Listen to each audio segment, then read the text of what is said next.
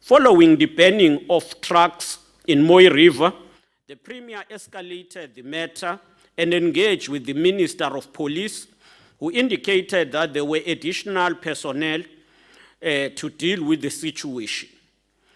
Before and during the period of violence breakout, the Premier held constant briefings with the President, and by the 11th of July, the Premier pleaded with the President to deploy the army to restore order.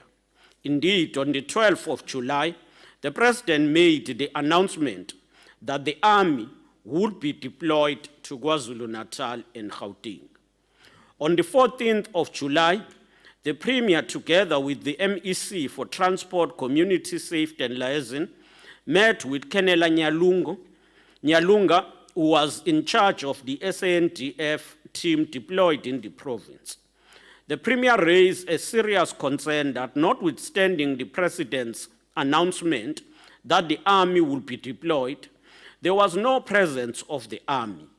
The Premier and the MEC took Colonel Nyalunga around the affected areas. We took him around the affected areas so that he would see for himself the situation.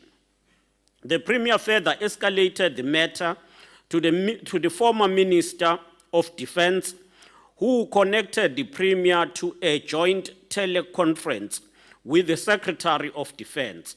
The Secretary of Defense was of the view that there were more than 500 soldiers who had arrived by then, but in reality, there were about 150 only. The Premier convened a meeting of the SAPS, SANDF, and Metro Police and requested that they get together and strengthen their coordination. The meeting was later joined by the Minister of Police. On the 15th of July, the Premier convened another meeting, and at this stage, the meeting was joined by the provincial JCPS, Minister of Police, Minister of Defense, and Minister of State Security. The meeting received a briefing from the JCPS on plans to quell the unrest. Maybe, Chair, at this stage, let me proceed to deal with how we tried to respond to the outbreak of the violence as the provincial government. Our most immediate response to the crisis was to roll out communication through the office of the Premier. We hoped that through the public communication, we would be able to quell the violence by appealing to the protesters to reason and adhere to law and order. We were worried that the threat and the unfolding violence were creating uncertainty in the province and in the country. Based on the advice of the African National Congress in the province and members of the Executive Council, we issued a statement calling for calm. The Justice, Crime Prevention and Security Cluster was convened to report and deal with issues and report to the Premier and the Executive Council. This was done from the 16th of July, the 20th of July, the 2nd of August, the 4th of August, focusing on the situation and various intervention efforts to quell down the unrest and prevent the looting. The briefings dealt with the extent and the nature of violence, incidents, and areas affected by the unrest as it was unfolding. The reports also dealt with operational responses to the law enforcement agencies, deployment, reported cases, arrest, confiscated, and recoveries. Furthermore, it dealt with the impact on service delivery, the restoration of services, and other related interventions. The subsequent reports dealt with the post-mortem of the causes of the unrest and the remedial actions that were taken or were to be taken. Further to that, we then engaged with stakeholders. On the 15th of July, the Premier addressed the legislature by means of the executive statement on the developing situation within the province amid ongoing violent protest.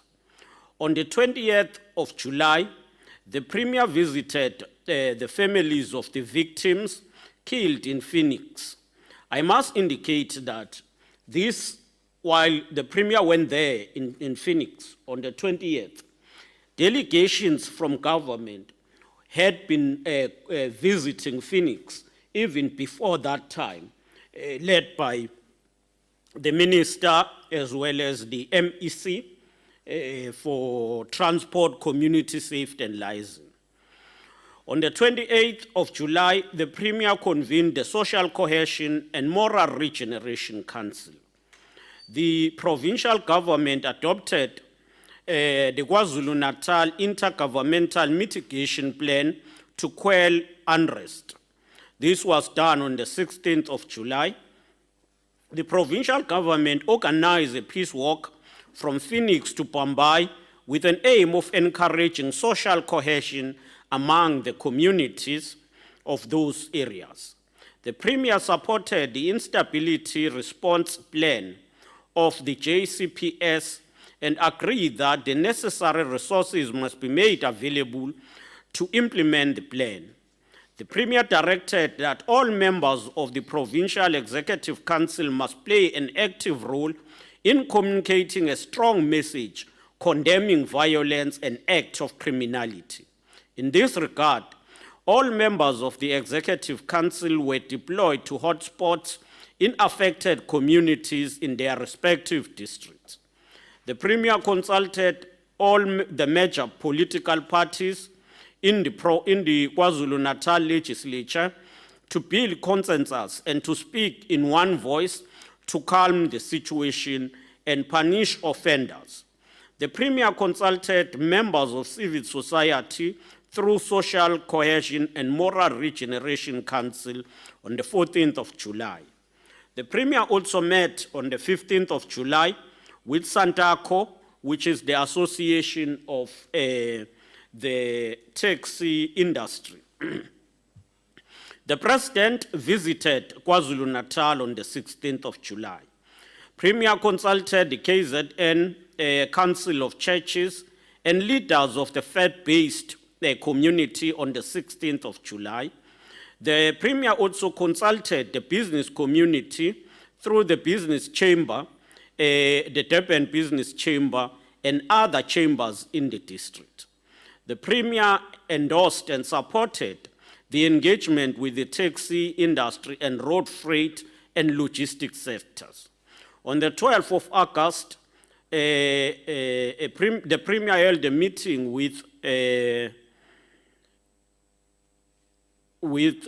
team on the issue of the economic recovery plan. In fact, that was on the 12th of August. The Premier endorsed the activation of the plan and the implementation. The community safe structures and the public protest rapid response team was also activated from the 12th of July onward. The Premier agreed that appropriate public messages must be issued discouraging unlawful acts of violence in the province. Engaging through media statements on the civil unrest, on the 4th of July, the Premier held a media briefing to update the KwaZulu-Natal citizens on COVID-19. During this briefing, the Premier urged all people to remain calm and to desist from massive gatherings and protest. On the 8th of July, the Premier held an intensive engagement with the media, calming the situation and calling on people to desist from mass gathering and mobilization, as this was also against COVID-19 restrictions.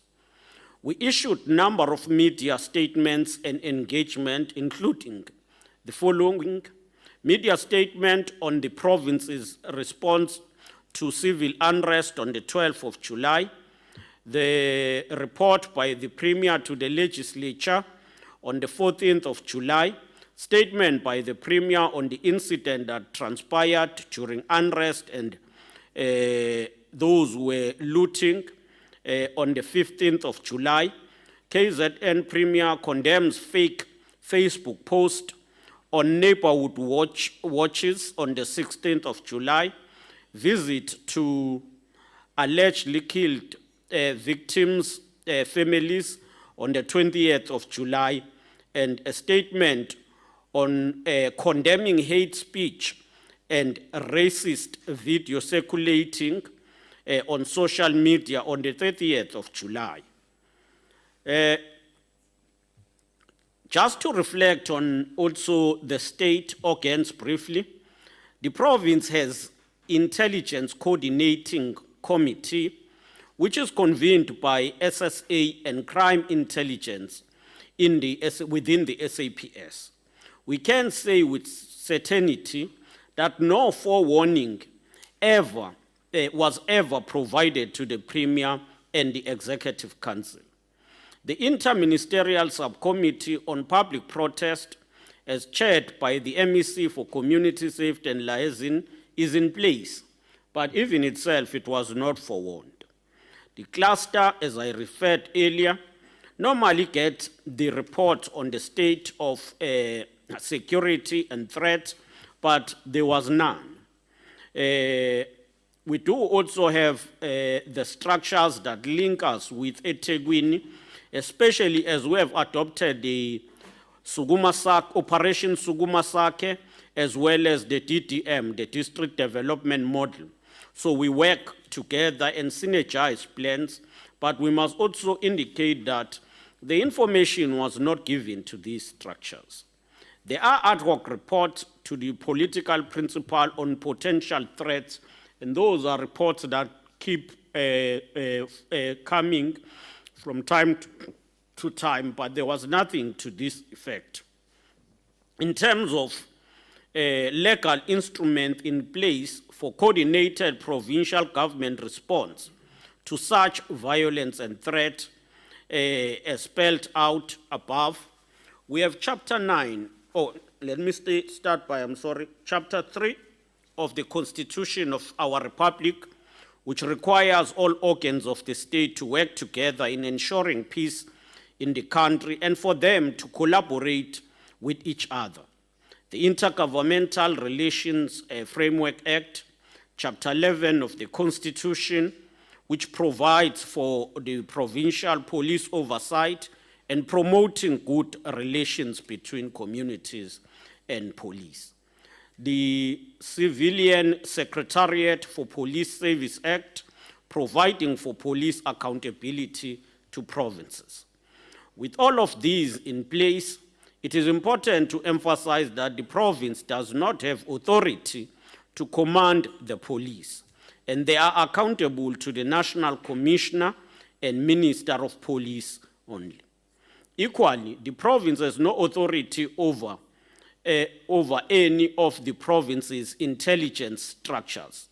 They therefore provide briefing as and when they deem it necessary and in the form and quality they see appropriate. With regard to the review of effectiveness of security and law enforcement coordination, we must say that at the beginning, there was clear that there was no coordination of deployment of police and other security assets. The army and the security plans lacked synergy. Police visibility and capacity was the main challenge. This was as a result of poor processes by law enforcement who never in their operation predicted the intensity and the extent of violence. When the SAPS was deployed, there was no adequate capacity available to stop the unfolding situation from various deployed units. In particular, there appear to have been no adequate equipment to deal with public disorder so that there is the restoration of order. Report of involvement of members of law enforcement in the civil unrest undermine effort to deal with civil unrest. With regard to socio-economic impact, looking on both short and long term, the Premier noted the tragic and blatant disregard of COVID-19 regulations and impact of the unrest, which resulted in the following. One, disregard of the rule of law, which also was accompanied by malicious damage to property, tarnish image of the province locally, national, and globally. Thirdly, erosion of social and moral fiber of the people of KwaZulu-Natal. Fourthly, erosion of all our positive gains as the province in ensuring stability. Fifthly, destruction to economic activities in the province. 6, socio-economic impact. 8, impact on investor confidence. 9, loss of life. And 10, increased racial tension, especially in the aftermath of the reports of Africans having been killed in Phoenix, Chatsworth, and Northdale in Maritzburg. Let me draw to the conclusion by just presenting some of the lessons learned and our recommendations. We have been reminded of the urgency to address the prevailing socio-economic challenges facing our society, and those relate to poverty and unemployment. And critical to this point is the fact that socio-economic challenges are also still racialized, with blacks at the lowest of the ladder of social status.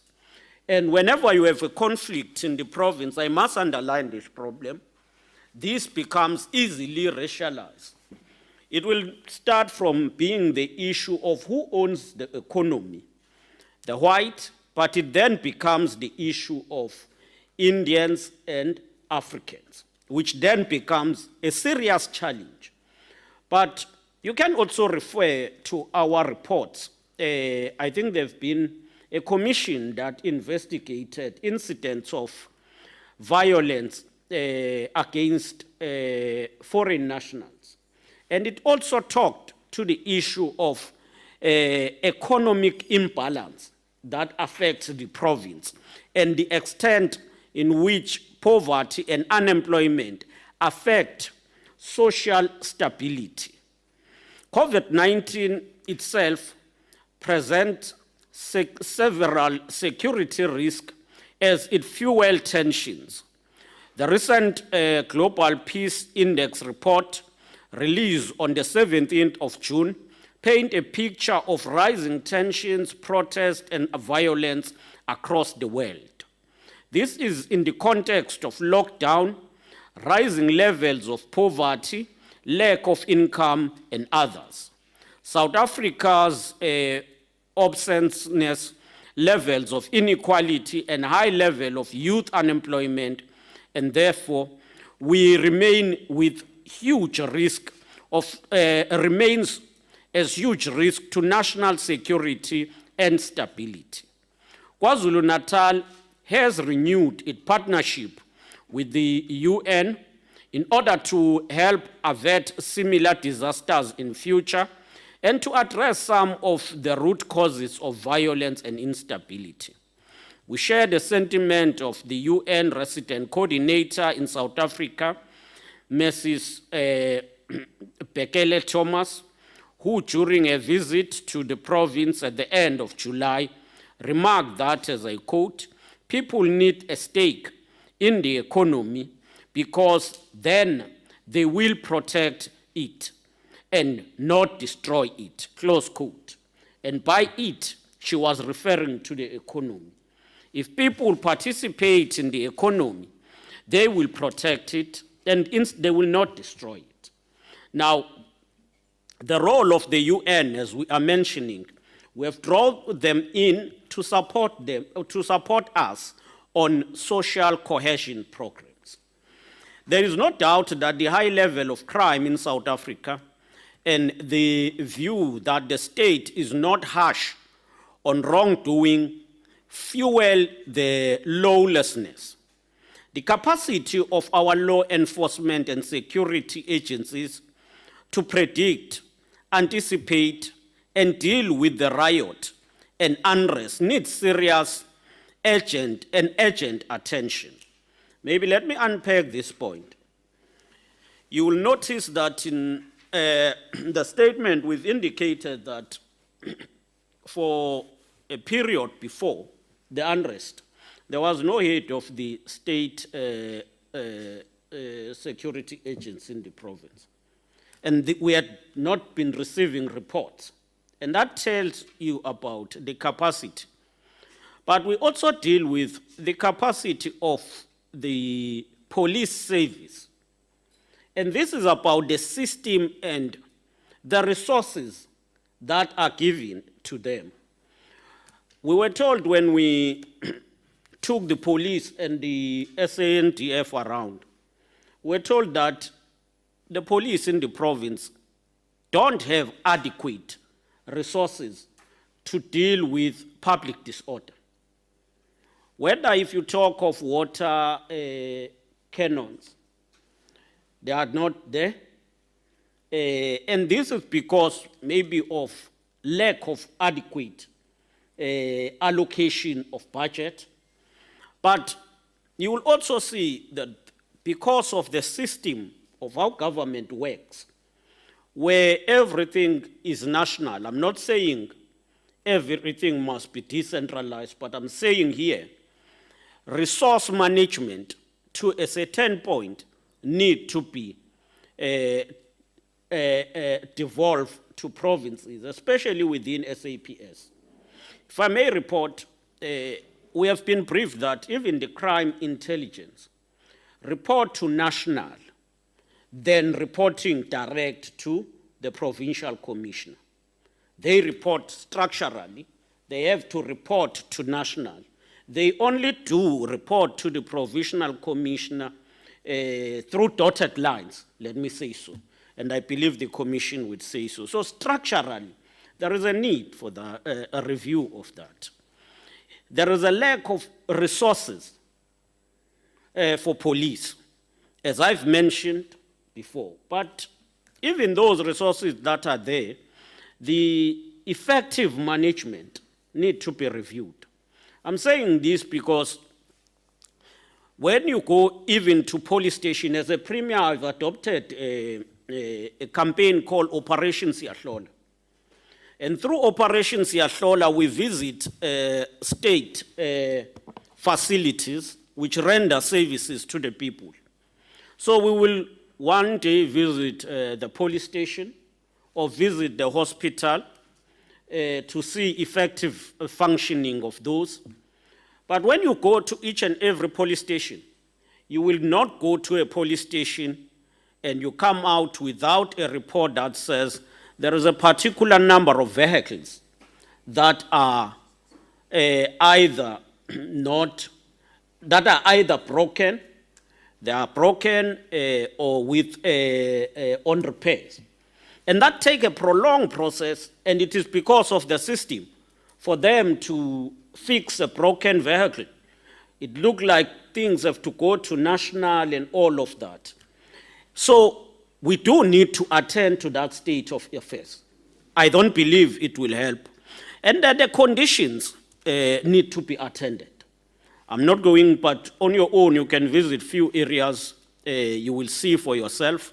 We do need to attend to the state of the allocation, management, effective management of resources within the police service.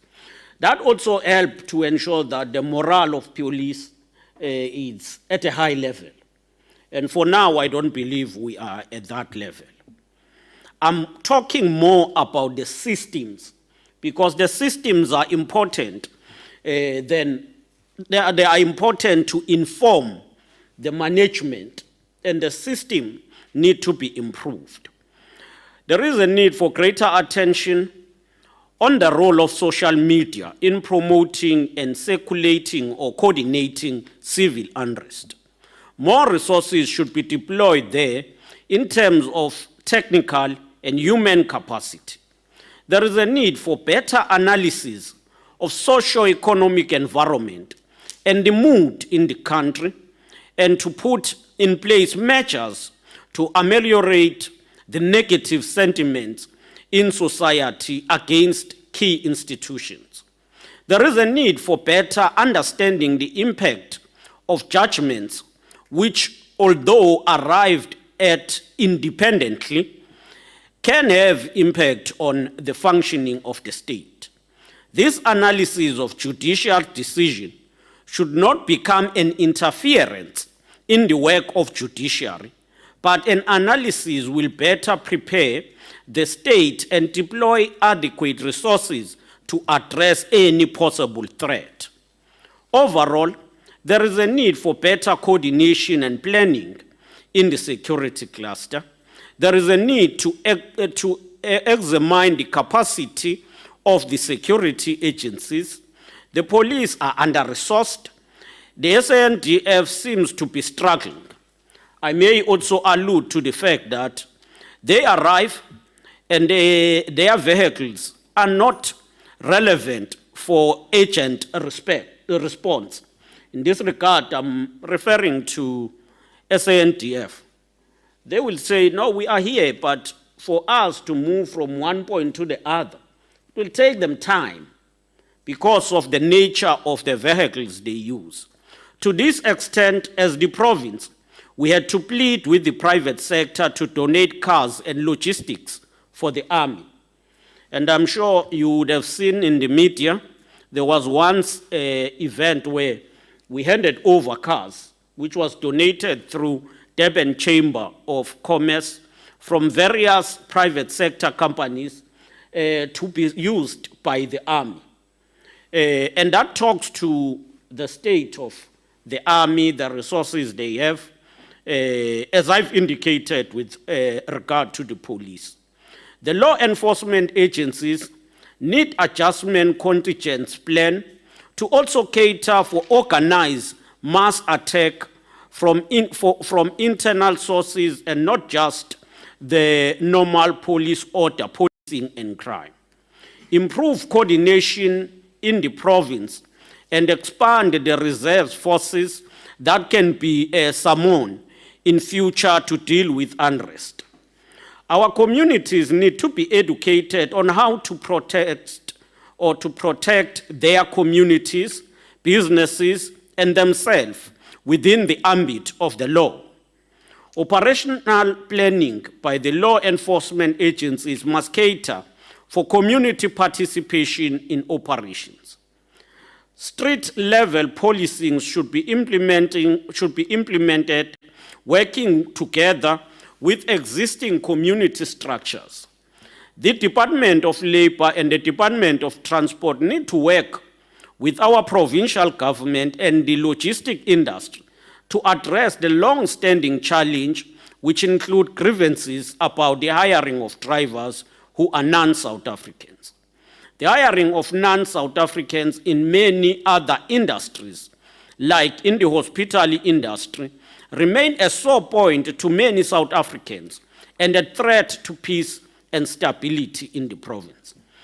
To unpack this point, it is easy for hospitality industry to hire foreign nationals on the basis that they will not demand what South Africans demand as either the minimum wage or benefits. So it is not affecting the logistic industry only. It is affecting a number of sectors. Be it, you can go to the fueling station, go to a hotel or restaurant, you will see that, though maybe the situation is changing a bit, but we do need to look on the issue of how to protect general employment for South Africans and without being xenophobic and isolating others. There is always a room to improve government communication, especially in such situations of disaster and emergency. There is a need for government from the presidency and the cabinet to a ward councillor and the public officials to communicate the same message and avoid contradictory messages or messages that can inflame tension. Chairperson and members of the Commission, that will be the end of my statement. I thank you. Thank you very much for that, Premier. So the evidence team will now continue to put certain questions to you. I don't know who is going to lead. Is it going to be Mr. Jones? Yes. Thank you. Thank you, Chairperson, and thank you, Premier, for the opening statement. We will attempt, with the limited time we have, because we have scheduled the Premier of Gauteng and the Minister of Defense to appear before the hearing panel during the course of today. We will try to engage with your submission. I think it will be important to start off by asking the Premier the following. What is the role and relevance of the Office of the Premier in relation to crime in the province? What do you understand to be your role as the Premier in relation to crime in the province? No, thanks. Firstly, the general role of the overarching role of the Premier and the Premier's office is to coordinate and ensure effective functioning of the State Department in the province.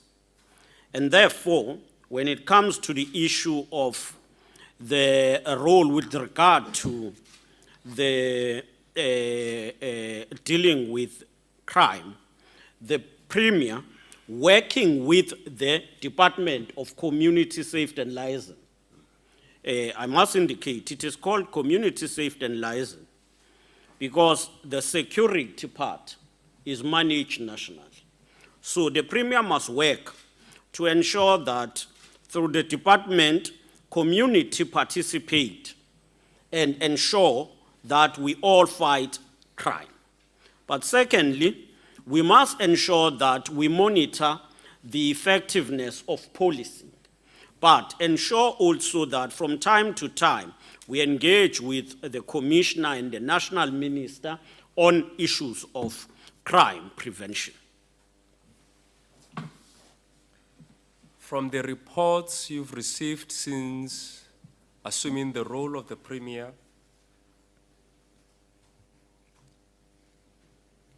do we have effective policing in the province? How would you characterize the relationship between the police and communities in this province?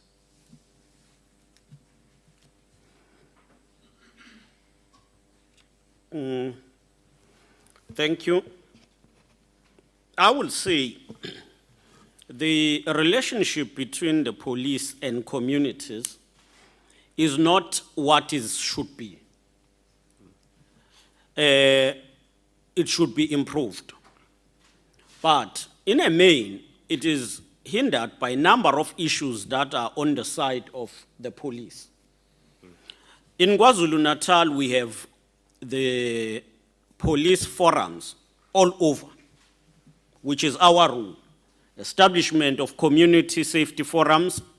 We also have the provincial board. To that extent, we also have youth participation, the youth desk.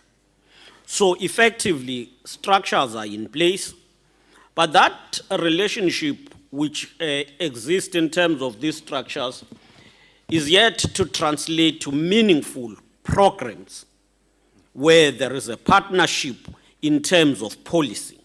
Yes, few areas have that, but generally, I would say the province need to improve on that. And I must qualify that to say, In most cases, you would find that that is hindered by resources and the systems where people could not direct police on what to do, where and when. Premier, would you agree with the assertion that KwaZulu-Natal has a history of violence? Yes, I would agree with that. And we've even in our presentation, I've made that the history of violence in the province still exists and it needs to be addressed. What would you say are some of the deep-rooted issues that manifest this kind of violence that we have witnessed over the years? Firstly, let me say, before I come to the question itself, we had the history of violence, which was between tribal areas. That was addressed. And later you had a history or the time where the province was engulfed by political violence. And I think it started to subside in the mid-90s, 96 in particular, or 97. There are areas, sectors, especially the transport sector, which is affected by violence. But what are the causes and how to address this? Firstly, we need to deal with the culture of violence. Challenges must not be resolved through violence. Even differences must not be resolved through violence. Hence, as the province, we are embarking strongly on social cohesion and moral regeneration. But secondly, the economic imbalance that affects the people of KwaZulu-Natal and the country at large create a fertile ground for violence, and we need to address that. If I understand you well, Premier, are you saying if we do not sufficiently deal with the economic imbalances, violence will continue to persist in KZN? Partly correct, but two things I've mentioned: moral regeneration and social cohesion. We must bring, in our concept of moral regeneration and social cohesion program, we are pursuing a focal area of building what we called the modern citizens. People who will be responsible of themselves, of their communities, who will inspire hope, people who would want to ensure that the community is united, act against any form of wrongdoing. So that is one thing that we must do. But at the same time and again, the level of poverty perpetuates tensions among communities.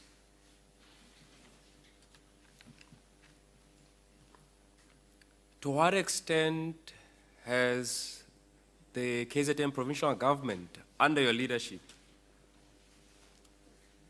to what extent has it attempted to dismantle the economic imbalances that continue to prevail in the province, where the majority of the citizens are not enjoying the benefits of what this province provides and has? With limited powers because of policies, we have done a lot, but I must say the legislations are not allowing to do enough. We could have done enough.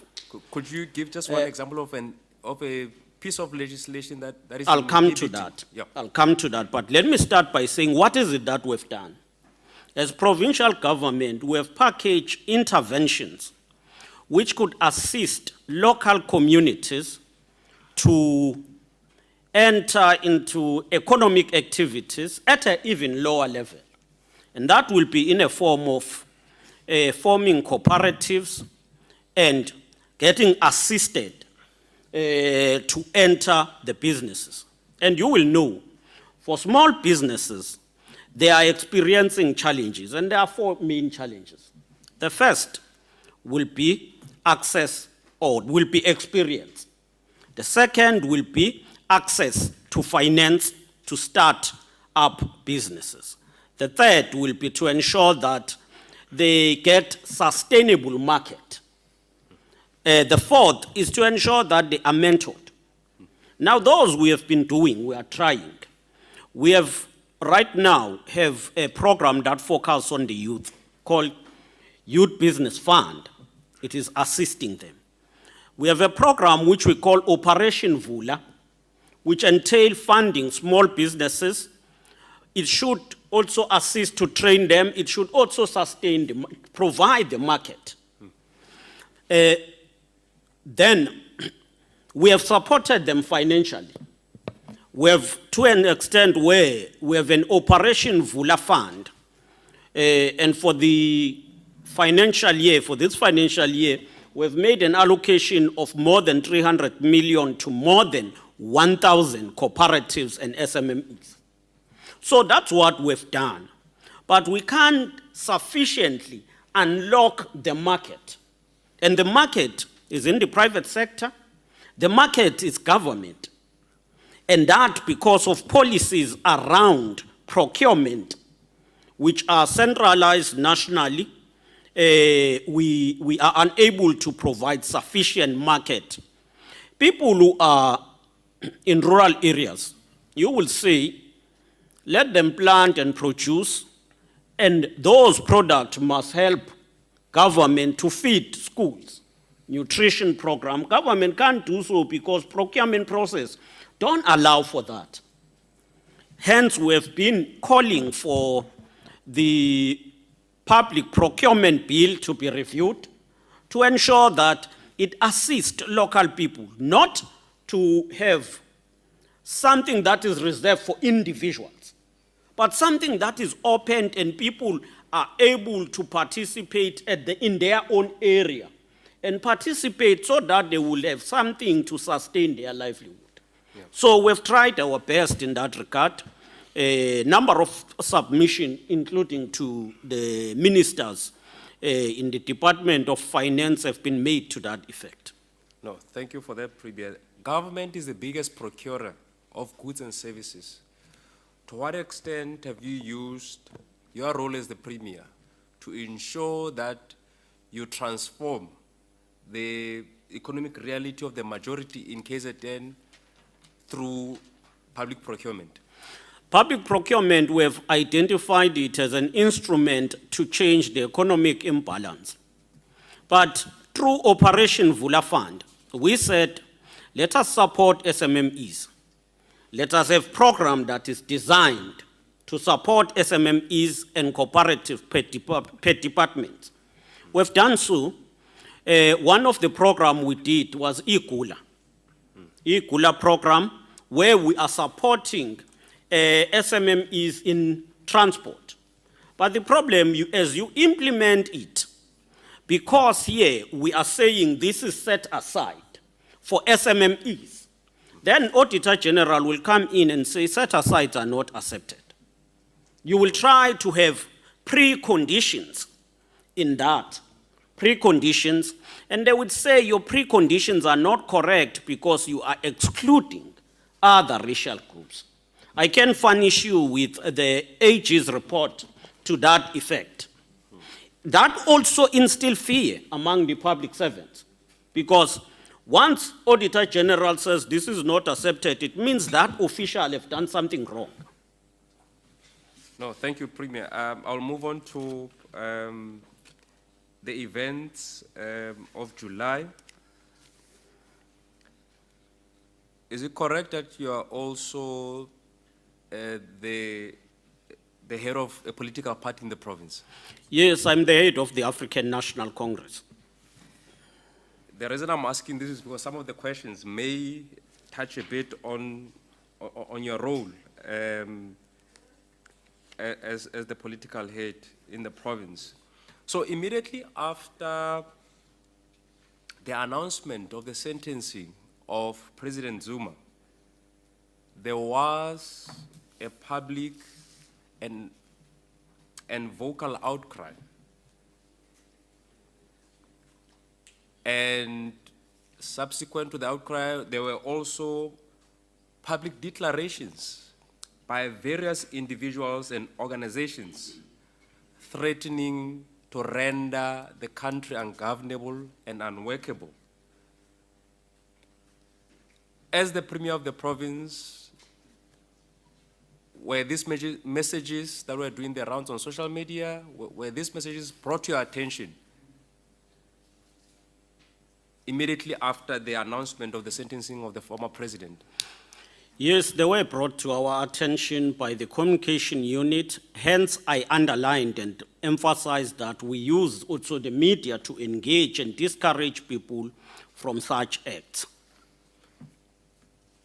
As these messages were going viral, did you engage with the president? Did you engage with the Minister of Police, the Provincial Commissioner of Police? Who did you engage with in relation to these messages? Which in many respects served as an early warning of what could happen. As I indicated earlier, when these messages emerged, I think a week before, we were having a press conference on issues of COVID-19. And I met with, during that day, we had a meeting with the commissioner and the MEC. Which commissioner? Provincial Commissioner, Lieutenant General Mkwanazi, and the MEC on how to deal with this situation. And they were saying they will get the additional capacity. And at that time, it must be understood, we were looking around the issue of Inkandla, not throughout, because the messages were about saying we will not allow President Zuma to hand himself over. And we will form a ring to ensure that nobody goes in and take him. So we engaged with the commissioner on how to deal with that situation. He said, yes, there are plans, they are adding police, but he's in touch with the national commissioner as well. So it would be incorrect then to say you were not forewarned, correct? As I'm saying, we were not forewarned. We were not told of any threat except what we saw in the social media. But in your assessment, isn't that a threat enough? Isn't that an early warning that as the Premier of the province, I should engage with the Justice, Crime Prevention and Security Cluster on the messages that we are picking up, that given the history of the province, given the stature of the president and the concerns that were raised by his supporters? You are quite correct, and that's what we did.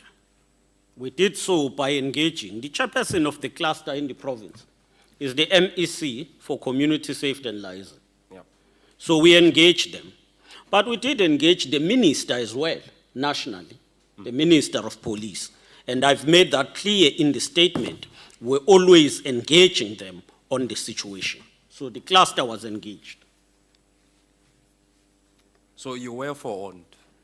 We were forewarned through a not formal by intelligence the report? intelligence, but by the social media, yes. No, that's helpful. Thank you, Premier. And I must qualify, we were forewarned and we responded to that. Firstly, we responded through the media to discourage people from gatherings or protest. Secondly, we called for calm. But thirdly, we engage relevant structures. Thank you. Did you by any chance directly engage with the former president as these messages were doing the rounds and he had not formally handed himself over? Myself, in the capacity of being the chair of the ANC and the secretary of the ANC, we did meet the former president I think it was Saturday of that week leading to his incarceration. We went to his homestead in Nkandla, and we engaged with him on this issue. And our take was that whatever happened, we should, as leaders, try to ensure that there is no bloodbath. Oh, thank you. Would you agree that following the sentencing of the former president, that an opportunity was missed by the police to conduct a thorough threat and risk assessment, which could have prevented the unrest, the looting, loss of life in July? I believe so. The police and the other agencies within the security cluster should have done so. Many of our public office bearers made pronouncements in relation to the unrest, and specifically the president, who characterized it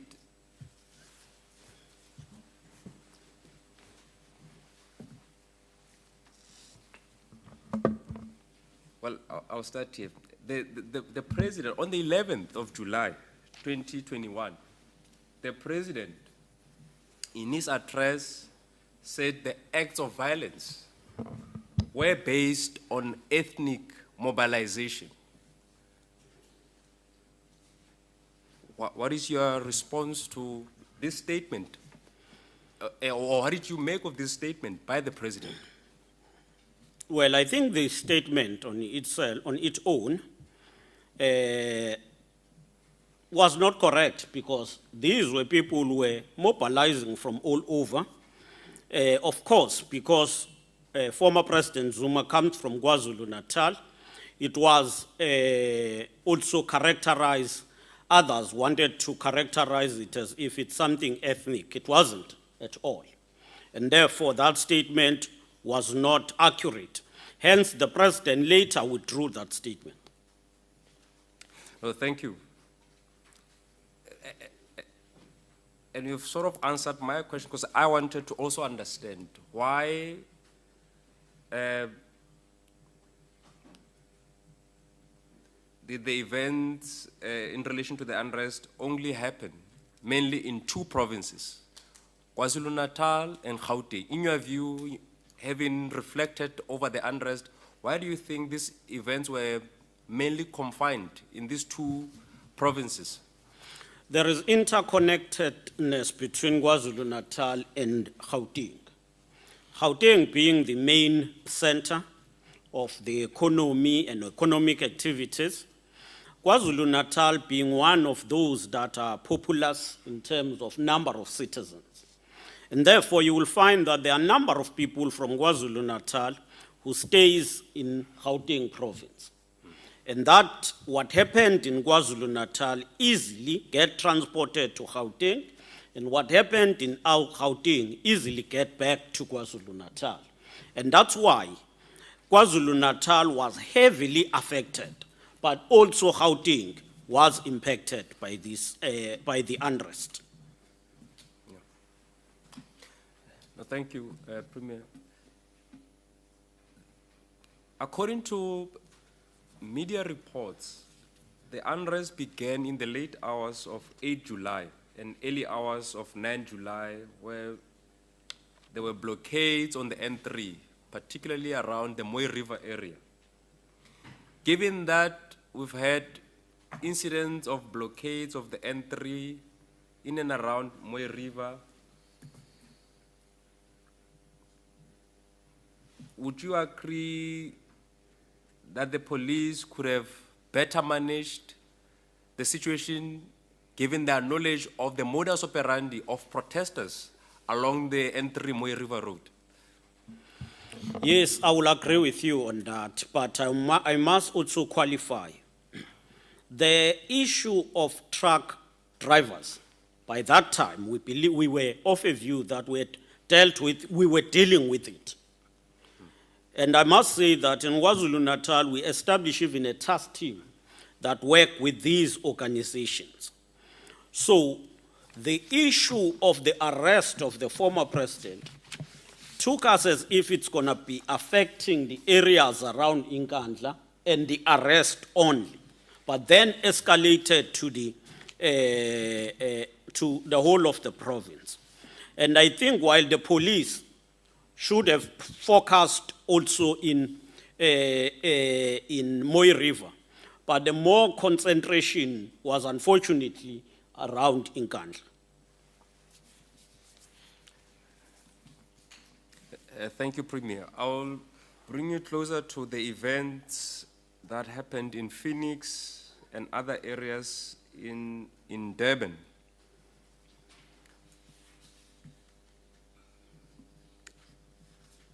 At the time of the unrest, the Minister of Police was very visible. During his site visits here in Durban, was the minister accompanied by the MEC for community safety? Or was the minister alone? Or did you at any point accompany him to some of the affected areas? The minister was always, I believe in most cases, with the MEC. MEC for community safety and liaison. But I must say there was always a communication between myself and the minister. So we were working together. And we would not be in one area at one, all of us, because we needed to spread ourselves, as I indicated even in the statement, that all MECs were tasked to go to areas where they are champions, so that they address communities there. And this would include the mayors? Or it was just only instructions to the MECs?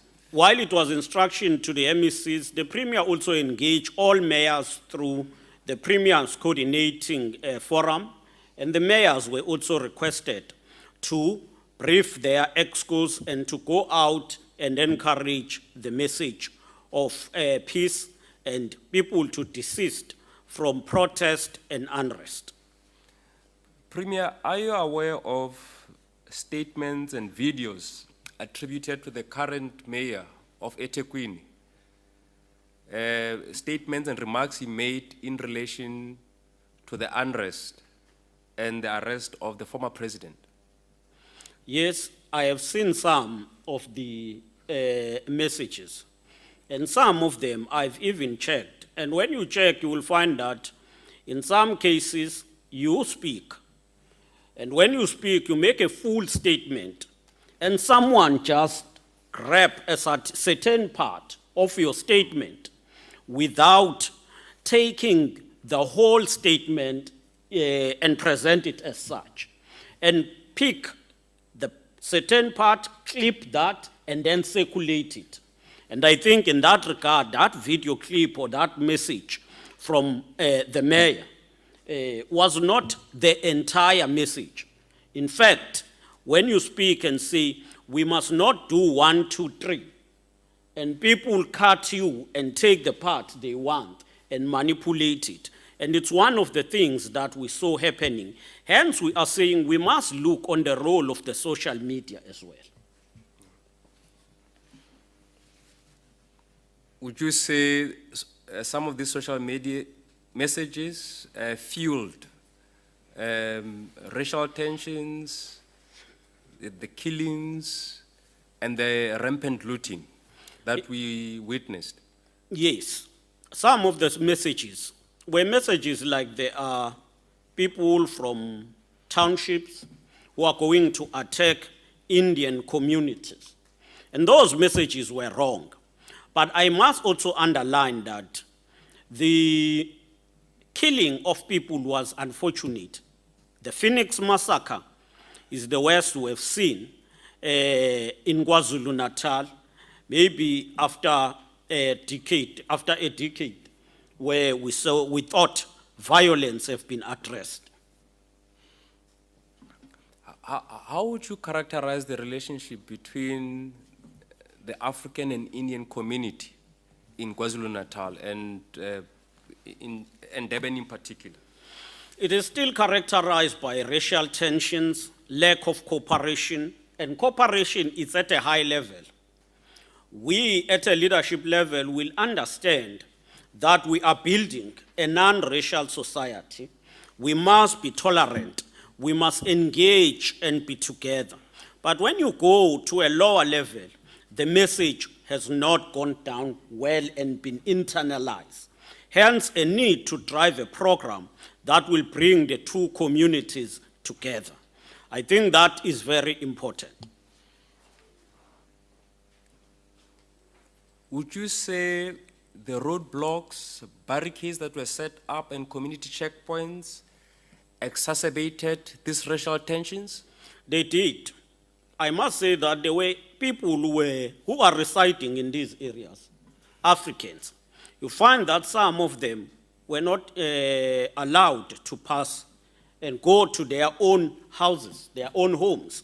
So I think it exacerbated. Some people would want to pass to go to either shops or fueling stations, and they were killed. And I think it exacerbated this the racial tension. Premier, when an African comes to an area like Phoenix and they are scrutinized, their cars are searched, some get attacked, some get killed, and another racial group comes, nothing happens to them, and they're allowed to pass. In your view, what is this? Well, in essence, it brings back, one, the kind of a Group Areas Act, where some communities are not allowed to stay in a particular area, which our Constitution does not allow. And I think we should take that point. But also, it deepens racial tensions. It underlines that we are not yet an integrated society that we should be. Isn't this racism or racial profiling? It is racial profiling, and it is based on how you characterize another person. And that's why I've said that at a leadership level, or at a level where, whether you talk of the leadership at the level of NGOs or institutions of higher learning, government and all, we have internalized and accepted that we are building one nation. But when you go down, that has not found expression. Did these communities who set up barriers in the name of stopping people who had looted items at business parks, in your view, did they have any legal standing to impose restrictions on the movements of people? Not at all. They had no legal standing, and it was wrong, not accepted.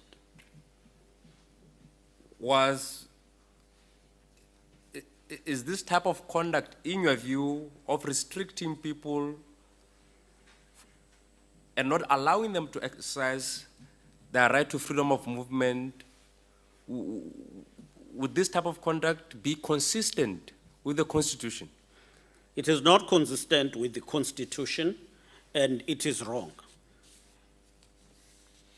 You earlier also characterized the killings as a massacre, the killings in Phoenix.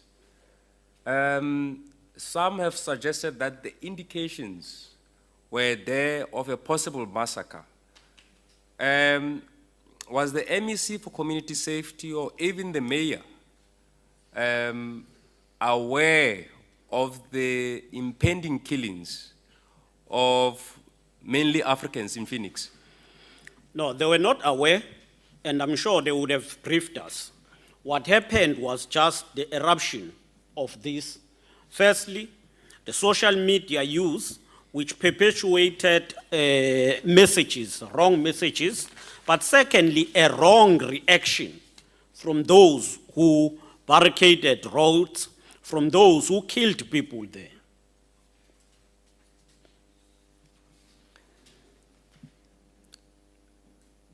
Some of the members of the Justice, Crime, Prevention and Security Cluster and the President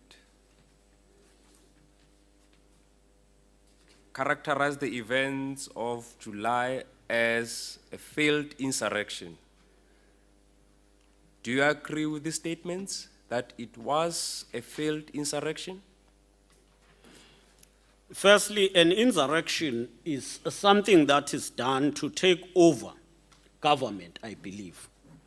Secondly, I think if this was not addressed earlier, it would have been escalated to that point.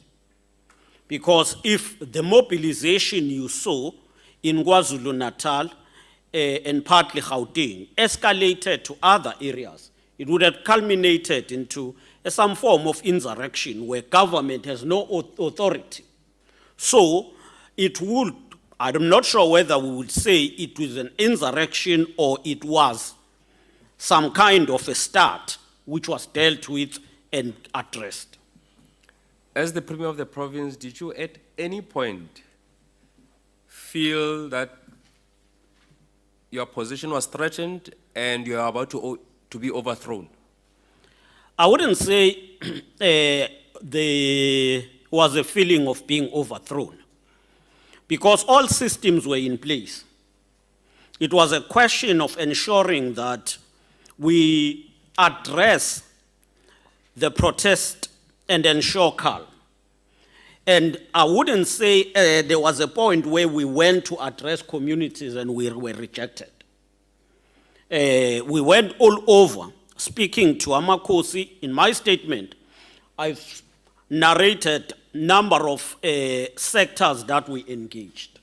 We engaged the traditional leaders, we engaged the taxi industry, we engaged political parties in the legislature, we engaged business community. All of them were united in saying, let us enforce the law. All of them, they were saying, let us work together to calm the situation.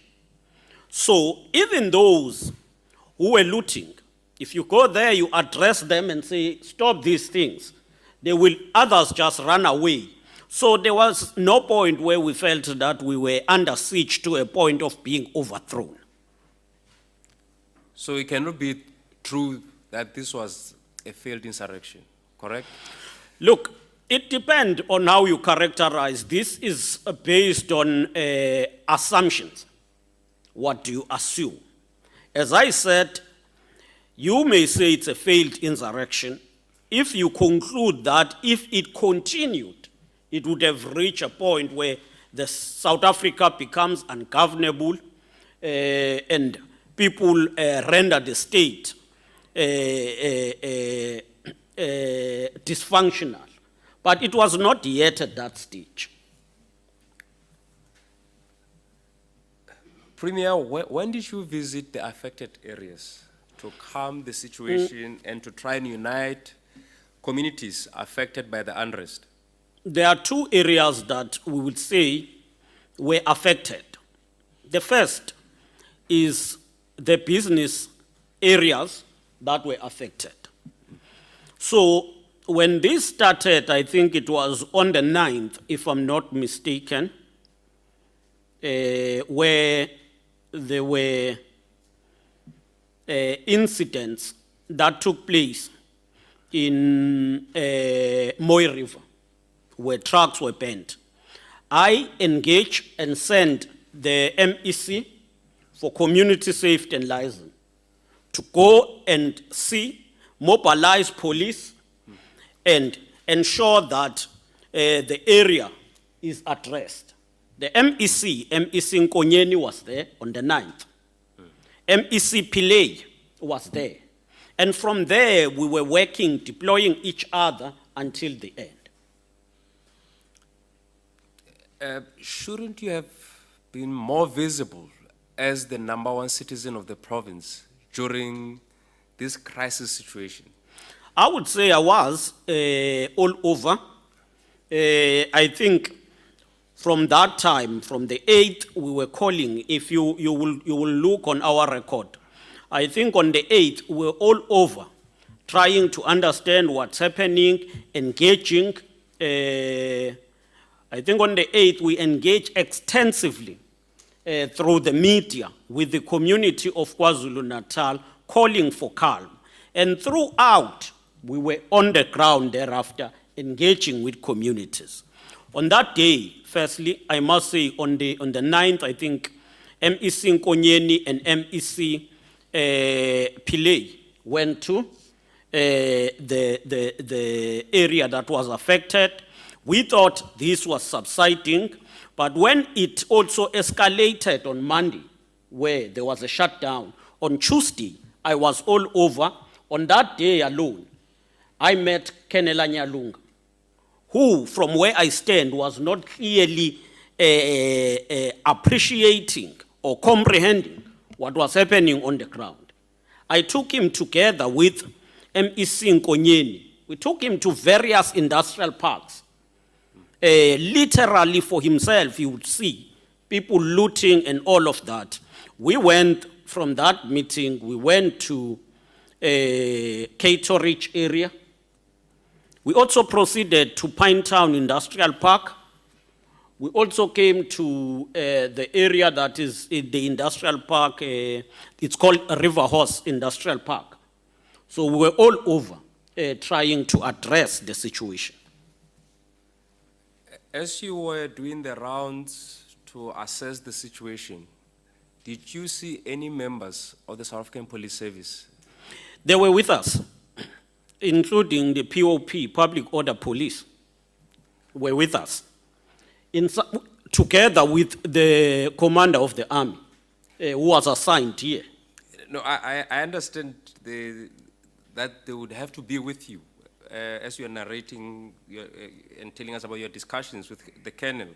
But as you are going to River Horse, did you see police when you got there?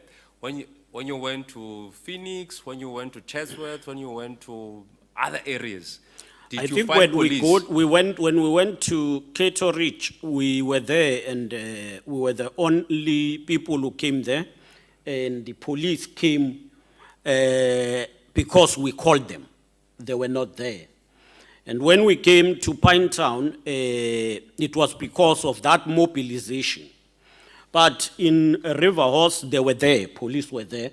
It's just that they were stretched by what was happening. Overstretched, overwhelmed? Would you? Yes, overstretched and overwhelmed with no means to deal with the situation. I must underline one point here. There was also a complaint from the police about means to deal with the situation.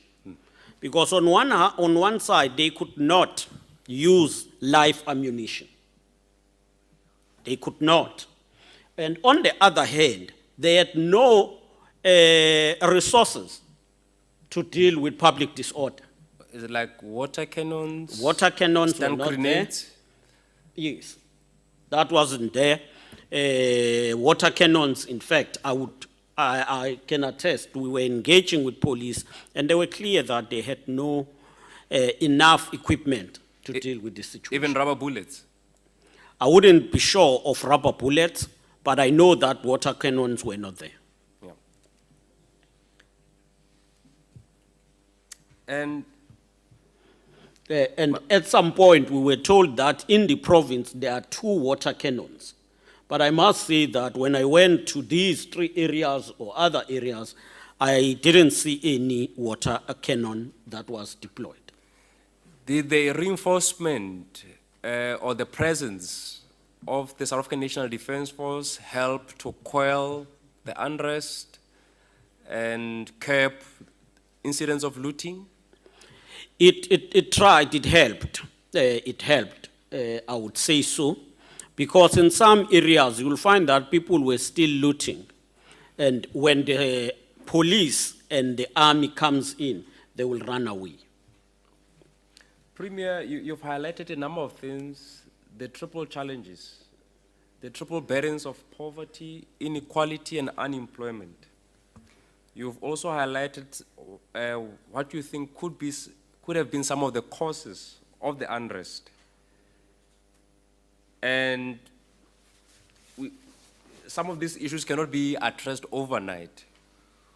Would you say, given what you've said, that SABC was overstretched, they are not well resourced, they were overwhelmed, and there were no intelligence reports, we still have all these socio-political issues. Would you say the province or the country is ready to deal with an unrest of a similar nature?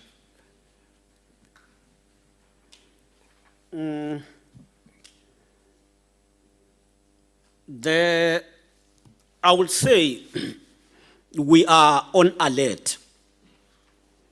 We can deal with this kind of mobilization and protest. But a lot need to be done. A lot need to be done. I think police need to be trained on public order, on maintaining public order and deal with such kind of things. Enough resources must be given to police to manage this situation. A need to review maybe the safety strategy as a whole under the defense force, because you will find that maybe the defense force is located in a particular area and far away from certain centers that are critical. I believe economic hubs are critical. And that's where key institutions that serves the community are located. And that's why you will find that maybe in Durban, you've got it's an economic hub, but you will find SABC, institutions of higher learning, airports, and all of that. But you find that the army is far from that. And I think not to militarize the society or policing, but to be alert and always be around the key national point is important. No, thank you, Premier. I will hand over to Advocate Lotz.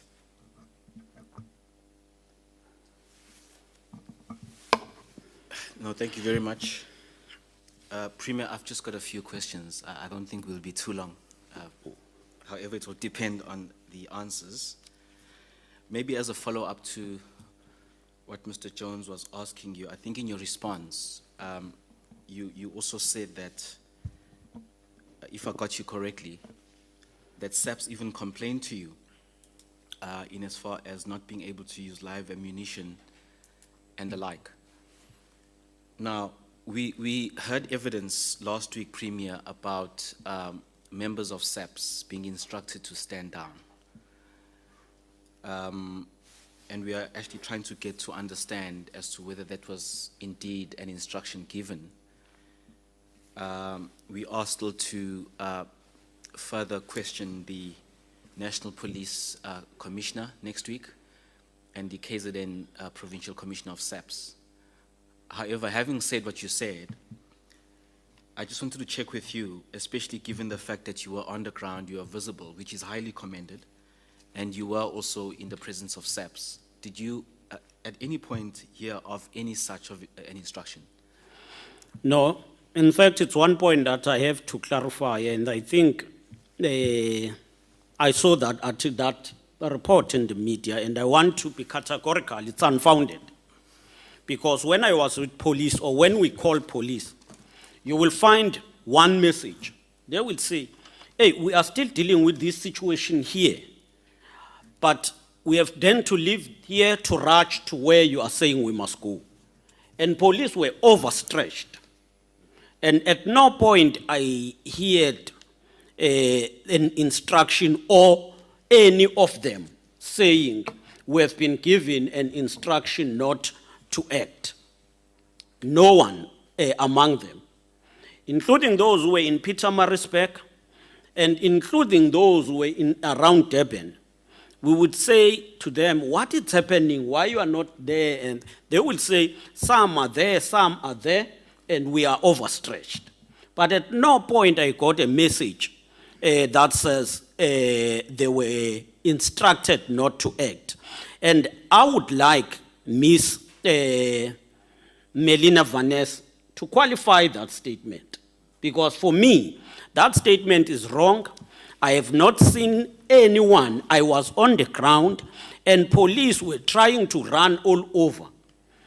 I'm not saying, or I'm not defending police. I'm saying, firstly, they were overwhelmed, not trained to deal with this kind of unrest, didn't have resources. But beside that, let us also be emphatic on what happened. Let's be realistic. I didn't hear anyone saying so. Okay.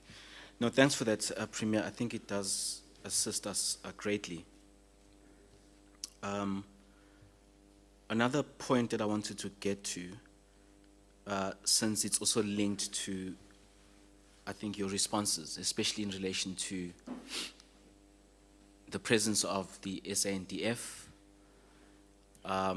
We did also hear from the Pietermaritzburg or the Durban Chamber, and I think you've also touched on it as well, in as far as how there was some sort of assistance given to the SANDF in as far as vehicles.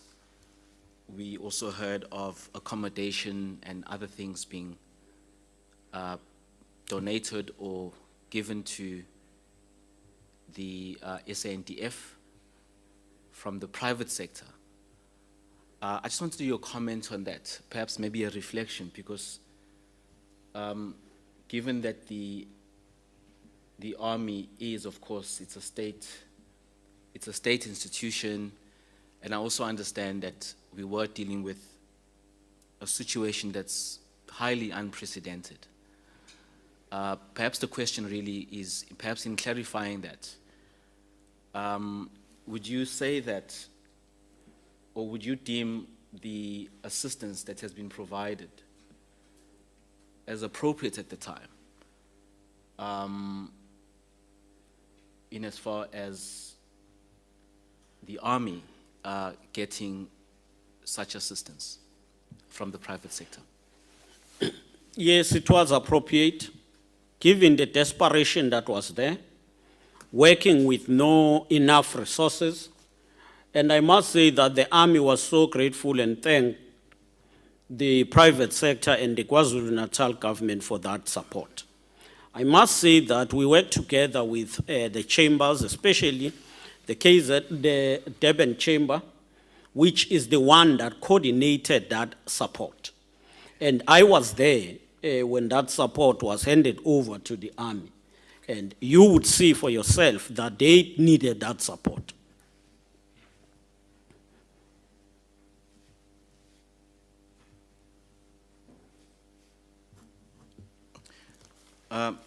Thank you, Premier. There's been numerous reports, I guess, with regards to the deaths or the number of people that actually lost their lives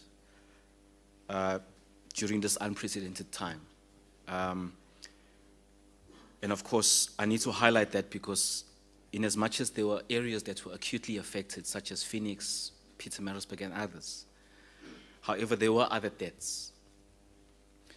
As the Premier, and of course, we are aware that there's also a ministry that's responsible for the government mortuaries in the province. Has there been any attempt, and perhaps you could clarify as to whether there is any form of statistic for KZN in as far as the number of people that lost their lives during the unrest?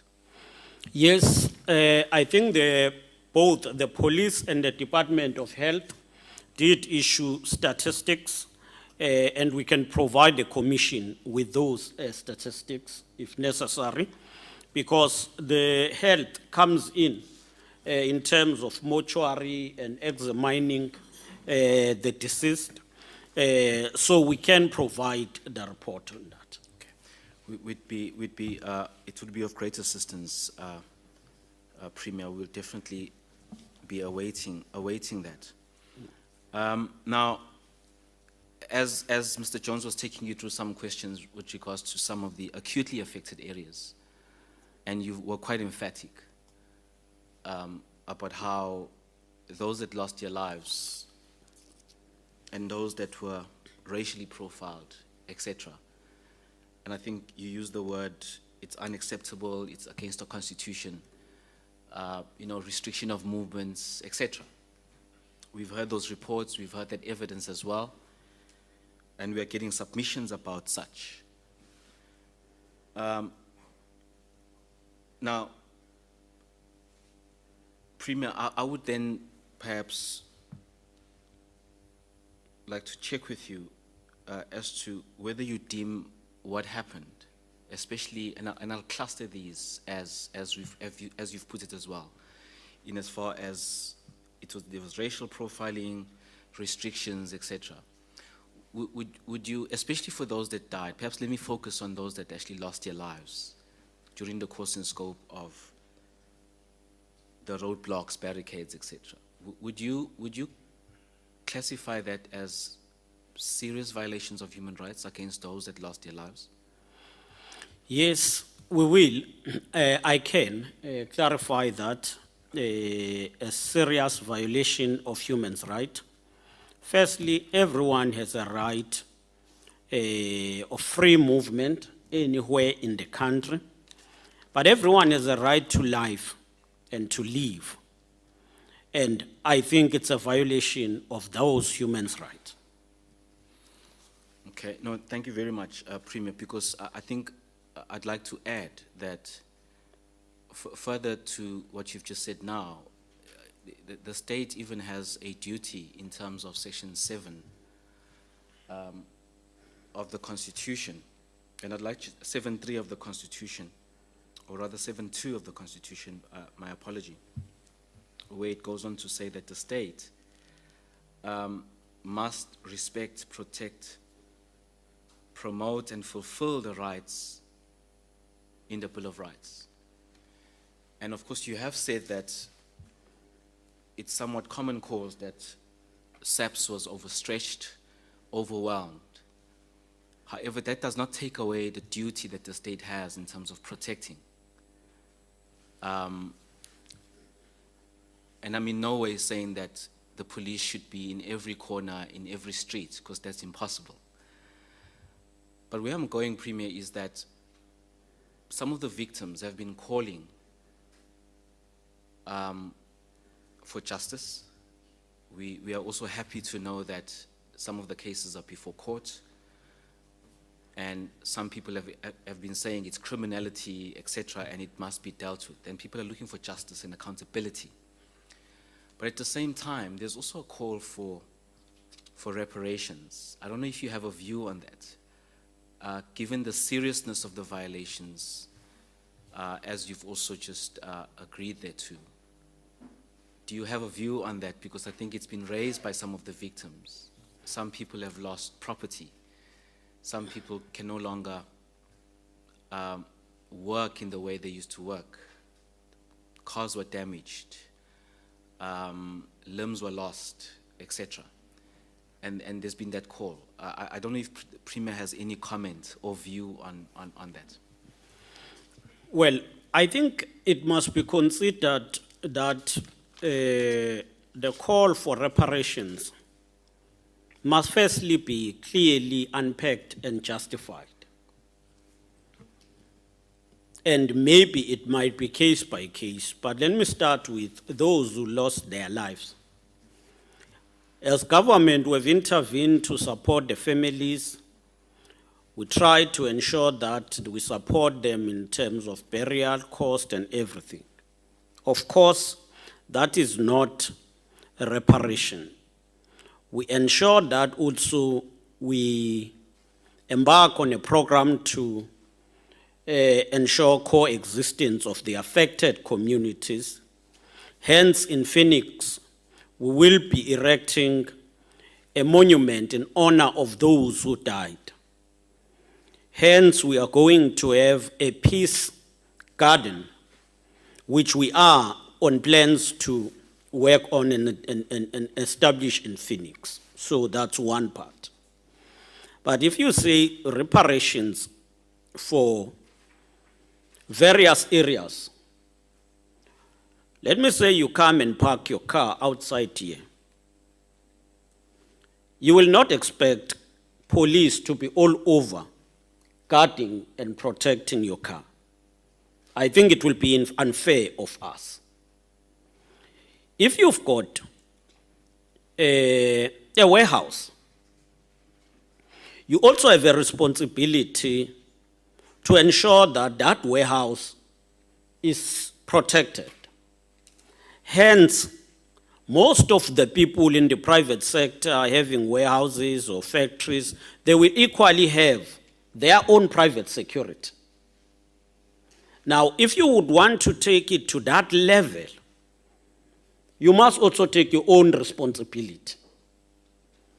And I think government tries its best to ensure conducive environment for business to thrive. But also business has a responsibility to play.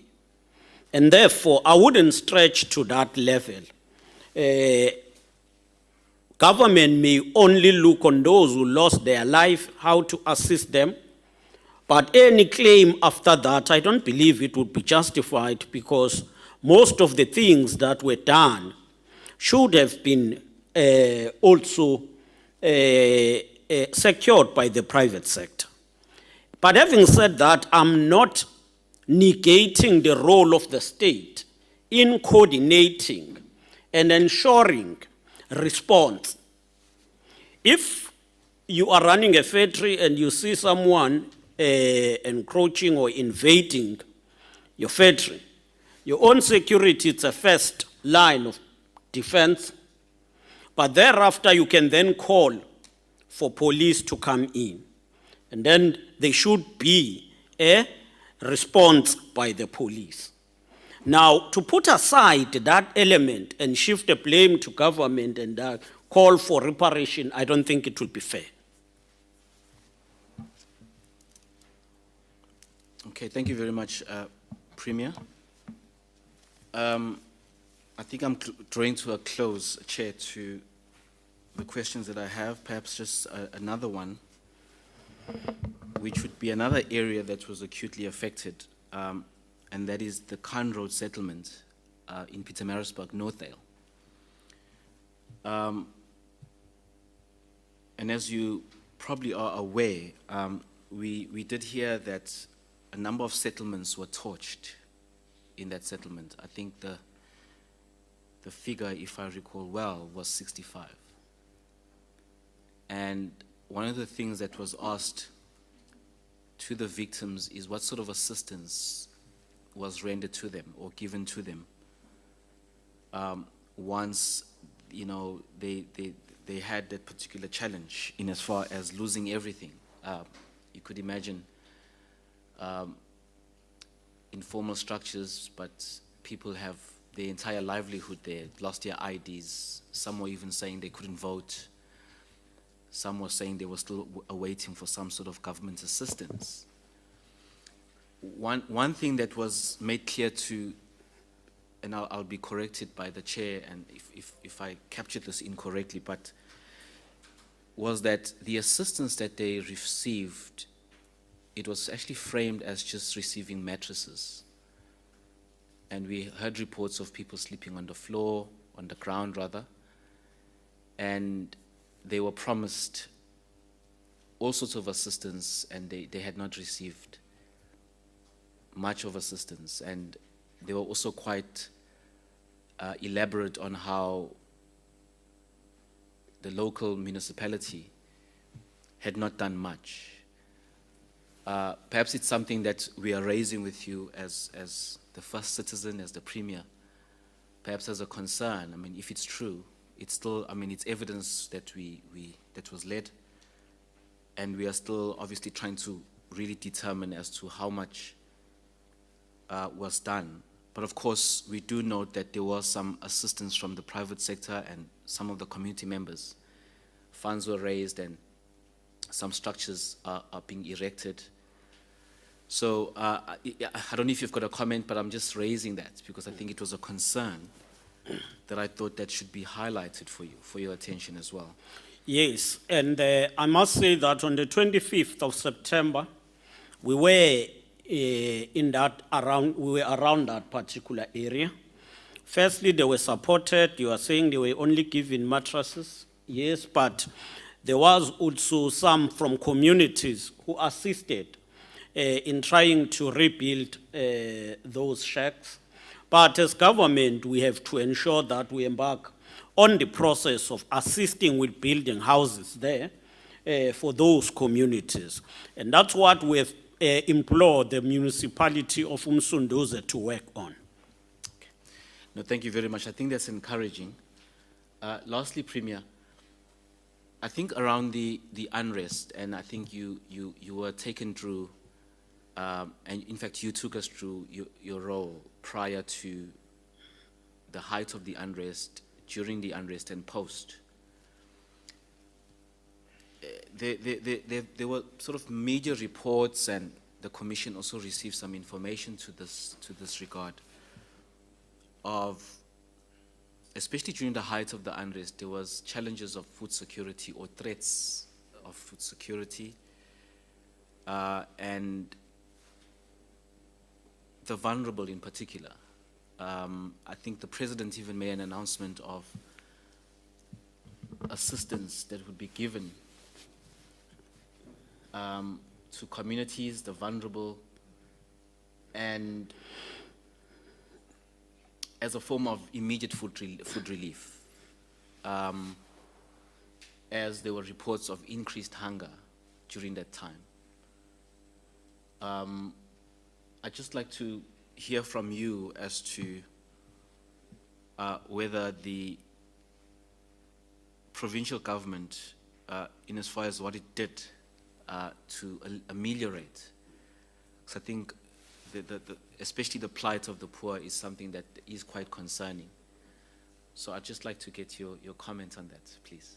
Yes, thanks. We tried our best to ameliorate the plight of the poor through the program of social relief of distress together with the MEC for social development, MEC COSA. This included also the support from Solidarity Fund, and affected areas were given food packs as part of that support. It was an intervention, and we are convinced it would have not been enough, but it was to assist because of the situation. Thank you very much, Premier. Chair, I've got no further questions. Thank you. Thank you very much. Just a few questions from our side. I will start, Premier. The first is that we have both the CEO of the Pietermaritzburg and Midlands Chamber of Business, as well as the CEO of the Durban Chamber of Business, Ms. Palesa Pili, who testified before us, and in the case of the Pietermaritzburg CEO, she is saying that generally they have a good relationship with the police, and it is her job also to make contact with them and other role players.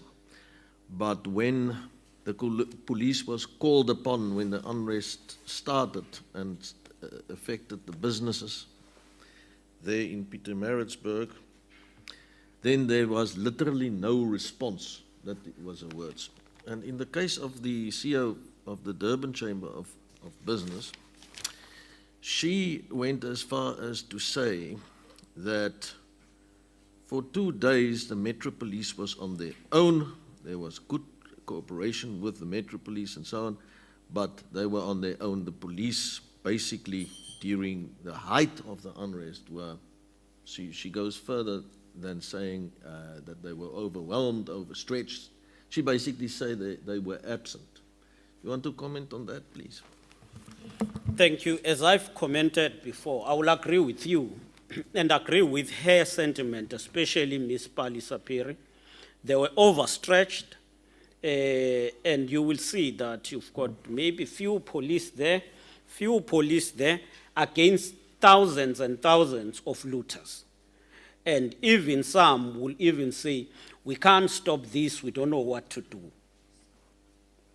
Thank you very much. Then, as far as evidence before us of various people is concerned, including the Commissioner of Police, who will come back to us and give further evidence, but he was specifically asked whether, in his view, the July unrest was planned or spontaneous.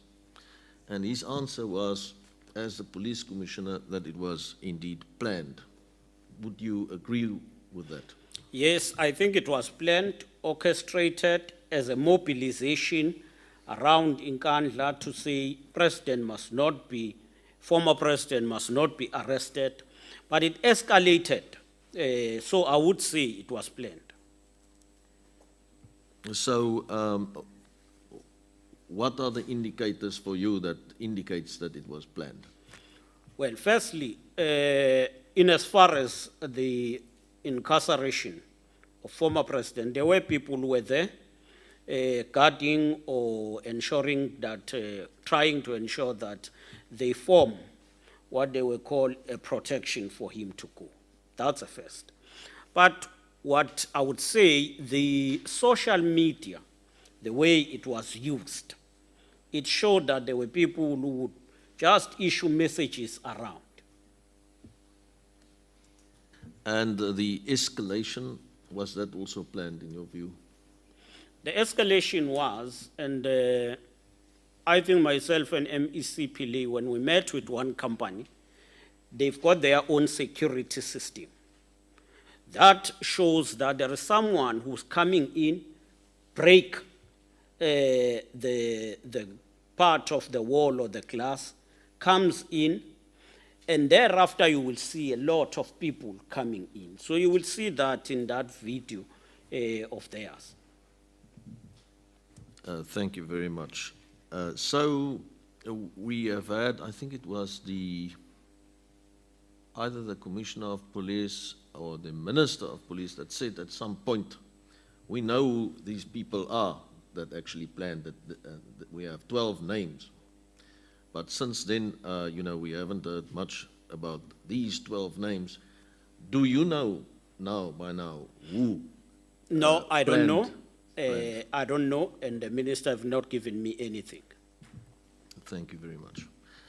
Then just in terms of the social cohesion program that you have mentioned earlier, can you give us maybe social cohesion and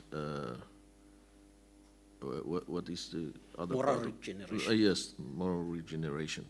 Can you share with us certain specific interventions that has been done through this particular program that has been done? Thank you. We have met at a level of the province already. We have encouraged interactions. So there is dialogue between the affected areas. There is a committee composed of 5 initiated by Minister Cele. We embraced it rather than change it and establish the new. We work with that to ensure dialogue between the communities. We have had a peace walk from Phoenix to Inanda Pambai area. We have encouraged policing there to be intensified. We are planning to erect a monument of peace with the names of all of those who died. We are planning to have a peace garden in that area, which join and will be co-owned by the community of Phoenix and the community of Amawoti and Pambai. Thank you very much, Premier. Can you share with us maybe impact as you see it of the unrest on specifically the informal business sector, as well as on health, the vaccination program and education. And then I also want to ask you whether, you know, this impact has been completely mitigated yet. So it's specifically the impact on the informal business sector, health, the vaccination program, education, and the mitigation thereof. It has not been completely mitigated or addressed. The impact is huge. It cannot be addressed over a period of 3 to 6 months. You had some schools that were vandalized or burned. And it would take us time to build those schools. You must and you should know, you'll find that there was no expectation of that, and therefore no pre-budget set for that. Secondly, during that period, number of vaccination sites had to be closed, except of those that are located in hospitals. And the vaccination program was disrupted seriously.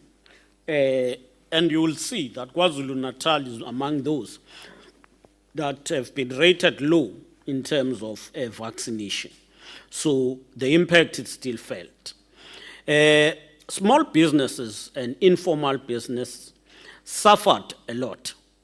I will talk of one area that I've been working in I think, Umkanyagute. One small market was burnt down, completely down. And that market, you'll find that in that market, you used to have stalls for women in that area who would go and sell, and they get income to sustain their families. We have to go to an extent of getting them temporal shelters, get gazebos, so that they are able to sell.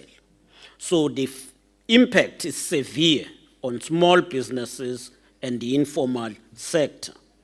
That's why also, because in some areas you will find that not restaurant per se, but tech shops and other things were looted.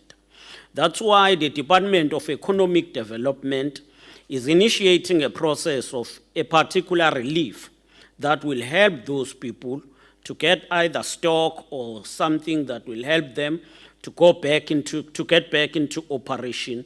Then they will be able to sustain themselves. It's not a grant per se, it's something like a loan, soft loan to assist them so that they will also be back into operations. Thank you very much. That's all from me. Commissioner Thuli. Mr. Premier, good morning. Good morning. I just have one question for you, if not two. The first one relates to this idea of the modern citizen that you mentioned as a way to build better. Could you explain further what this concept means and what it entails? Thank you. A concept of modern citizen that we are trying to pursue for KwaZulu-Natal is about ensuring that we bring back Ubuntu, we bring back responsiveness among the people, but we bring back, or we try to ensure that people have space to unleash their potential. Then deal with anything that is wrong, afflicting the society, be it drugs, be it destructive and violent protest. So we would want communities on their own to be empowered, to be responsible, and to provide leadership in their own areas. We're doing that through bringing all stakeholders together. Business, religious in particular, academia, traditional leaders, sports fraternity, and government. Bring them together to work in all districts around these programs. Now, Mvelase, you will know that historically, government has been accused of coming up with concepts that seem at the level of theory, at theoretical level, to be quite brilliant and well packaged, but then lack impact when it comes to implementation and practicality. In what ways is this idea of the modern citizen going to be different to any other concepts and programs that government would have initiated to deal with the issues that this has been envisaged to deal with? We foresee having local ambassadors, people who outside of government, because of what you say, but also because of people's perception that government comes and speak and then leave. We would want to partner and have local ambassadors who will ensure the implementation with government support, with the private sector support, going from area to area, ensuring that we are working on this program. So it will not only be government-driven, the community themselves, the sports fraternity, cultural industry, but business must play a role. All of us, we do need to build responsive citizens. Ngiyabonga. Okugcina-ke is the question of the tensions that you raised between the different communities, particularly as it pertains to Phoenix and what happened in Phoenix. You mentioned, my colleague asked you what it is that has been done to bring these communities together under the auspices of social cohesion, and you mentioned dialogues and various teams or groupings that have been established that represent the different communities to then speak together, and a peace march, I believe, and a monument that will be established. We have heard in the 2 weeks that we have been here from various members of the different communities, and it is quite clear to us that those tensions still prevail. There is either a very clear indication that the tensions are there and there's a lot of trauma amongst the various members of the different communities, or a denial by some members of the communities that such tension exists.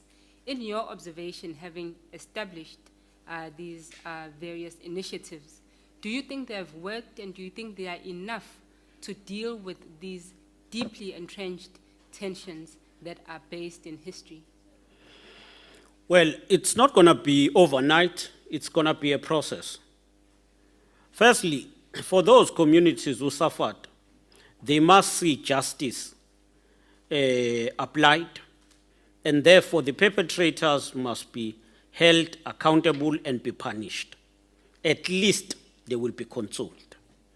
We must then get into the community level, as we did, bring all of them together, try to heal, and try to ensure that they live together.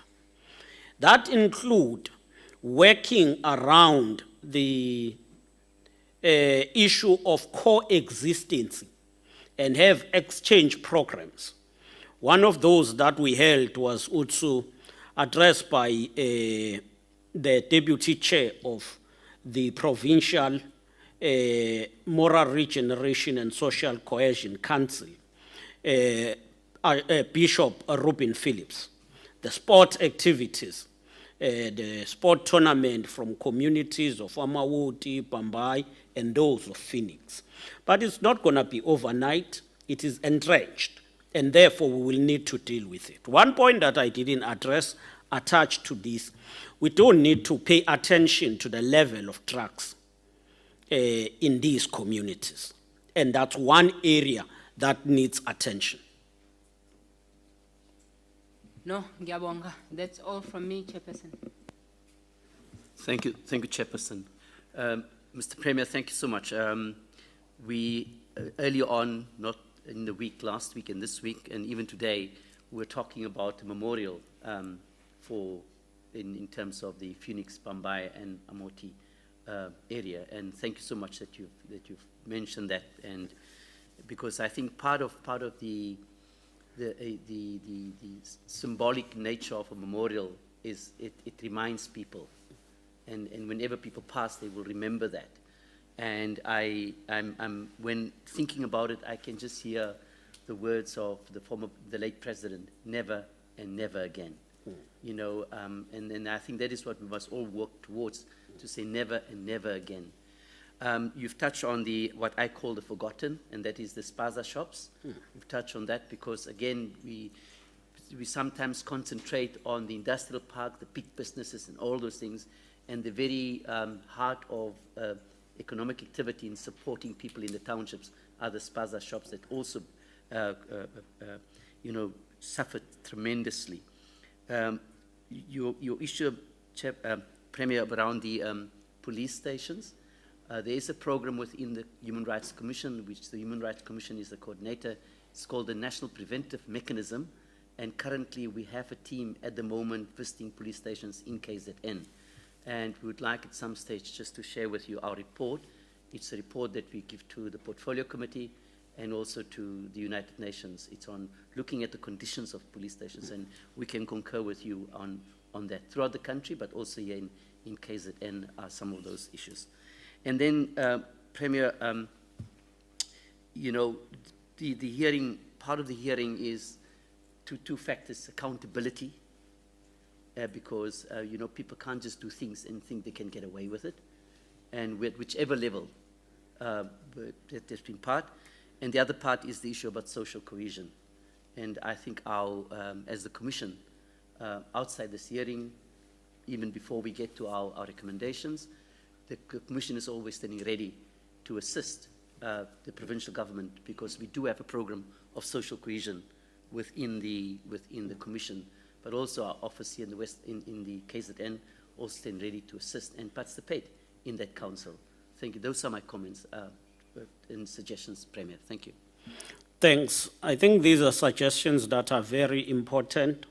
We will appreciate to get the report on your assessment of police stations, because that will also complement our work and our message on trying to revitalize the policing as a whole, not just to look on one police station and that. And I think that is important. We are going to work, and we will share also our plan with you on the moral regeneration and social cohesion. Thank you. Thank you very much, Premier. Very last thing from my side. I hear reports about the concerns of unrest on Black Friday. I don't know if it's unfounded or whatever. Maybe you just want to comment about it, because it's Black Friday today. Yes. And then secondly, maybe, you know, if there is unrest, again, not necessarily today, but whenever the case may be, what do you think will a government, not only your government, but government in general, do differently to make sure that it doesn't escalate to something that one can't handle? Thank you very much. Thanks. I think starting with the question of Black Friday, we are alert, we are on alert. The police, we have also even engaged with the provincial commissioner and the MEC, and we have also activated the national department, including SSA. So we are on alert. We are monitoring everything, because we do not want to be found again unprepared. So with that, I will stop at that level. But I think, firstly, it's a question of ensuring that we're not complacent. There is nothing that is taken for granted.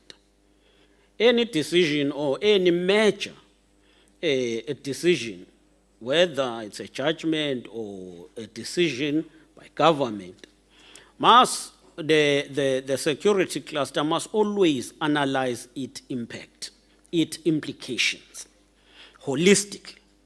But two, we must not believe, or we must be alert of what is in the media in general, because clearly the social media is used for all sorts of mobilization. And I think that must also be one of the priorities. Analyzing the mood of the people will also be important.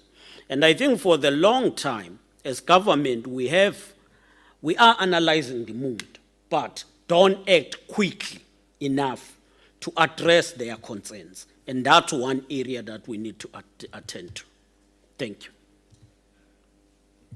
Thank you very much, Premier. So I think we have come to an end now. Thank you once again for cooperating with the Commission and coming to testify. We do appreciate it very much. All the best, and you are excused at this point. Thank you. Thanks a lot, and thank you for giving us the platform to present ourselves. Thank you, Chair.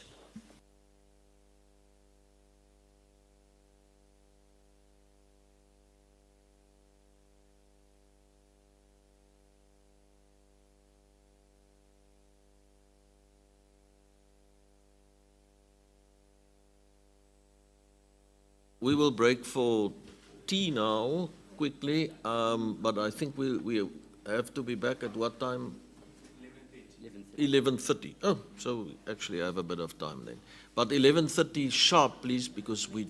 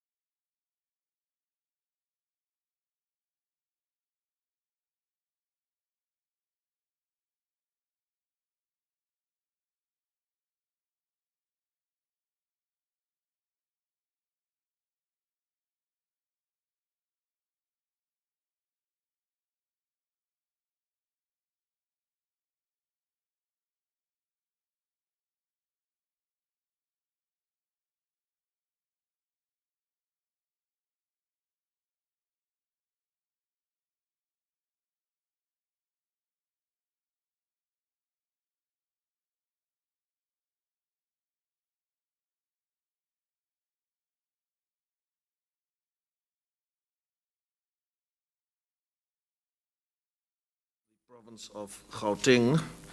Welcome to the proceedings, Premier, and thank you very much for availing yourself to testify before the Commission.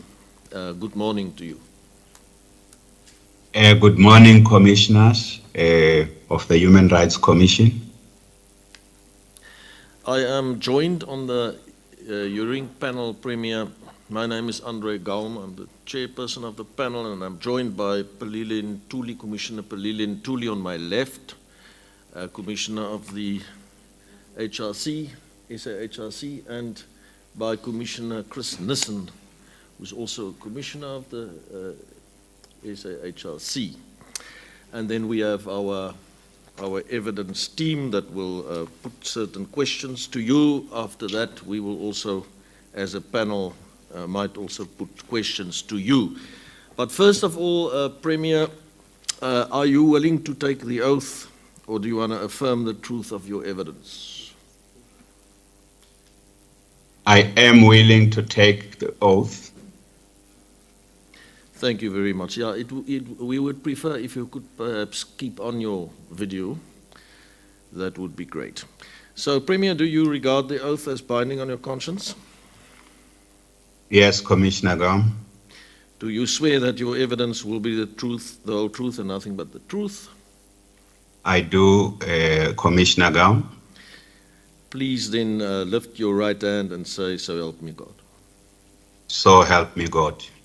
Thank you very much, and we also want to thank you for setting a very good example to other public office bearers to cooperate with the Commission in this very important matter, as is required by our Constitution. Thank you very much for that, Premier Magura. It's my pleasure. So I will now give over to the evidence leaders, but I do understand from them, they can just confirm it, but that you have a statement to make as an introductory measure, after which they will ask questions. So you may go ahead with that statement, Premier. Thank you. Thank you very much to you, Chairperson, Commissioner Gaum, and the commissioners and the evidence leaders of the South African Human Rights Commission. I would first like to say that these hearings you are conducting as a commission are extremely important for our country. And the reasons will become clearer because of the cost of the civil unrest, the cost to life, the impact of those unrests on the economy, especially the small businesses, which are a source of livelihood for many of our residents in our province. The first thing I would like to say is that Gauteng province is a province that has 15.8 million people in terms of the population. And this is borne out by the latest population estimates. That's the 2021 population estimates. 15.8 million people. We have a population annual growth rate of 2.5%. We have a 5 million households with regard to the same source of data, the 2021 population estimates. Rapid urbanization and migration has been the key drivers of population growth in our province. And it is common cause that this high rate of population growth has a huge impact on both the infrastructure and services that residents of Gauteng are entitled to in line with the Constitution of our Republic. And policing is one of those areas of services that is hugely impacted by rapid urbanization and migration in our province. I am aware that a lot of numbers may have been given to you by the South African Police Service, In Gauteng province, we have 23,574 police officers. And the point I want to make is that looking at the size of the population, it is quite clear, and this is something we have made very clear on a few occasions, including publicly, that the resident or citizen police ratio is something that is impacting on the effectiveness of our police service. So in other words, the size of the police service in our province is shrinking in many respects whilst the population is growing. And this has a huge impact on the quality of service. We do from time to time experience sporadic incidents of protests.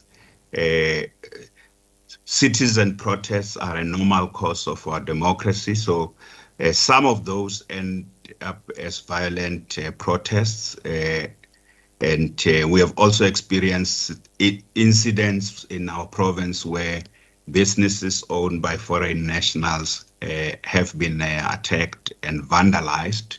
This is a matter I have discussed before with the Human Rights Commission, especially we came to the offices of the Human Rights Commission in 2018, and it's a matter that we have regularly been taking up and often also asked to explain what the provincial government is doing.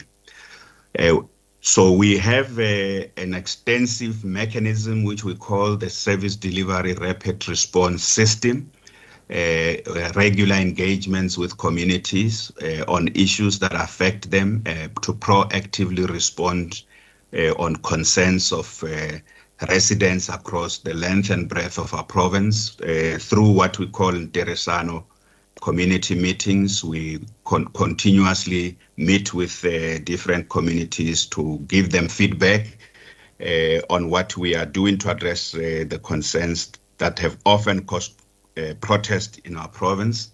And those engagements with communities have become very valuable, especially in the last 6 years of my tenure as the Premier of Gauteng. Those engagements with communities have been valuable, in many instances even helping to avert protests, and in other instances helping to enhance the responsiveness of the state. In those activities, issues of service delivery and police effectiveness of our police service often come to the fore.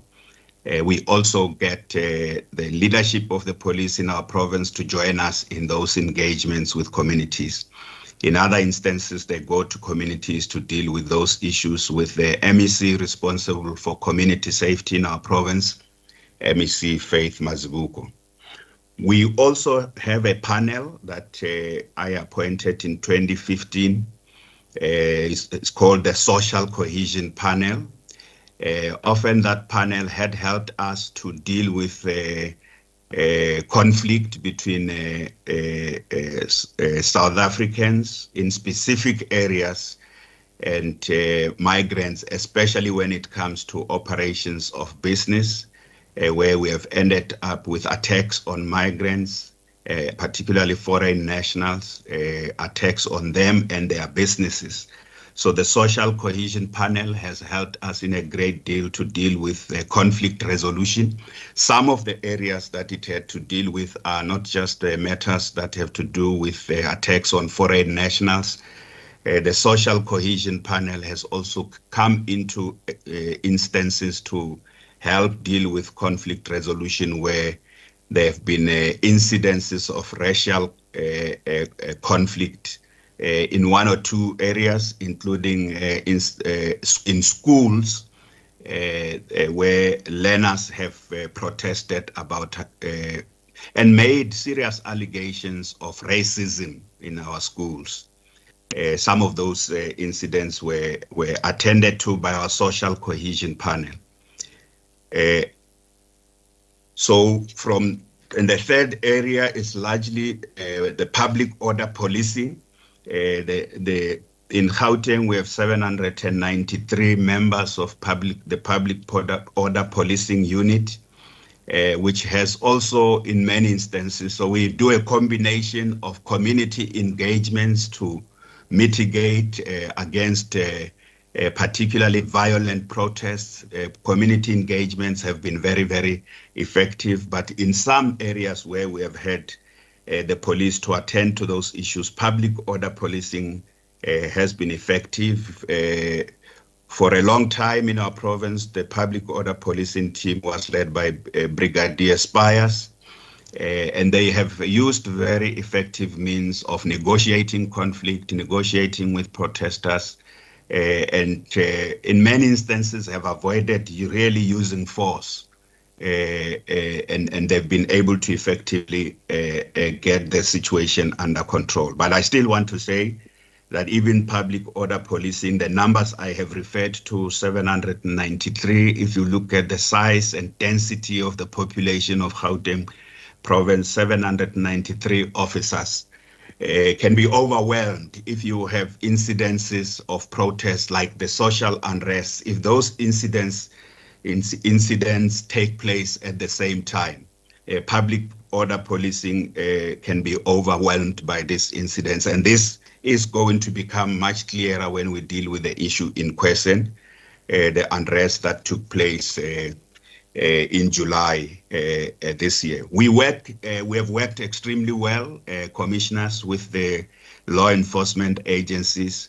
You would know that our mandate as the provincial government, we do oversight on the police. The police report to national, to the police in Gauteng, as they do everywhere else, report to the national commissioner. But we have a mandate to provide oversight, to set policing priorities as a province, and ensure that the police effectively respond to those priorities as we identify them as public officials, and as we engage with communities to deal with their issues of concerns on crime across the province. How have the police organized themselves? So the South African Police Service, the Gauteng Traffic Police, the three police departments, the three metro police departments in Gauteng operate under one command through what is called Provincial Joint Operations Center, Prov Joints. They operate under the leadership of the Provincial Commissioner, Lieutenant General Elias Mawela. So Prov Joints, which is the structure where all the different police teams of the local metros, the provincial traffic police, as I said, they are part of law enforcement, and the South African Police Service. They meet through Prov Joints. They report regularly to the MEC responsible for community safety, and from time to time we ask them to come and present their reports at the Gauteng Executive Council. Through a combination of we also provide a lot of support to the police. So we don't only set policing priorities and say they will work alone. The MEC for community safety and myself are regularly part of major police operations to deal with incidents of crime in communities where complaints have come to the fore quite sharply. An example of Mamelodi is the point that I would like to identify here. So we work with the police closely.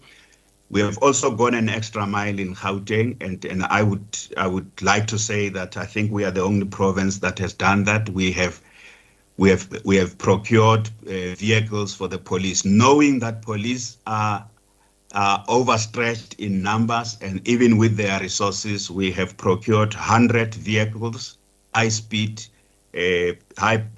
performance vehicles that the provincial government has provided to the police, including another 50 police to our traffic police officers, and the different, an additional number of vehicles outside this 100 to the units that are dealing with gender-based violence. So what is the point I'm making? Is that knowing that the police are overstretched, and even from a resource point of view, we don't only sit down with them and say, go and do this. We work through these issues with them. We provide additional resources. And those resources also included the mobile police stations that they can use in high density areas, and including new communities like informal settlements where it takes a long time to build police stations in some of this area. So Gauteng is a diverse, culturally diverse province. It's a province characterized by the high rate of migration and the huge densities with regard to households. So in that sense, this brings me to the issue that when we came to the unrest, we're not working with the police for the first time. As I said, so the police regularly report. We join the police operations. They report regularly to us. We check where they have difficulties. We provide support to them. During the COVID-19 pandemic in particular, they have been reporting every week to the Provincial Coronavirus Command Council. So all law enforcement agencies report once a week about monitoring the compliance and also dealing with issues of crime and law enforcement in general. Let me just come directly to the unrest. So by the time we had the unrest that took place, as I say, we had established a particular way of working with the South African Police Service. And this also includes the State Security Agency. The State Security Agency team deployed in Gauteng also worked through that PROV joint structure. They were also attending regular meetings. They are still doing that of the Coronavirus Command Council, but they work under the Provincial Police Commissioner, Lieutenant General Mawela. And their reports come to us every day. So when the incidents that took place with regard to the July unrest took place, we had established a way of working. I am able to pick up an issue. Sometimes I get sent by citizens. There is a big problem in an area. The police needs to be there, or the police are not there, or it's a complaint about a matter of law enforcement that require the attention of the police. We established a way I can communicate directly with the provincial commissioner and simultaneously activate MEC Faith Mazibuko. She often goes to the ground with the police more often than I'm able to do to attend to crime incidents and crime scenes. So the police in Gauteng would really not complain that they're not getting the support of the political leadership in the name of the Executive Council. We are with them even when they carry out some of the most difficult operations. So with regard to the July unrest, the impact of the unrest were quite severe in Gauteng province. We lost 79 lives. So 79 people lost their lives. I'm sure the police would either have already done that, or they will give the commission the details of those. What I do know is that 42 of those who lost their lives are people who are classified as murders, and 37 are incidents that the police are still probing. Some of them is people who died out of a stampede, but an inquest will be able to establish the exact circumstances. But we lost 75 lives. That's quite severe, and it has affected many families. Some of the people who passed on are breadwinners who were taking care of their own families. In addition, we lost just over 18,000 jobs, the businesses that had to shut down as a result of the unrest, from big businesses that were located in our malls. There are 80 malls / shopping centers that were affected by the unrest, either looted in some instances destroyed, because in a few instances there was also fire that destroyed those shopping centers and malls. So I would like to say that 80 businesses, shopping centers, and shopping malls out of about 500 malls throughout Gauteng were affected by the unrest. And as I think we should also indicate that of those, as a result of that, our economy lost 3.5 billion rands as a result of the damages that were caused by the unrest.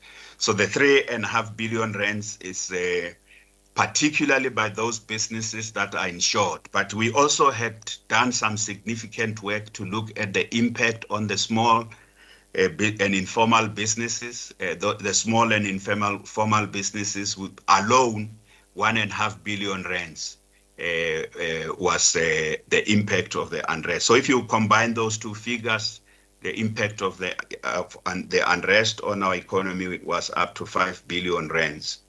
As I say, over 18,000 jobs were lost to our economy, and 79 lives were lost. I'm sure in the course of the responding to the commission, we will be able to outline and dealing with the questions what we were able to do as the Gauteng provincial government in the way we work with the police in trying to mitigate the impact. I must say that so essentially the incidents of violence in Gauteng started on the 10th. It was a Saturday, the 10th of July, starting in one particular area, and those incidents spread from George Goch in Johannesburg on Saturday evening to Alexandra, early hours of Saturday again, and by the following day, those incidents were spread into the different,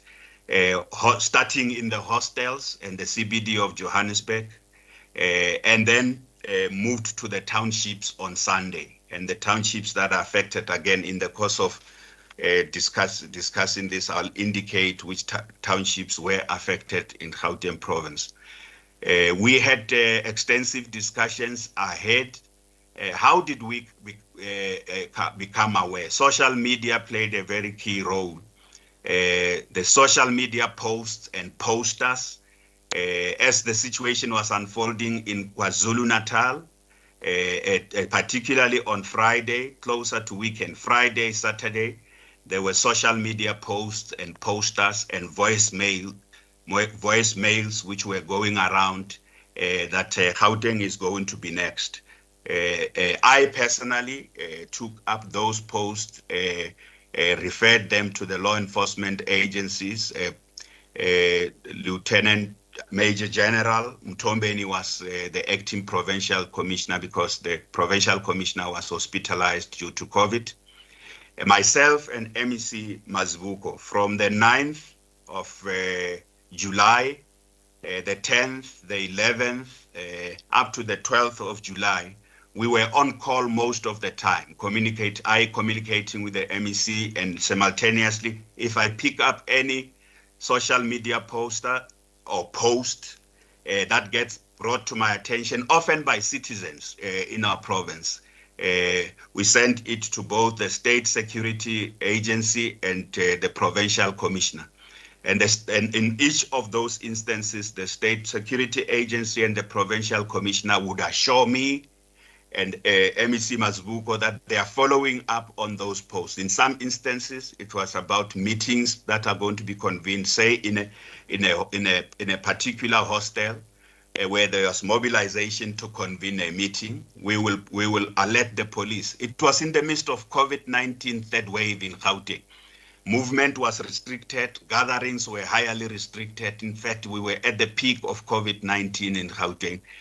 Movement and gatherings were highly restricted. So the police, amongst other things, needed to enforce the regulations that there shouldn't be any gathering. So those every time these issues, including a voicemail or a social media post or a poster that is calling for the shutdown in Gauteng, and the first poster came on Saturday that was calling for a shutdown. Saturday the 10th, that was calling for the shutdown of Gauteng on Monday. That poster was, I got that poster in the social media. As I say, these things get brought to my attention even by citizens, and we bring it to the attention of the police, and the police would say, no, we are aware of this, we are following up on it. And I want to say also state security, when we pick up a message, we will constantly just bring it to the attention of state security and South African Police Service. And in many instances, they would say that they've already picked that up. They are aware, they are following up on those issues. We got very concerned when the first attacks took place. MEC Mazibuko and I, we included the third MEC Mamabulo, who's responsible for public transport. We decided that we are going to engage, especially once information was coming to the fore that there is in some hostels in Gauteng some mobilization. And that's the only link and indication we had. When that information came to the fore, we decided we are going to engage Izinduna because we have worked with them. The leaders in hostels in Gauteng are actually organized. A lot of them are organized along the traditional leadership. So Izinduna, we work with them on many issues when we deal with crime, when we deal with service delivery. So MEC Faith Mazibuko started an engagement with them. What were we bringing to their attention? We need calm in Gauteng. We're already seeing what's happening in KZN. We don't need violence. We don't need people to be going. It's in the midst of COVID-19. We don't need gatherings, people to be gathering.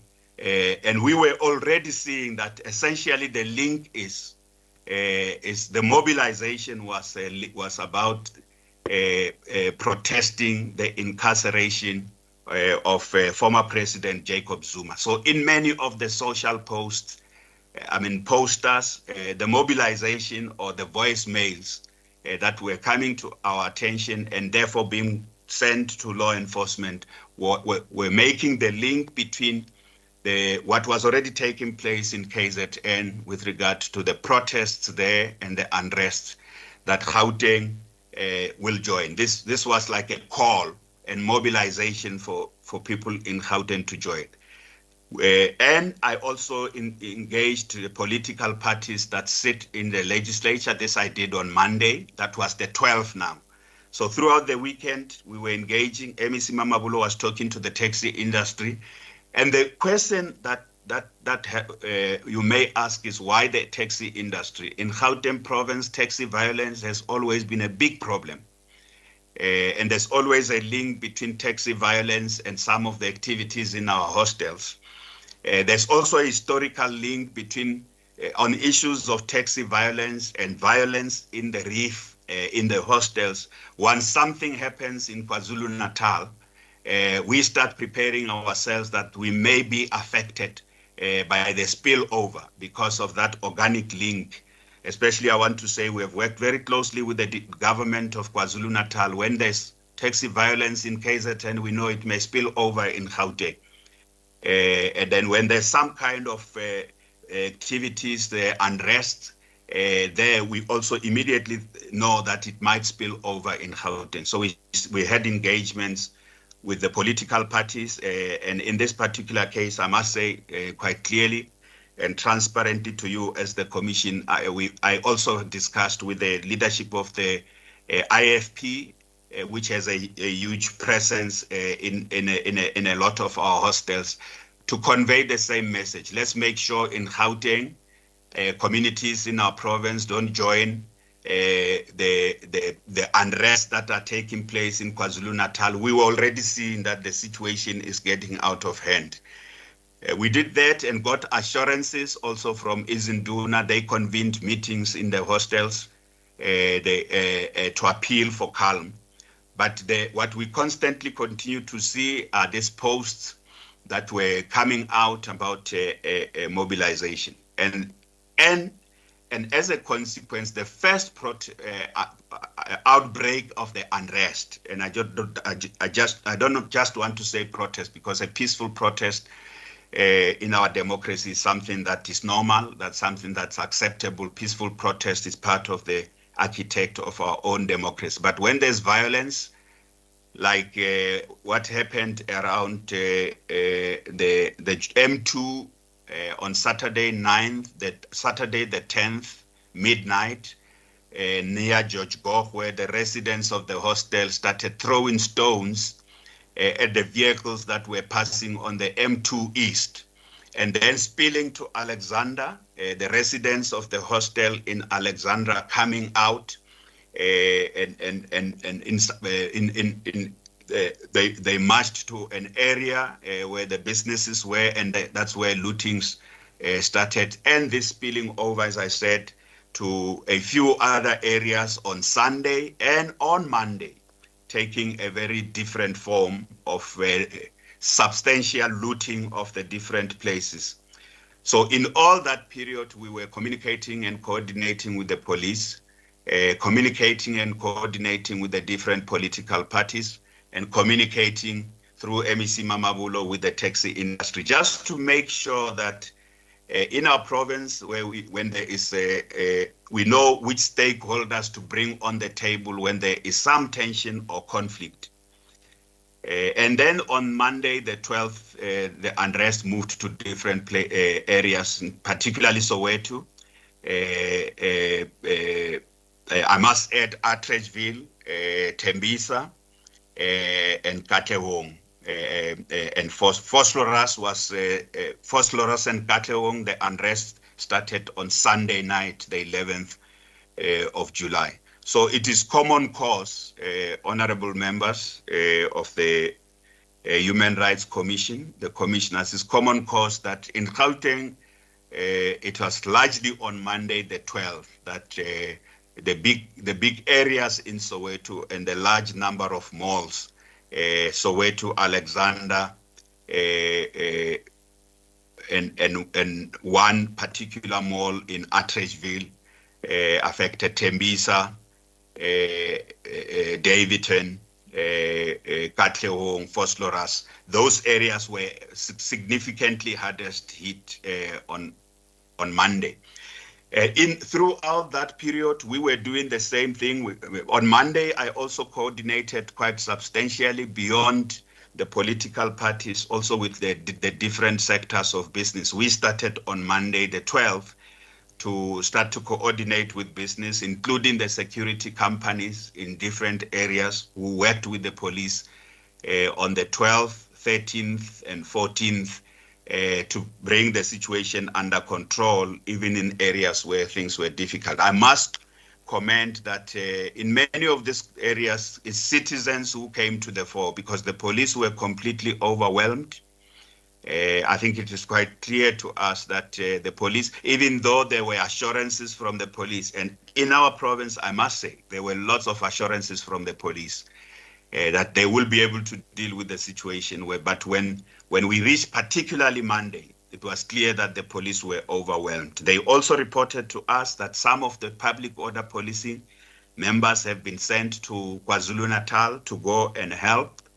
And that's when I had a conversation with the president. In fact, I did that on Sunday night, briefed the president about the situation in Gauteng. It was still early on. We were worried about what will happen on Monday and requested that by all accounts, we will need the deployment of the South African National Defence Force. And we know that the president made that announcement and 500 members of the Defence Force were deployed. Where they were on time, where they were visible, it helped a great deal to stop the looting and help restore calm. But I should indicate that there are areas where the police were completely overrun. And some of those areas are in the malls in Soweto, including the malls such as Jabulani Mall, the mall in Meadowlands called Ndofaya Mall. In those instances, the police were completely overwhelmed. So our biggest issue was that we were essentially relying a lot on the social media posts rather than relying on the information from the state agencies that are charged with the responsibility, the state security agencies, crime intelligence, the state security agency, the intelligence services. We relied a lot on information instead of relying heavily on proactive, preventive actions of the state law enforcement agencies and state security agencies, including intelligence. We were chasing just the wind, basically. It was the stuff that was coming from the social media. That place is going to be next. That place is going to be next. Or this type of action is going to be escalated the following day. So, and in all those, we were bringing this information to the attention of the state security agencies. And here I want to say in their comprehensive sense, in the sense of the police, the state security agency, and once the army was deployed together with the army. So I have publicly expressed our dissatisfaction and disappointment with the response by so I want to say the state agencies, including SABC and the intelligence services in our country. This is a matter of public record. I've said that publicly. We were disappointed about despite the assurances that they had given, we were disappointed about the actual way in which they were essentially running from one place to the other without any sense of what are we dealing with. But from where I stand, Chairperson, Commissioner Gaum, it is very clear that just looking at the social media posts and what happened, this was an organized and orchestrated activity. Firstly, this social media posts and the posters that were put on the social media called for a stay away and a shutdown on Monday. And the demands and the issues were very clear. They were linked to the incarceration of former President Jacob Zuma. They called for that, but some of the social media, male voices were also calling, the voice messages were also calling for attack on state institutions. I'm sure some of that information has been brought to your attention. If it has not brought to your attention, I can easily share with you everything that was deposited to me, shared with me in some instances by citizens, and which we proactively deposited to the law enforcement agencies. So we were largely relying on those to say it was organized and to say that it was aimed at undermining constitutionalism in our countries, just based on what came out there. Firstly, it was a clear, systematic attack on the Constitutional Court, and I am not saying everyone must always agree with the decisions of the court. Courts are courts. They have a very clear role in our democracy. Their decisions, I might not always be happy with their decisions, but you can't orchestrate attacks on our courts because one of the voicemails that would have gone out would have orchestrated an attack on infrastructure, an attack on state institutions, an attack on the judiciary. Attack, I mean physical attack. And I'm hoping that this has also been brought to the attention of the Commission. It is not something that just was brought to us. It was circulating. These are voicemails, social media posts that were circulating widely. So that's what brings me to the conclusion that if you look at what was being called for and what was including very, very clear messages, some of the social media posting was about calling for a march against President Ramaphosa. So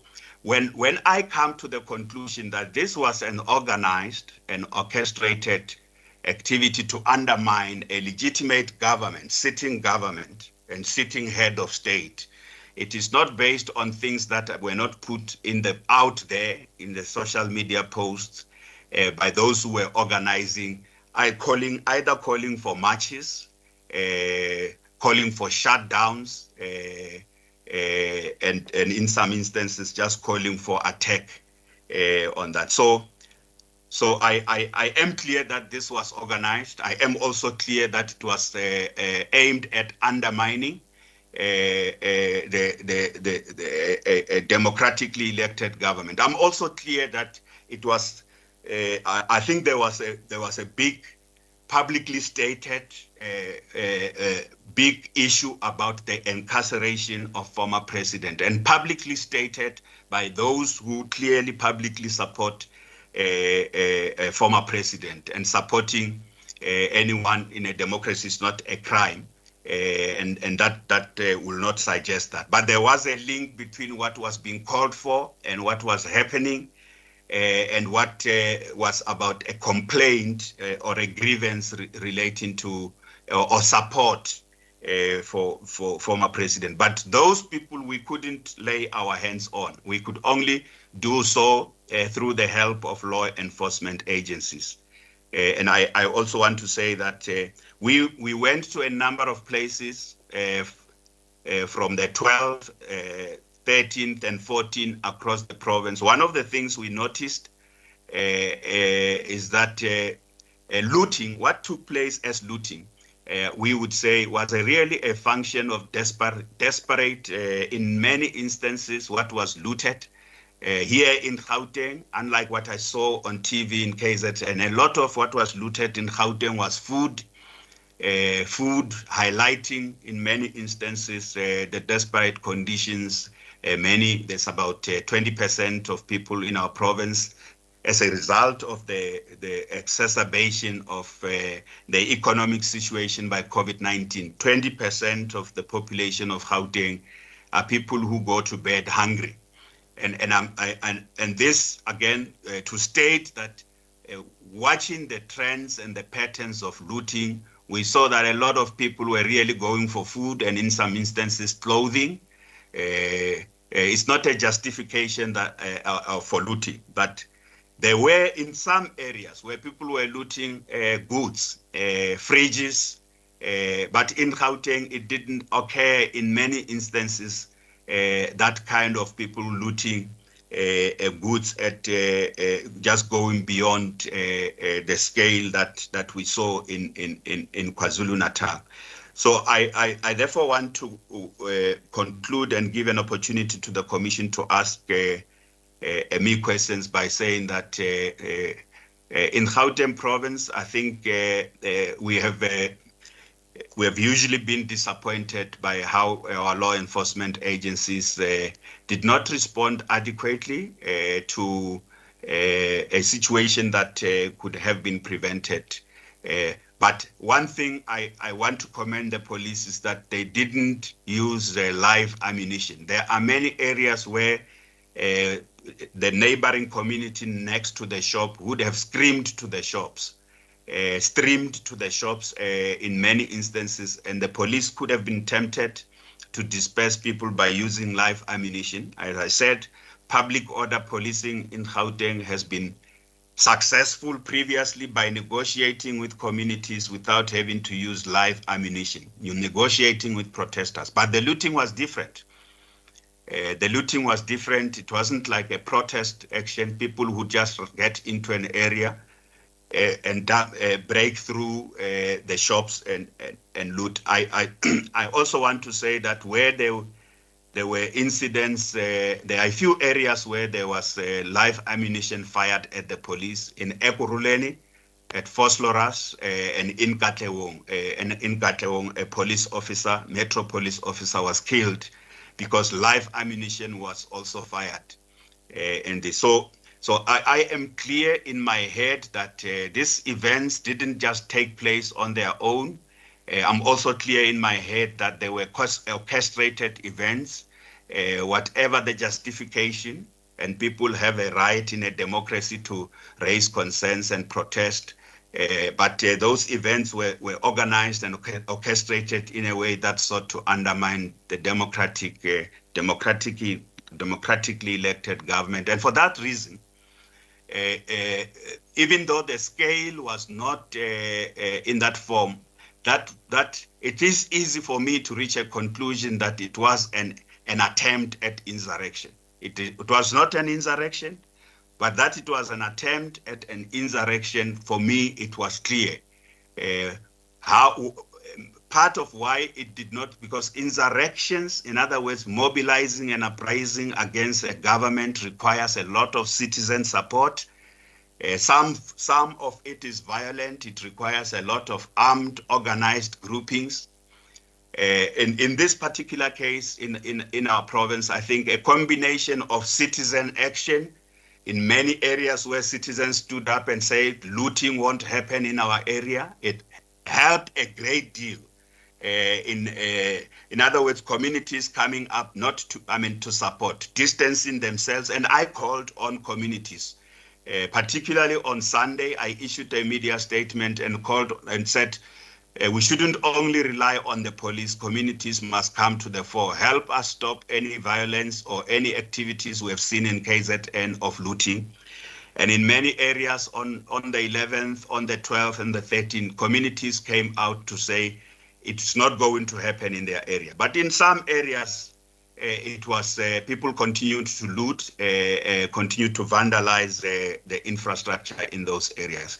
So I'm grateful that, in fact, if it wasn't communities coming to the fore, the police would have not been able to keep the situation under control. Because on Sunday, the 11th, we thought the police have put the situation under control, but the following day, the situation has gone back to actually it was worse than it was on Sunday.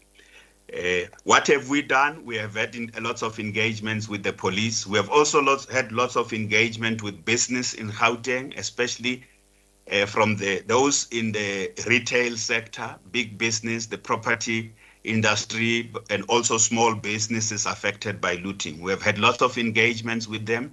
We have set aside 100 million rands to help the small businesses that are uninsured, to assist them. They've been going through a process. We were working with the IDC to assist those businesses to come back to operations.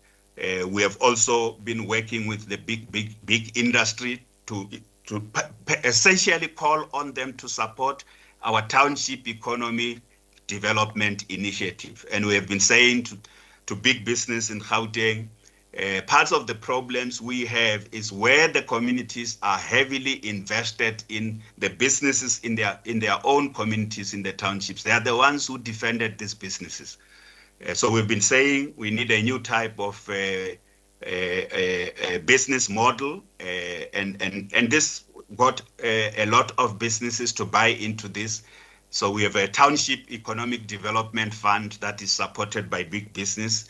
It is part of our township economic development bill, which we are developing, which we will pass in the legislature this month, or at least in December before we go for festive season. Those interventions have come to the fore in a big way now after the unrest. Firstly, just to say that we need to speed up economic transformation. We need to speed up inclusion of the small businesses and township businesses in key economic activities that are taking place in our province as part of transformation, as part of preemptive and preventive measures, but also as part of addressing the unemployment and poverty situation in our economy. So those interventions have unfolded very well. They are still underway. But I must say that I think having worked with the police so well in our province on major operations, we were not very pleased with the inadequate response to the unrest. But the least we would suggest is that they should have used live ammunition. They can't use live ammunition against citizens, but they could have used other means that public order policing ordinarily has been able to use in Gauteng province. So I would like to stop here, Commissioner Gaum. Those would be that's like my summary of how we have managed this situation, how we were impacted by it, and how we are trying to recover from it. Thank you very much, Premier. That was very helpful. I'll give over to the evidence team now. There's a bit of an echo here, but now it's gone. Thank you. Let me just ask you, Premier, to please make available the social media posts and posters as well as voice messages that you offered to make available to us so that we can have a look at that. Over to who is going to lead? Mr. Jones will start leading the evidence, the rest of the evidence. Thank you so much. Thank you, Chairperson, and thank you, Premier, for your opening remarks. Just on the last request made by the Chairperson, I just want to check, Premier, are you an active social media user? I wouldn't say active because I don't know what your measurement is, but I do use WhatsApp. I do have a Twitter account. At least those two I do use, especially WhatsApp messages. That's most of these messages I was referring to were messages that were coming through WhatsApp. So I have them, and I would even the evidence of forwarding a lot of those to the relevant officials in the law enforcement agencies. I have that. Do you manage your Twitter account yourself, or you have a team that manages this account? Mr. Jones, I don't know what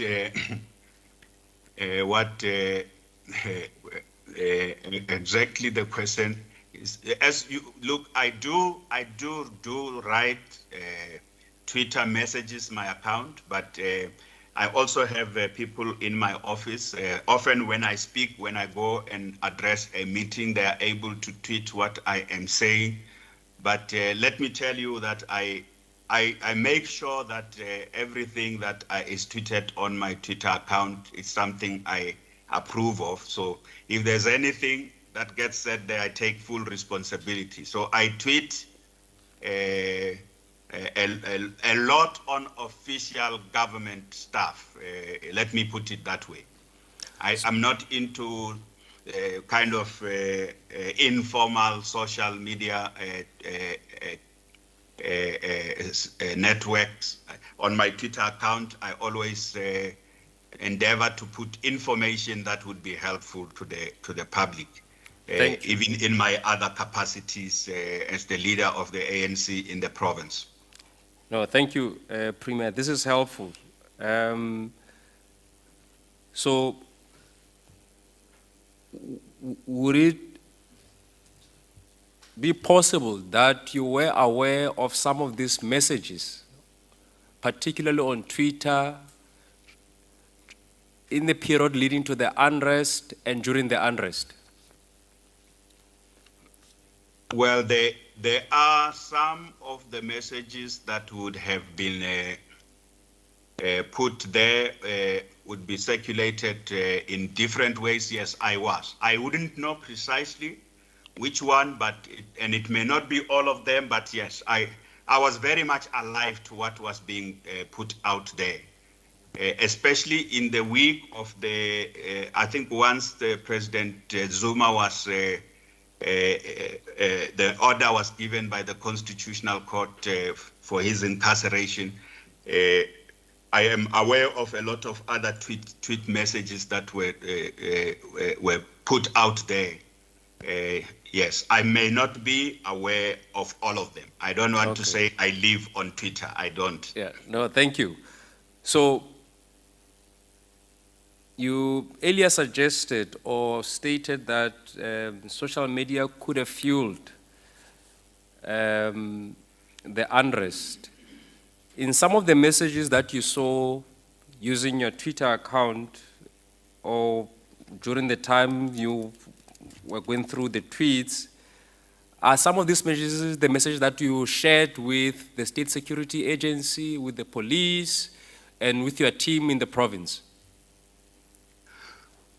Well, let me say that specifically talk about what was brought to my attention through WhatsApp. I shared every time I received a message, I shared that with the law enforcement, the key people in law enforcement, to establish if this is something that we should worry about, or that they should establish if this is just like a goose chase, or some legitimacy of those things that were being said in the social media accounts. In your view, when someone provides some sort of a commentary on what is happening in the country in relation to the unrest, or they are reporting about incidents of looting and potential areas that could be targeted, in your view, would this amount to inciting people to go and commit acts of looting at these areas?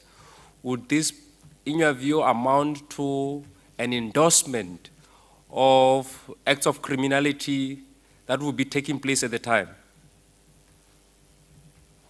Mr. Jones, I think there's a clear distinction between reporting that this and this is happening, or between saying that I'm aware this and this is going to happen. There's a clear distinction between that and mobilizing, calling on people.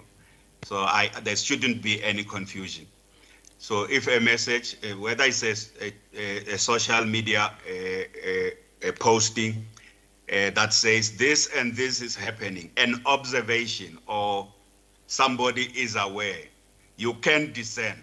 It is fairly obvious to discern that this type of post is by someone who's calling on people, who's mobilizing, who's calling on people to go and do the following things or to join.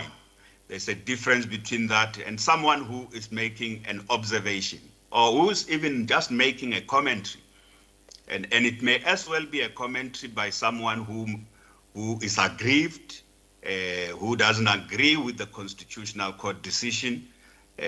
But a commentary is not the same as calling on or mobilizing or bringing people. It's not quite the same. And we live in a democracy. You know, anyone can make a comment, but you can. And I'm saying basically, it doesn't take a lot of sophistication to look at a mobilization. So social media was a very powerful instrument of mobilization and also of alerting the authorities what next is coming. And I want to emphasize alerting the authorities of what next is coming, because I think if the authorities have taken the particular institutions in our democracy responsible for keeping our country safe, if those institutions have taken sufficient measures. Social media was clearly providing a lot of intelligence about what next is going to come and what else is being organized. Because of all these messages that were doing the rounds, would you say that the Gauteng province, under your leadership, was forewarned about the impending unrest or acts of looting in Gauteng? Yes, so at the point, at that point when the situation was unfolding in KwaZulu-Natal, I may not get the exact dates right. It may have been Thursday, Wednesday, or Thursday. At the point when that situation was unfolding in KwaZulu-Natal, we were already worried. I must particularly say the situation on the 9th, they were already worried, and that continuous contact between us and our police service, when we say police service, we include the crime intelligence, and then they also always work with the state security agencies. At that point, when what was happening in KwaZulu-Natal was happening, we were already worried that that situation is going to affect our province. At that point, it was before there were lots of concrete, this social media stuff, because that started to happen. The social media messages started to happen a lot on the I would say on the 9th and on the 9th and on the 10th. Forewarned or warned, the signs were clear that what was happening in KwaZulu-Natal, there are people who are trying to organize the same, and I would say that it is born out of the social media, those social media posts or posters. In some instances, it would be a poster that said, "Shut Gauteng down," or a voicemail. Thank you, Premier. The messages that you forwarded to the law enforcement agencies, do you know if they acted upon these messages, which you say sort of provided some intelligence in terms of areas that could potentially be targeted? If you say did they act on them, I think I have no doubt that the police were running around across the province, but the response was not adequate, it was not appropriate, and consequentially, the things that happened severely exposed the fact that the police were not appropriate, despite the fact that there was information. And let me say, Mr. Buang, that I think you don't need to be an intelligence officer to see when what happened in KwaZulu-Natal started happening, and to ready yourself. So the discussions I have referred to, myself, MEC for community safety, kickstarting the discussions with the taxi industry, with MEC for transport, and engagements with the Izinduna in the hostels and in Gauteng and the taxi industry. Those were part of our efforts to ensure that in addition to law enforcement, the assurances we got from law enforcement was that we are ready, we will be able to deal with this situation. We are following up on those who are organizing without really telling us, without them telling us who those people who were organizing were. We did our political side of the bargain. The political side of the bargains, the law enforcement, they will intervene from the instruments of law enforcement. We must also get the other sectors in society to work with us to mitigate and minimize the damage that we were watching on television unfolding in KwaZulu-Natal. And I can tell you that had an impact. I am convinced it had an impact. The severity of the damage is not the same, but the organizers may have as well, and I don't know these organizers, those who were orchestrating this may have as well wanted the scale of the damage to be the same, to make their point. You earlier mentioned that some of the supporters of the former president publicly made statements following the judgment by the Concord. And there were also supporters of the president who were tweeting about the judgment which they deemed to be unjust and unprecedented. The question then is, from the information that you relayed to the police, is there some form of feedback around whether the instigators were located in Gauteng or elsewhere in South Africa? Well, again, I want to say that those who were orchestrating and organizing this is something the police still have to say to us who was doing that, who was organizing and orchestrating this. But social media was a very, very powerful instrument they were using and powerful platform they were using. And the issue of those who, the people who publicly condemned the incarceration of President Zuma, I think for me, I can't make a direct, without evidence, I can't make a direct that the ones who were organizing, doing the things which I have referred to, and those who have publicly supported President Zuma, I can't make a direct link between those because, as I say, it's common cause. We know there are people who are not happy, and in our society, there's nothing wrong with expressing yourself if you are not happy with something. But breaking the law is a different thing altogether. So those who broke the law organized the kind of activities that led to loss of life, those who damage to property. I will say that it is precise. I think I am very interested. Every time we have an opportunity to get a report from the police, we ask them what progress have they made. I am very interested, as it's a matter of public interest, the actual perpetrators of the damage, the violence that led to the killings of people and massive destruction of our economy. I'm particularly interested to know who are they, and that they must be brought to book. That much has come out very clear from different sectors we have interacted with. But I want to make it clear that the fact that someone said something publicly or even said something on Twitter, it is not for me to determine if they are the perpetrator. It is for we have institutions of the state which should be able to do their work and determine that. I can't do that as the Premier. No. I have no instruments to be able to arrive at that determination. But I am interested in they being brought to book.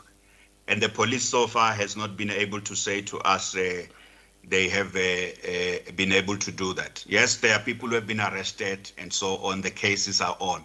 But we are very, very interested in saying that in a democracy there should be consequences for breaking the law. Thank you, Premier. You also state that you spoke to the President regarding the unfolding unrest. Was this before the President addressed the nation, or after the President had addressed the nation on the unfolding unrest? I think to be precise, and I hope that my memory serves me well, I spoke to him on Sunday, and it is before he addressed the nation. He addressed the nation that Sunday evening. I spoke to him on Sunday earlier in the afternoon. So, that's Sunday the 11th. Yes, I see it is the 11th.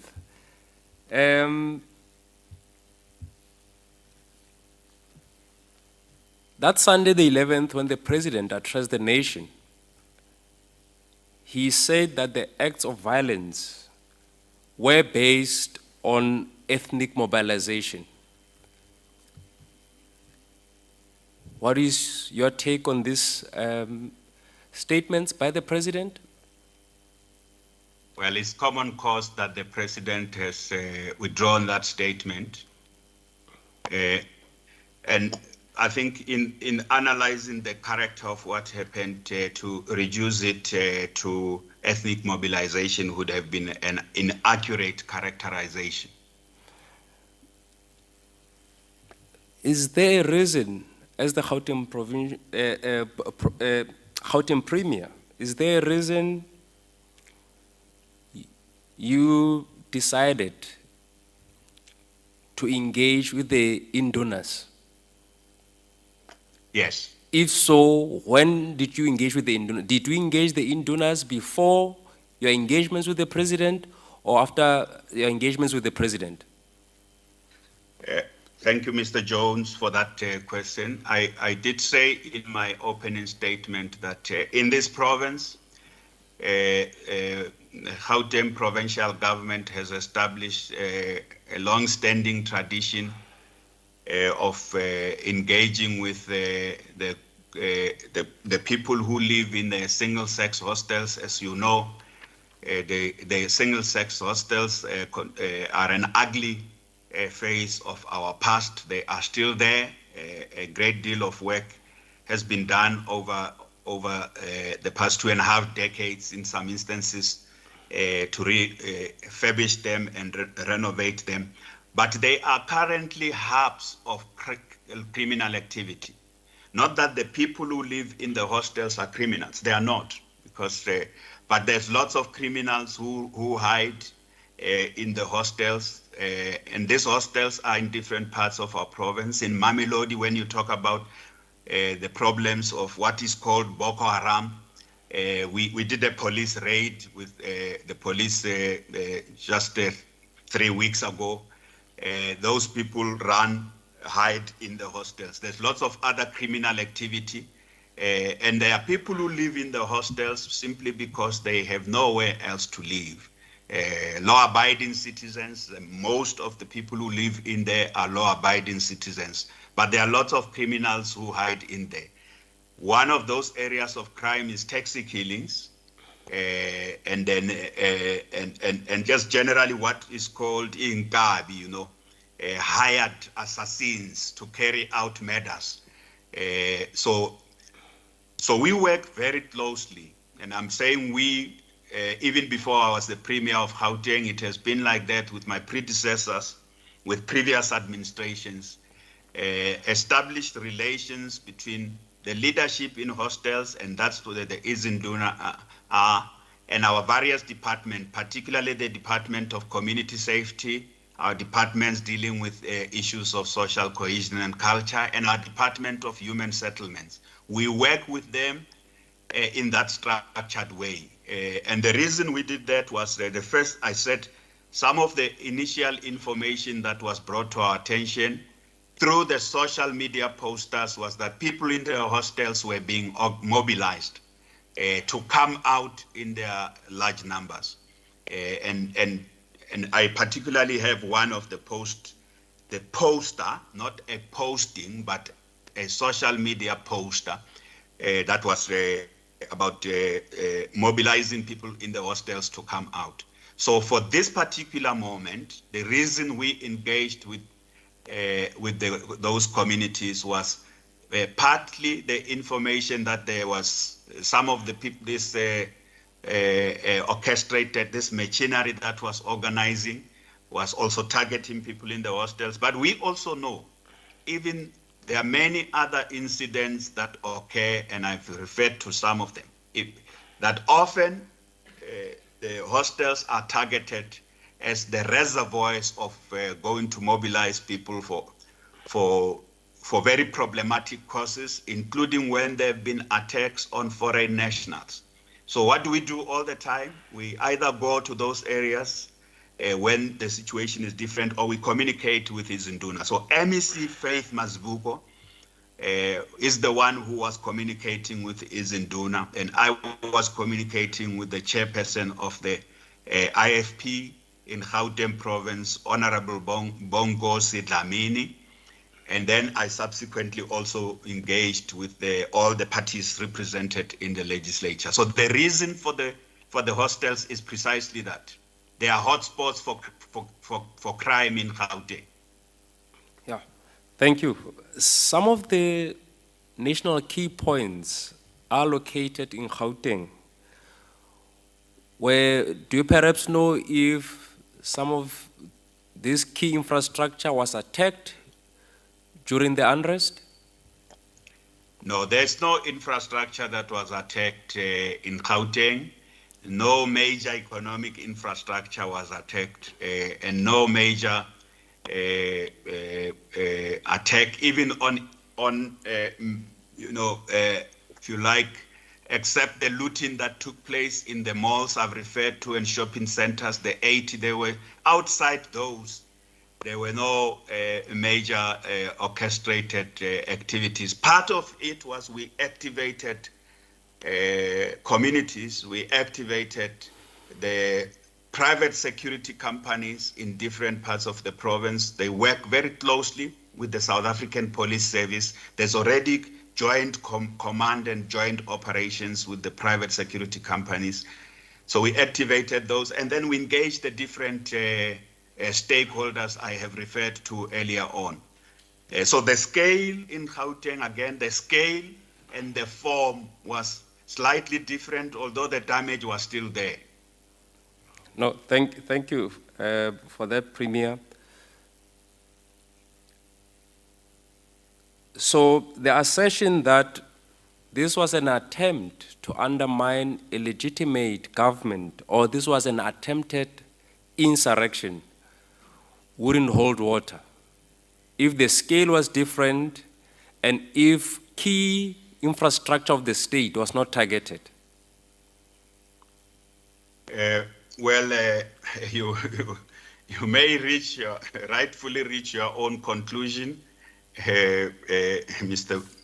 Jones, you may rightfully reach your own conclusion, but you need to look at what was firstly happening in KwaZulu-Natal, but also what was being mobilized for, including what threats were, the threats that were coming out. And as I say, in one particular case, a voicemail calling for attack on various infrastructure.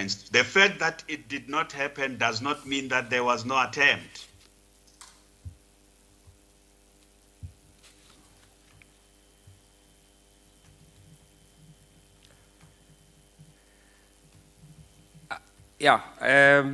I hear you, Premier, because what I'm struggling with is how we can equate incidents of looting or rampant looting, how we can equate those to an attempt to undermine a legitimate government or to an attempted insurrection. Well, I would like, I guess when you get at that, when you get to make that determination, you will have to look at not just one thing, which is one set of things, incidents that came out of here. I'm sure you will make a determination yourself, but I'm also saying to you that when you arrive at the determination of whether this was an attempt at insurrection, an attempt at undermining a legitimately elected government, when you arrive at that, I'm sure you will look at everything. You will look at the organization, you will look at what was said in the run-up to that. And that's why I'm saying to you, looting, in my view, looting was the manifestation. Essentially, looting is not the principal form of the unrest. It was a manifestation of what I have referred to earlier on. The people who got to join the looting were a lot of these were people who were essentially very desperate people, unemployed, no source of income, hungry. But when you make a determination on whether this was an attempted insurrection or an insurgency, the other people have used the word insurgency. In other words, to arrive at that determination, you can't just say it. Because this and this happened in the process, there was looting in the process of this, that there were no other orchestrated things. And I'm saying it may as well be that I've heard the law enforcement, the ministers of the security cluster saying things could have been worse. They should be able to say, what is it that they prevented? But from just looking at the set of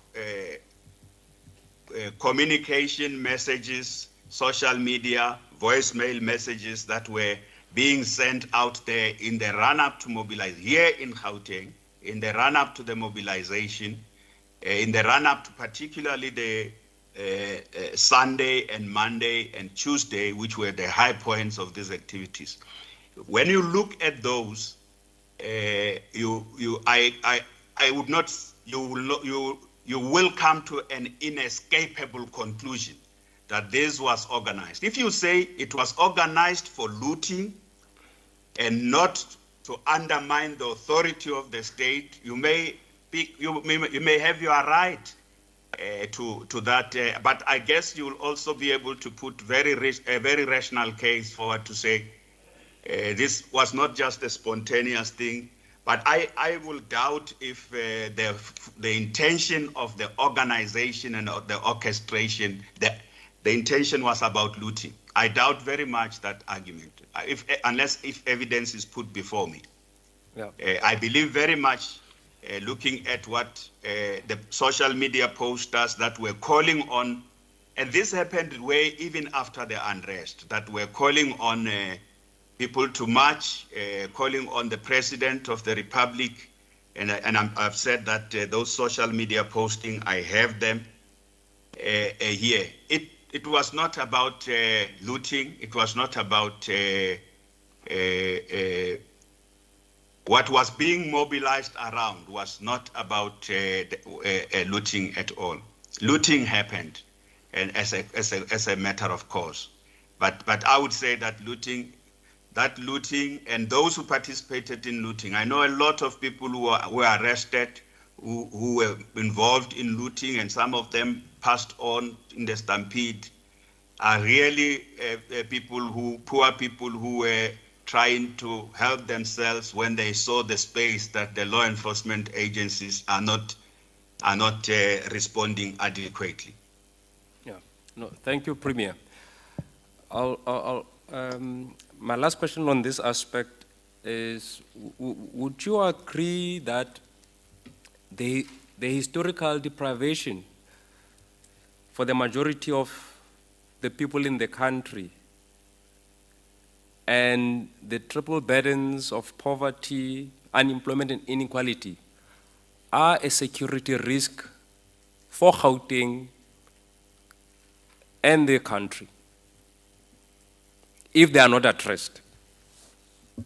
I certainly agree with that, and this is something that I've also articulated publicly, that anybody who wants to undermine a legitimate government can use very legitimate issues. And I'm saying one of those legitimate issues may be that a dissatisfaction with the outcome or a decision of a court. That's a legitimate, there can be, if you are not happy with a decision of a court, there's nothing illegitimate about it, it is legitimate. But somebody may use the fact that you are not happy, there are people who are not happy with that, to want to achieve something else. And unemployment, poverty, and inequality, it's real in our country. In this province, those figures I referred to, the reason we have high rate of migration into Gauteng is because people are looking for livelihoods. So the key, unemployment, poverty, and inequality is a big, big, big issue here in Gauteng, and I would suggest everywhere in the Republic. When you have large numbers of people who are unemployed, they are, and in many instances, hungry. I refer to 20%. COVID leading to 600,000 jobs lost in the Gauteng economy, escalating that which we have had. All those are conditions ripe for insecurity. I agree entirely with your formulation. So this, the social conditions of high rate of unemployment, the high degree of poverty, and significant, what we're beginning to see is not just but urban poverty that has an element of food insecurity. That those conditions create a basis for our country to be highly insecure, because state security is not a function of security agencies. is a function of well-being and social cohesion. Security agencies must do their work, but the economic system and the political system should be able to respond to provide a great degree of comfort to people, because it is when that is the case that you have greater national security. So I can't agree with you more that rising inequalities and unemployment constitute possibly the biggest threat to our national security. Premier, over the last decade, we have seen increased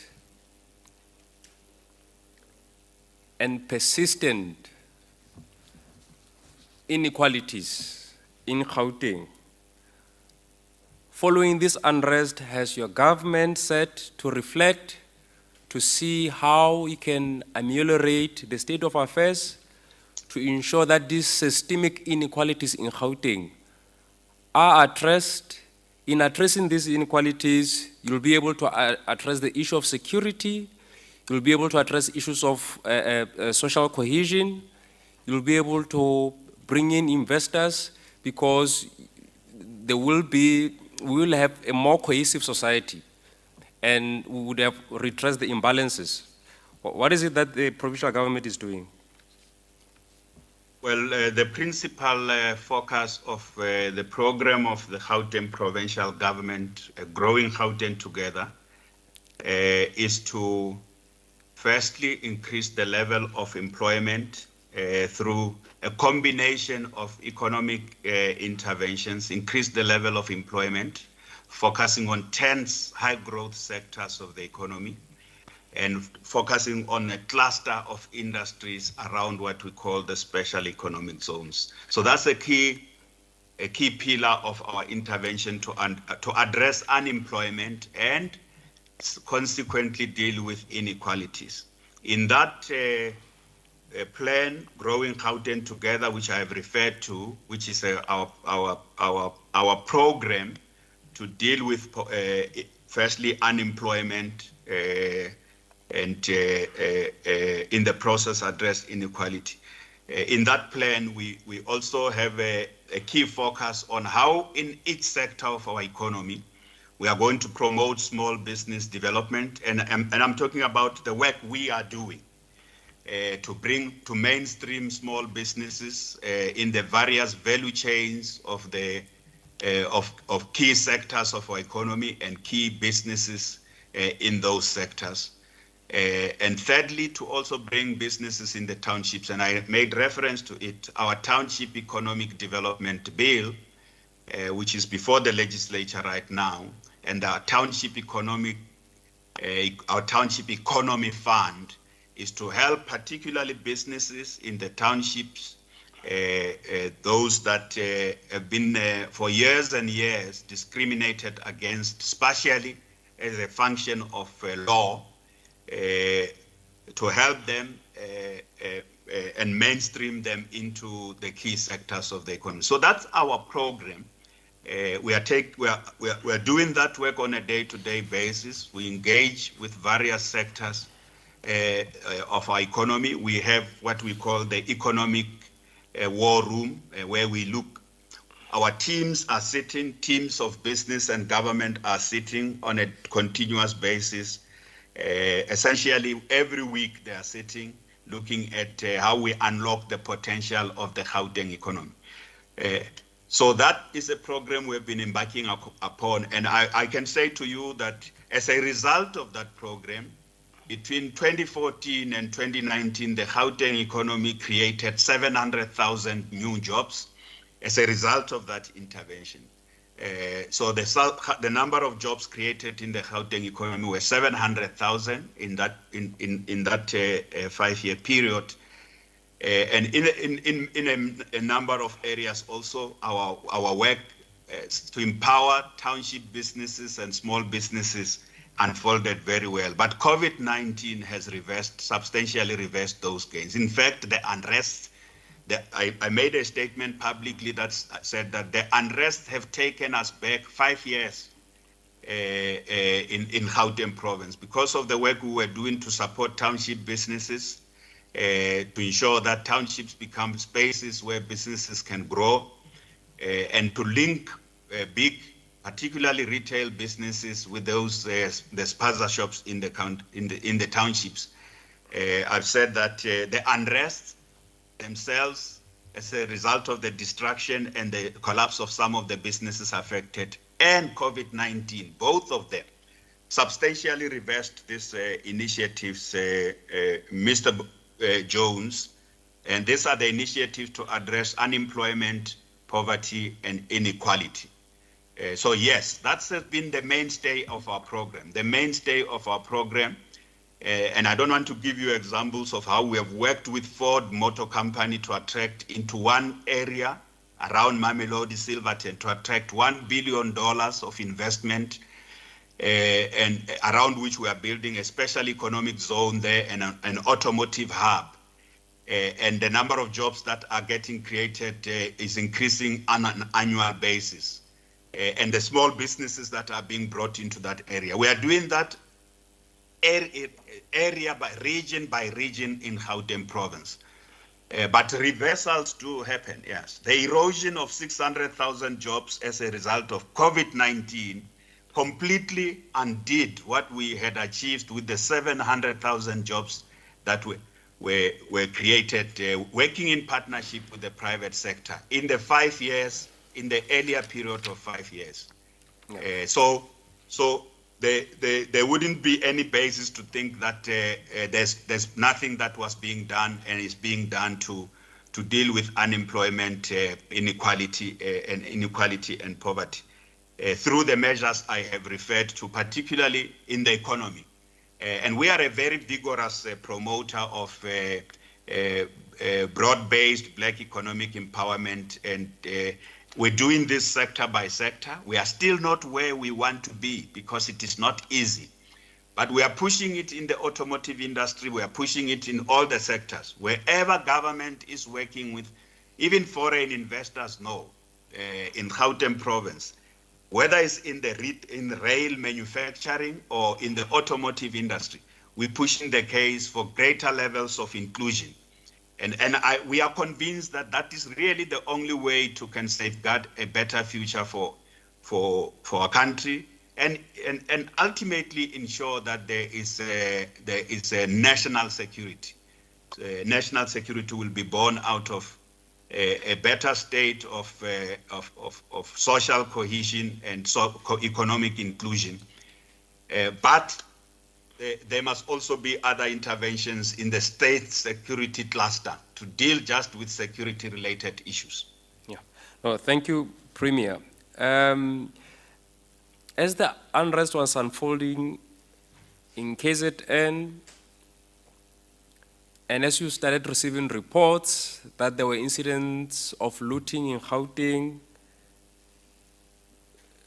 as the Premier of the province, did you convene a special meeting of the executive committee? Did you have meetings with the police?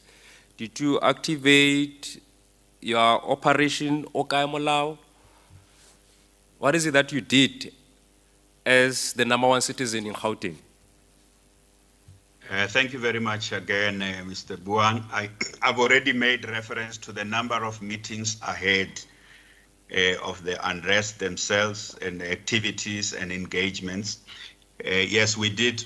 In addition to those sessions of the Provincial Command Council, I also convened a special executive committee, an executive council meeting, that's EXCO, at which we reported that would have been when it was very clear that Gauteng is the next frontier of those unrests. But I would like you to also understand that there was a situation that had some bearing on how much outdoor activity could be conducted, because unlike KwaZulu-Natal, Gauteng was in the midst of the third wave. So yes, most of what we did would have been online engagements online with the various sectors I've referred to already, and then an engagement also with the law enforcement. Even with them, it was largely through online, but we only unleashed ourselves to the ground when we were really going to calm down the situation in different areas in the East Rand, in Ekurhuleni, the eastern part of Gauteng, and in Soweto. I also sent MECs to the different areas where there were the unrest did not lead to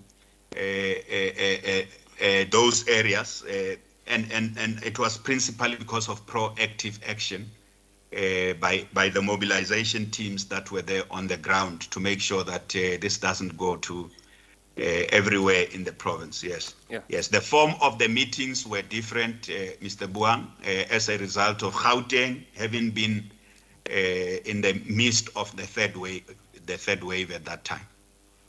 Thank you, Premier. The South African Human Rights Commission has a special mandate in relation to socio-economic rights, and the overall thrust of socio-economic rights is to assist the poor by protecting and advancing their socio-economic interests. During one of the police operations in Alexandra Township, we saw the police conducting door-to-door searches under an operation called Keeper E-Receipt, Operation Produce Receipt. Were you aware of this, this planned searches by the police? In your view, were these intrusions by the police targeting the poor justified?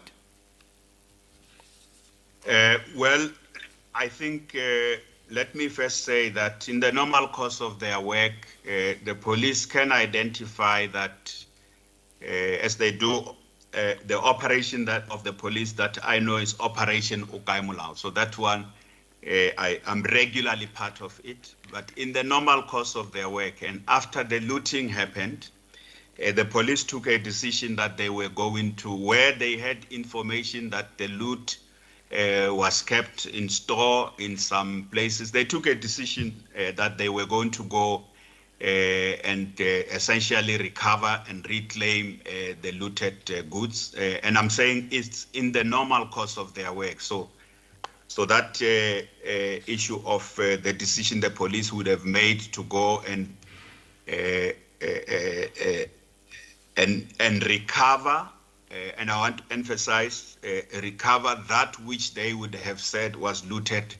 It's something that the police would have taken in the normal course of their work. But I must say, I did see in the course of the police doing that they were now asking for a receipt from everybody and of everything that was there. And it is very possible that when you have bought something in your house, you don't necessarily keep the receipts. It's possible, as they were dealing with reclaiming the looted goods, that they could have, come across citizens who had bought things legitimately and they didn't have the receipts. So that's possible that in the course of doing that, they could have encroached on the human rights of citizens. And I think that, in my view, that cannot be supported. But when the police say they have information that the looted goods are in a particular house and they do searches there and they're able to recover that, that's the normal part of enforcing the law. You can't, if you want to enforce the law, you can't it's not enough just to know that the stuff was stolen from there, it's kept somewhere else. They must follow the law themselves in doing all that. So that's the expectation I have from the police, that everything will be done in accordance with the law. But in that process, if they encroached on the rights of citizens, you know that it is something that we would really not support. Yeah. No, thank you, Premier. Do you perhaps know of any search and seizure operations by the police in Sandton and other suburbs of Gauteng, or were these operations specifically targeted at the people of Alexandra, people of Katlehong, people of Soweto, people of Atteridgeville, people of Tembisa? Are you referring to the siege? Or Operation Keep a Receipt? Okay, just during the unrest. Yes. The unrest took place only in specific locations, because I wouldn't understand if the police went everywhere. I would only understand if the police, where there was looting. So if you say to me there was looting in a suburb and the police, if the unrest would have taken place only where, I mean, the unrest took place and this search and seizures could only have taken place where there was looting, and if there was looting in the suburbs, the police would have done that. And I just want to come back to the only justification that the police would to me, it would only be justifiable if the police conducted those search and seizures around the places where there was looting, whether it's in a suburb or in the township. Where there was looting around those places, the police, the search and seizures would have been justifiable. So, because I wouldn't know all the search and seizures that the police conducted, I wouldn't know all that. I don't want to suggest that I know if they did or not. But what I'm saying to you, Mr. Jones, is that if it is search and seizures to recover looted goods, it can only be justified where looting would have taken place, not anywhere else, not in townships across the province where there was no looting, not in places where there was no looting. Yeah, we both agree that poverty is a challenge in Gauteng. Do you agree with the destruction of maize meal, rice, and all of that in light of poverty levels in Gauteng? You want my opinion? Yes. Not government policy or law. Not government policy. Well, my opinion is that, there are a lot of things, having been Premier of Gauteng and having witnessed the police in action, enforcing the law, and some of the institutions like we have in our country, the South African Revenue Service, I've seen a lot that they seize counterfeit goods. They seize a lot of counterfeit goods that end up getting destroyed, and you can go on and on. The police do the same. They seize counterfeit goods. What do they do with it? They always say they do what the law says they should do. If you ask me, it is repulsive, honestly, to destroy food, destroy even clothing that could be confiscated. Take it out of the market, yes, so that you don't throw this. But this could be disposed of in a way that also addresses the reality that there are people in need. So you're asking my personal opinion. That would be my attitude basically to life. But what does the law say? The police always act in accordance with the law. Thank you. And lastly, you earlier stated that there is a relief package established for small businesses that were affected by the unrest. Has the provincial government considered any form of reparations for victims of the unrest in Gauteng? Well, because there's two categories of victims of the unrest. There's businesses, and there are big business and medium-sized businesses, even some small businesses take insurance. In the normal course of their work, they know that there is risk, exposure, risk, which may also result from acts of public violence or things that can affect your business. So those will take insurance. Small businesses, many of whom operate in our townships, and some even medium-sized businesses were uninsured. Amongst the businesses that I was referring to earlier on, they were uninsured. People used their last savings, and they use their savings every day. That they sell stuff in the street. They earn that's the same stuff, same money they use to put bread on the table. Those type of businesses needed government relief, and I am convinced to say this to the Commission that the social relief and the measures that have been put in place by both national government, social and economic relief measures are adequate to address the businesses, and including the small businesses. So those ones are covered. Now you've got a category of victims that are not the business people. So they are amongst those who lost their lives or who may have gotten injured during the stampedes. So I think the law enforcement, the legal processes in our country, including the inquests, will determine the basis on which. So if someone passed on during a stampede, during looting, it is still one life too many. Loss of life and hurt by the affected family is not minimized, but the circumstances under which that happened will have to be looked at in their own unique way. If someone was shot, and as I say, there are incidents of shootings that have happened by people who were confronting the police and someone died. The circumstances of that victim have to be looked in their own way.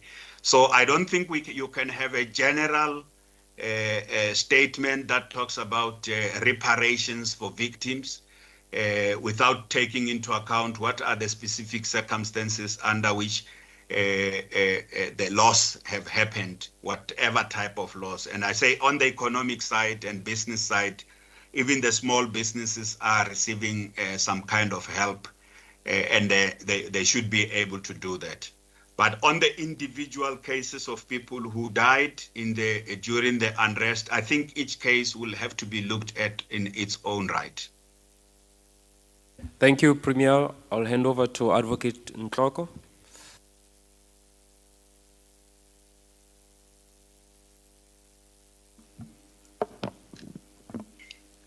Afternoon, Premier. Good afternoon, Advocate. Just some clarity questions from my side, really. I think you've covered most of the things that we would have wanted you to cover. We'll start with the PowerPoint presentation that you provided, which we thank you for. Unfortunately, it's not numbered, so I can't even really direct you. Well, mine is not. There's page 2, and then 3. But after 3, the numbering is completely out. So let's then say it's page 6 of the PowerPoint presentation. That's basically, it starts with a PowerPoint on Sunday, 11th July. I got it. Yes. So my question really has to do with bullet point number 3. If you see that it says the President announced the deployment of the SANDF in KZN and Gauteng. 500 members of the SANDF were subsequently deployed to Gauteng. Do you see that one? Yes. What we needed to know is whether this was a static number or whether there were any changes in the deployment of the SANDF members in Gauteng. Well, I would like to say, Advocate, that that was the initial deployment. Yes. Because both ourselves, both here in Gauteng and in KZN, it was clear that the force levels needed to be increased. And I know that there was, I can't remember precisely the number, there was a period where these numbers increased to 800 in Gauteng of members of the Defence Force. So 500 was at the beginning, but as the situation was essentially by the 12th and 13th, the situation was getting better in some areas, and in other areas we still had persistence acts of, including where malls were attacked. The force levels increased. I understand you saying that you don't have the numbers, but roughly what was the maximum number of deployed SANDF members in Gauteng, in the general numbers that you would have? Okay, as I did say, Advocate, that I think at some point there would have been 800 in the province. Okay, now we'll take that then as a maximum, but we'll obviously have that cleared by the current minister. Yes, yes. And then you also indicated that when the unrest was happening, you had a meeting with the Corona Command Council, but this is just a clarity question. Is the SANDF in any manner or form part of this council? There was a period during the first and the second wave when the South African National Defence Force deployed an officer who was sitting in our command council, but subsequently the South African National Defence Force was withdrawn as per those announcements that would have been made. But in this latter phase, just around the unrest, the South African National Defence Force was not part of our command council. And since they were not part of the command council, was there any information that was then shared with them, considering that you had, envisaged that you would be speaking to the president about their deployment?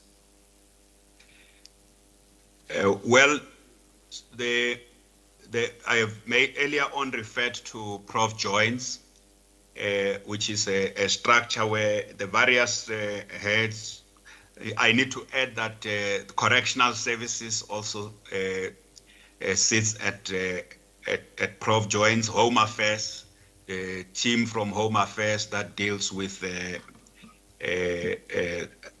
customs also sit there, and those that also deals with immigration, the team from immigration, and the South African National Defence Force also regularly attend Prof Joint. So they may have not been part of the Provincial Coronavirus Command Council at some point, but they are part of our joint security and law enforcement teams that are under the provincial commissioner. Okay, no, thank you for that. Going back again to your presentation, you say it's bullet point 2, Premier. It says, on the same day as the Premier, I decided to request President Cyril Ramaphosa to deploy the SANDF to reinforce the police. The question is twofold, and I'll give you both questions so that you are able to, if you have a fuller explanation, to just give that. Is this the normal protocol when you envisage the deployment of the SANDF? And if not, why was the discussion with the president and not the ministers or the chief of the SANDF? Thank you. I think that's a very, very important question. I've explained how on security matters we work in our province. So the provincial MEC responsible for community safety works directly with the law enforcement every day. And when there are issues to escalate, she speaks to me. And by that time, by Sunday, there was a great concern coming from there that we do need reinforcement from the National Defense Force. I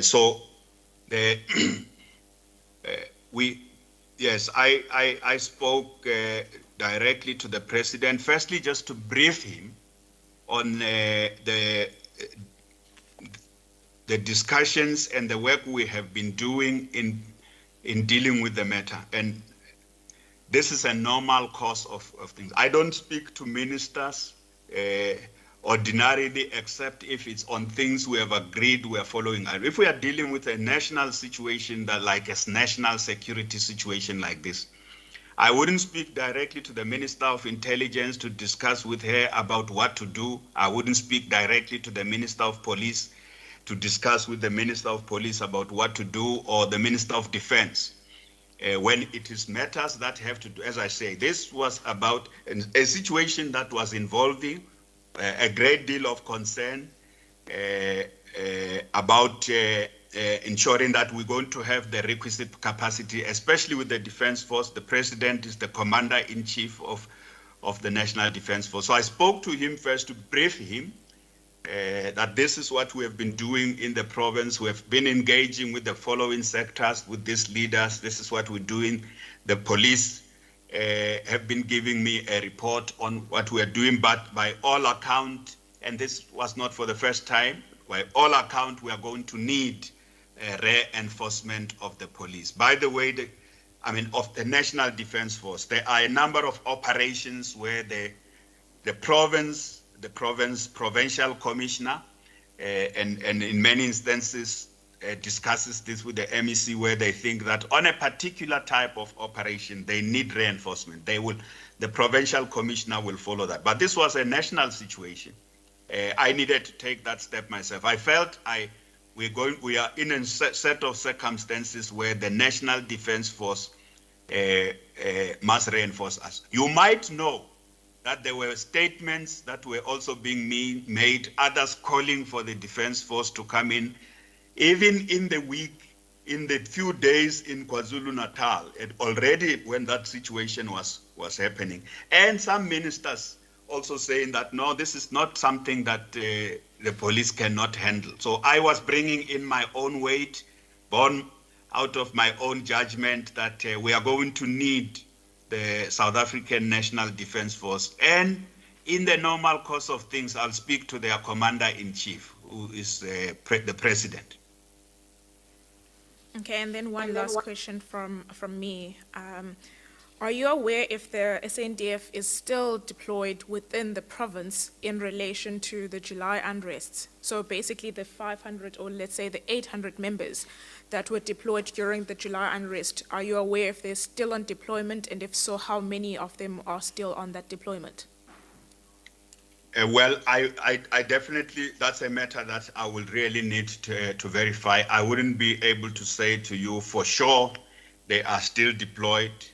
I know there was a period, I think beyond the 14th of July, there was a period 2 weeks from there, or the third week, around the 24th of July, when new social media posters started circulating about the repeat of the same incident. I got very worried at that time, went back to the police to check, will we be able to deal with this situation? It's a matter of public record also that the police in Gauteng were out on the day that it was a day of mobilization. Out of these many social media posters, which I said to the police, you can't be found caught off guard again. But I am sure that around that date of the 24th, the army was working with the police, the private security companies, the mobilization of the metropolis across the province, and the taxi industry across the province were all working under the command of the police, just to make sure that there is no incident that will undermine peace and stability in the country. But after that, I wouldn't be able to say if the members of the South African National Defence Force are still there. And I think it may as well be an operational issue that I will check with the provincial commissioner. Thank you so much, Premier.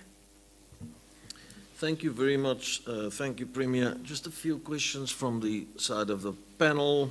I will start, first of all, just by saying that, yes, I think the social media posts and posters and voice messages that you have may also assist us in terms of this whole issue of whether or not there was an insurrection, insurgency, and so on. But what I want to ask you is, so it's quite important that we get that from you, please. But what I want to ask you is, was there any one of these messages, one or more of these messages or voice messages that conveyed clues on who the organizers might be or not? The organizers, I mean, if we take it that it was organized. Clues, I wouldn't know, because all I did was, whenever that was brought to my attention, I'm not an investigator, I would just forward that to the relevant law enforcement agencies. Okay, thank you. So quite some time ago, there was the Farlam Commission that pointed out quite clearly that there should be more public order police officers. And even the Portfolio Committee of Police, when meeting with the South African Police Service, also insisted that public order police numbers should increase, and that was supposed to happen. But now, and I'm sure you were also aware, even before the unrest, that these numbers are not what they're supposed to be. Were you aware? Well, Commissioner Gaum, in general, we have been, myself and the MEC for Community Safety we have been the spokesperson of the police. And this happens because we work so closely with the police. We know all their constraints. We know their resource constraints. That's why we end up deciding we must buy them additional vehicles for this unit to do their highway patrols. We have to do that for policing high density informal settlements. We must add onto their resources mobile police stations. So as a matter of course, because we work so closely with them, we know all their resource constraints, including police numbers. And we, as I say, we are their spokesperson. We raise the police numbers regularly with our counterparts at a national level.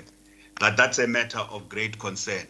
And they always offer their explanations about the processes they must follow, the budget. You remember, policing is a national function. Those decisions are made at a national level, and that's the explanation they will always follow. But we raise this issue regularly, not just for public order policing, just police numbers, which are invariably inadequate, given the density of the population in our province and the nature of the communities. And if you say you raise it regularly, you mean you raise it as the Premier? Okay. Or is it the MEC for safety? The MEC for safety, and even when we have police operations which we do from time to time, I do join police operations with the Minister of Police and the National Commissioner. The issue of police numbers, it's something that I have also personally raised. When we were handing over the vehicles to the police, I've also raised, not just the MEC. And with who would you raise it, and with who would the MEC raise it at national level? So obviously, as I said, we have raised it with the Minister of Police, who would indicate how many new police posts are available. So both myself and the MEC, and it will always be issues of budget. How many police posts are being allocated to our province, and how many new police recruits we will get out of those that graduate from police college. Yeah. Okay, thank you very much. I suppose you're also aware that you have only 2 water cannons in that province of Gauteng. Yes, I am aware. That's one of those police resources issues. Yes, and that according to the Gauteng Police Commissioner, the ideal number would actually be 10 instead of 2. Yes. Yeah. Yes.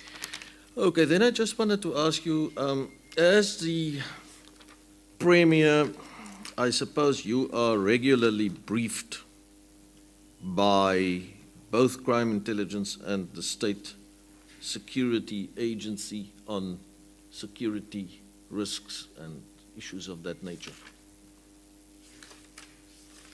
Yes, as a matter of course, I receive regular notes from the state security on matters that affect the security in our province and the course of action that needs to be taken. Most of that course of action is taken at prov joints, because it is also at the prov joints where every department of government is represented, not just the security related departments, but all departments of government. So I do certainly receive regular reports from the state security. And with regard to issues of crime intelligence, I receive reports from the Provincial Police Commissioner on specific matters that are of public concern. Those I do. Yeah. But it's not as the reports are given in a structured, continuous way as we get briefings from state security. That I do receive regularly. Yes, and the evidence thus far before the Commission seems to suggest that, and as you also indicated, that there was no pre-warning from the side of the intelligence services pertaining to the unrest, correct? Yeah, certainly not. Not in the format that the intelligence services always say. There's the follow. We have identified the following incident, and the following people are involved, and this is what they are trying to achieve. And usually there will be other things they suggest if it's issues that politically can be dealt with. And I'll give you an example. If there's a protest in the community and it requires my intervention with provincial government or a mayor, if it's a community matter like that, they will also identify what they recommend must be done. But if it's issues of law enforcement or criminal activity, they will say that the matters have been referred to the police. Yes. So it's definitely the form of reporting that they normally provide to us about particular incidents coming or having happened. It's not in the run up to this those unrest. Not crime intelligence, not state security was able to say to us the following people are organizing this type of activities that are coming. I said to you that we have relied a lot on the information that was coming to the social media, sending it to them to verify and follow up with. Yes. So what I'm trying to find out is, in these briefings that you have never picked up before, or did you, that there are gaps concerning intelligence information in the sense of no pre-warning for security risks that later actually materialize? Well, you're talking about the unrest only, or just on in any general. other matter? Yeah, before in general, the unrest. I also know that, let me say that I'm one of the premiers, having been a premier for a slightly longer in the sense that I'm serving my second term as the premier. I I have also been able to establish that even with this, the police and state security in our province, they were working fairly well to identify threats and risks and ask us on the area of where politically we can deal with those threats and risks, ask us to carry out our interventions. And on many occasions, we were able to do that. I certainly wouldn't agree with anyone who says generally both crime intelligence and state security in general have not been on top of their game. I am actually, I'm asking the question, why was it so difficult for them to get to a point to where the trouble is coming on this case? They have been very effective. That's what I want. I want to bear them out. On many, many occasions, the state security in Gauteng province has been very effective to raise threats that require response, and sometimes the response is not adequate, either on the law enforcement side or on the political side. But on this particular case, it was a touch and go issue. So it is something of great concern to me. I'm still asking myself a question. Why was the intelligence services cut off guard? Now, we understand there are reports of potential unrest today, Black Friday. We've also asked the Premier of KwaZulu-Natal about it, and he said that, you know, everyone is on alert, etc. Has there been any intelligence about this, or is this once again social media that is pointing to potential unrest today? Actually, what has happened, Commissioner Gaum, is that as a result of some of the gaps we saw at this, we basically said to the law enforcement agencies in Gauteng that you can't be caught off guard again for the second time. We said to them they just need to do their work, and I gave you an example of the events of the 24th, where there was information that was going out there, 24th of July. There was information that was going out there that there was going to be a repeat of what had happened. And then again in August, there was another, just based on information.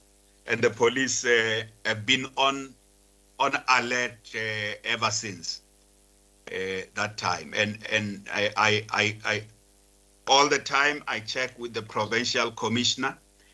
If there is an incident that's being reported, the police, and in this particular case, is joint operations with all the security agencies, and they also draw in here the private security companies who are always part of the police operations. They bring their resources into this, but they operate under police, the leadership of the police. So the long and brief of my response is that the police are under alert all the time. And that, I suppose, also specifically goes for Gauteng, given the history of these incidents spilling over. Yes. Thank you. So, Premier, I just wanted to know from you, do you, in your view, was the looting due to the so-called looting, due to poverty, or do you think the poor people were actually abused by what you term the organizers of the unrest to reach the goals of the organizers of the unrest? Well, I've already said, Commissioner Gaum, that just looking at the pattern of looting and understanding, it doesn't mean poor people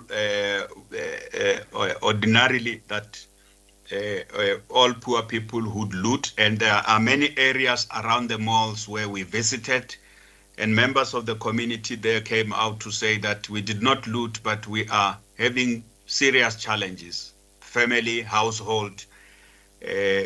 But quite clearly, in my view, and this is a judgment issue, I quite clearly the orchestrators and organizers of this systematic effort to undermine a democratically elected government took advantage of many, many things. And I've already said, took advantage of understanding that because there are areas where the police said to us that the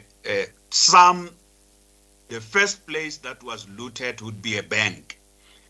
And those who were looting a bank, and this is something that you can verify with the police, in a mall, the bank was the first place of looting. Once the ATM machine is ripped open and the looters arrived there were those who were just going for that and leave the rest. So it will be a correct conclusion to say that the poor people were taken advantage of, but to try and do something more than just feeding the poor. I will agree with a conclusion that says poor people, that situation was taken advantage of, and it's a matter of course that we know now that even in many areas, poor people are the ones who stop the looting. Thank you. Last one from my side is you've already dealt with the businesses, including informal businesses and the impact there. But what was the impact of the July unrest in Gauteng on health, education, and in the context of health, also the vaccination program? And how has this been mitigated, and to what extent has it been mitigated? So obviously the unrest, as I said, started midnight on the 10th of July, that was Saturday. That Sunday, Monday, Sunday the 11th, Monday the 12th, and Tuesday the 13th, and this kind of went into the 14th. Our health services were severely disrupted. You remember I said we were in the midst. Gauteng was just at the top. You know, the third wave was the worst for our province in terms of the level of infections and the number of people who were infected, the cases and the hospital admissions, and people who succumbed to COVID. So the third wave was the worst. So this unrest were taking place in the midst of that. We were also rolling out our vaccination program. There are a number of our facilities that for at least Monday, Tuesday, they were so affected, and I would even say Wednesday. So the 12th to the 14th, they were so terribly affected because in some places, in Shawela, in Soweto, a clinic was also robbed of medication. In the midst of all those unrest and the looting that happened, some thugs came into our clinic in Soweto, and they looted some of the medications and robbed of the nurses of their valuables in the midst of all that. But for 3 days or so, our vaccination program and generally the movement of our ambulances were terribly affected in the areas that we have referred to, areas where the unrest have not stopped and the looting was continuing. The health services were disrupted.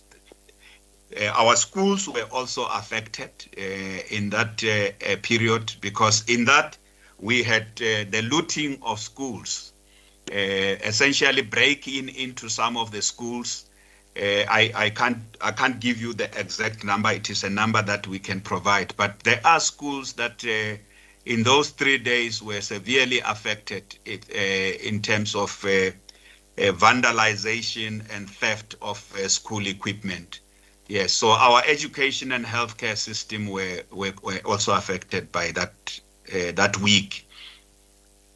And just the second part of that question, to what extent has been mitigated by the government in the meantime? So from the point of view of our vaccination program, I would say that I think the following week we were back on track.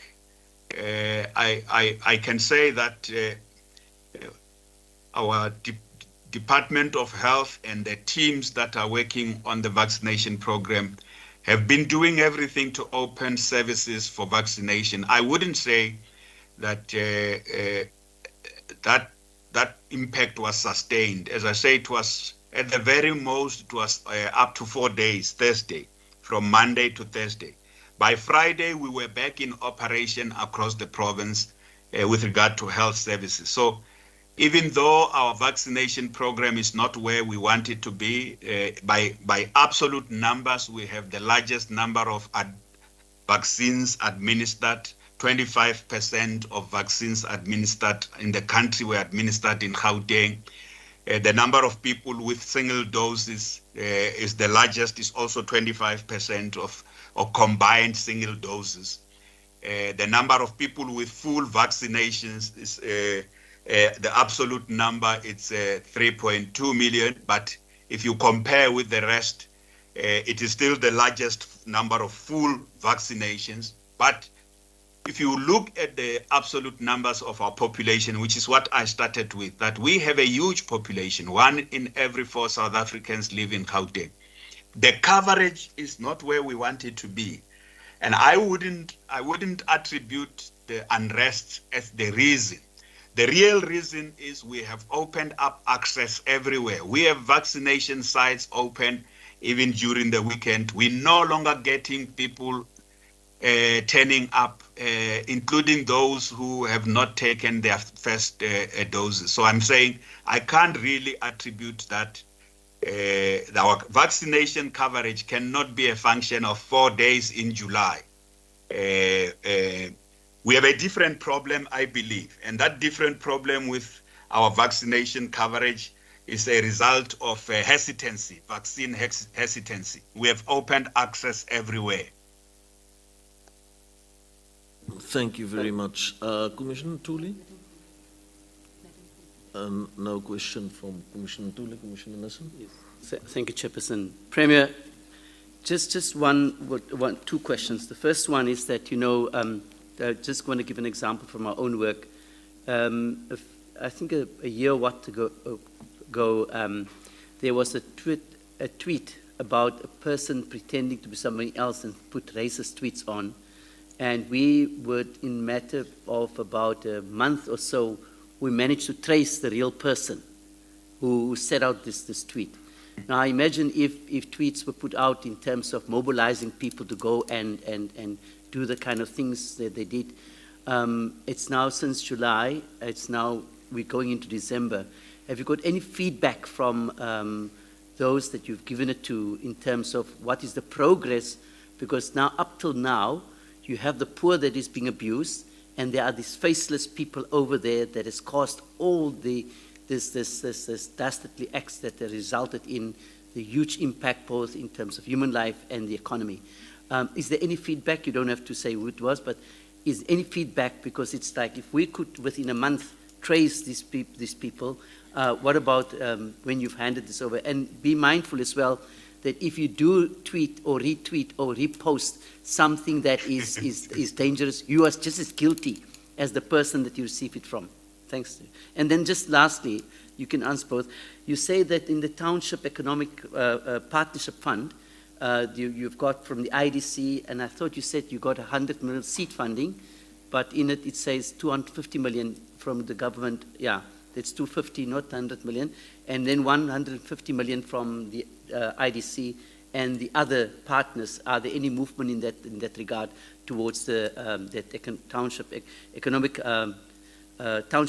Partnership Fund, which I must say is very commendable, Premier. Thanks. Just on that point, the South African Human Rights Commission actually got Twitter to trace the person for us. It was a bit of a problem initially, but eventually they worked with us and they did that. So that is perfectly possible.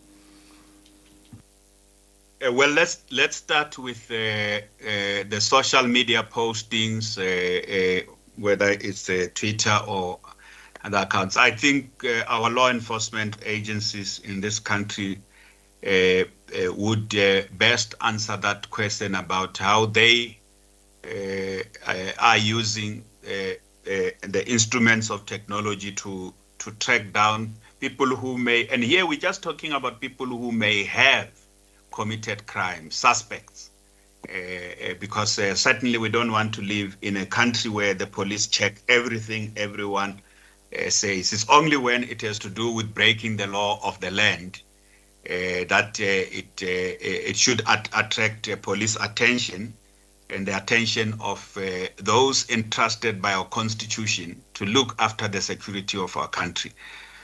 So you, the commission says that you, as a commission, you were able to track who the person who sent out a message, and I know, as a matter of fact, I know that our police have ways they are able to track this.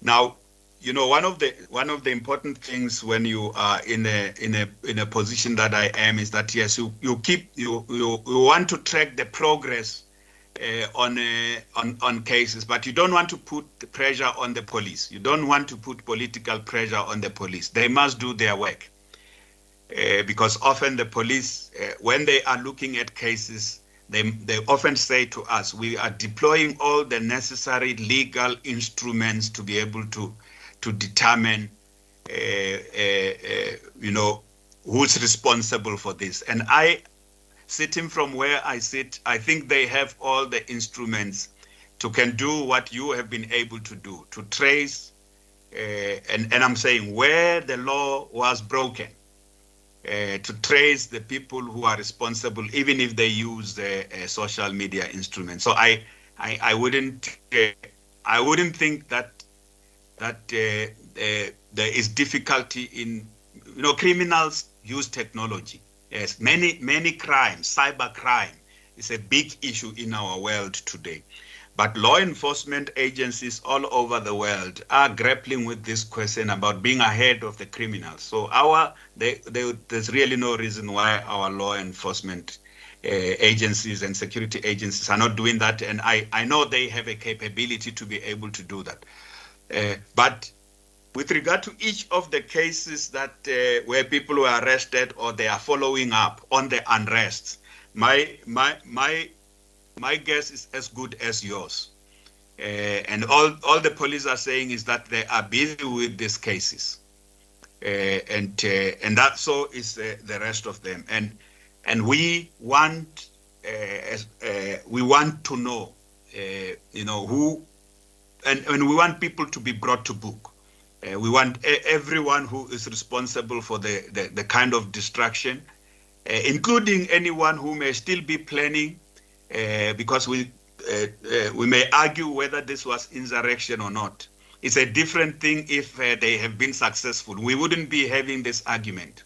And I would also like to say those in our law enforcement agencies who may have better evidence to say they stopped things from happening, they should be able to know who is responsible.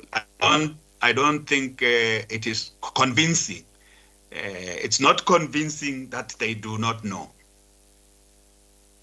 So they should be able to track those who have broken the law, not those who have just echoed their sentiment, expressing a particular view, because as I've said before, to express a view without breaking the law is a different thing from participating in an act of treason. It's a treasonous act, an act of trying to bring down a country, to bring down an economy, to bring down infrastructure. Those are the people you and I, believe that our police in this country and the intelligence services have a capacity to find who they are. And they should find them. On the township economy, The numbers that you were referring to, Commissioner Nielsen, yes, there's an amount together with the IDC of 100 million that we a portion of that, but there's another 100, and so the total 250 million are different components of our intervention. Some of it are dealing with the COVID, those affected by COVID before the unrest. And the portion of 100 million deals with those affected by the unrest. And as I say, so in total, yes, the Township Economy Fund is 250, but we think it will be more because we are getting different businesses putting forward into the Township Economy Fund for both helping the businesses that were affected by the unrest and helping those affected by COVID, but also going forward, supporting any other township innovation, small businesses or digital businesses owned by young people. So if I spoke about that, the Township Economy Fund as if it's only for dealing with the unrest, those affected by the unrest, I may have come across inaccurately. It's not dealing with only those affected by the unrest. And the contribution of provincial government and the various stakeholders, it's actually we think we will be able to reach R1 billion. That's our target on that fund. And Emisita has been saying to me that we have a lot of pledges that are currently around 500 million pledges. But from the provincial government and the IDC side, 250 million.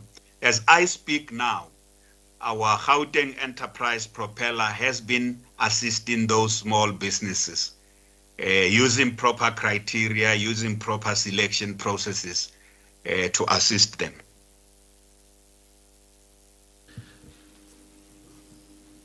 Thank you very much, Premier Makura. Thank you for cooperating with us and for setting aside time for this hearing today. We really appreciate it very much. We are also just from our side trying to get to grips with what exactly happened here, given that a number of human rights violations took place in the process. Thank you so much. We appreciate it and we greet you. Thank you so much. We will rise for lunch now, I think, because the Minister of Defence is next at 3 o'clock. So we'll be back, let's say, at least 5 to 3. All of us seated, please. Thanks.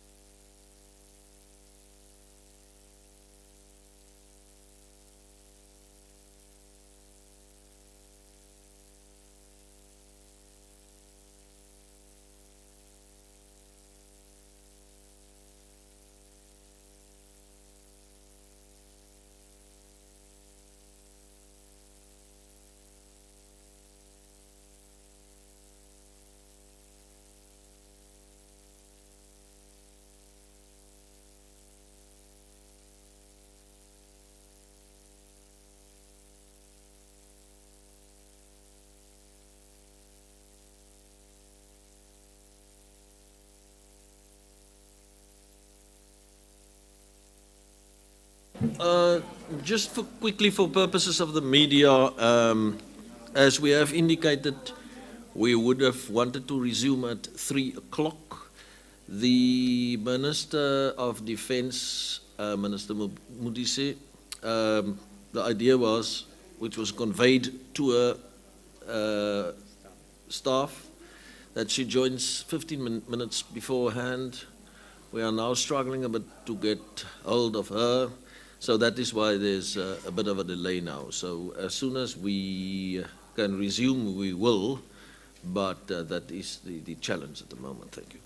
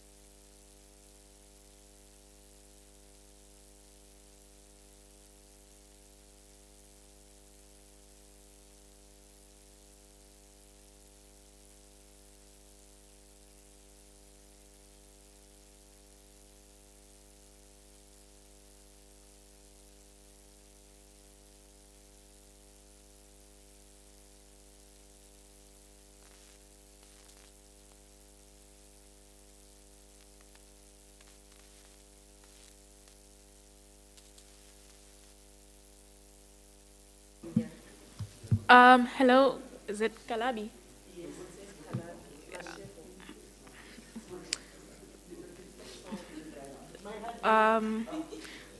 Mashiko, we see that your speaker is going on and off, but we are not certain if you have unmuted yourself. There's no sound from you. Yeah, you are unmuted, but there's no sound from your side.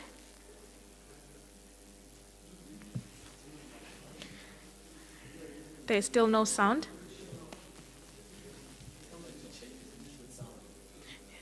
It looks that way because they're unmuted. Can you kindly switch on your video so that we can see if your video and sound, because we can't hear any sound from your side.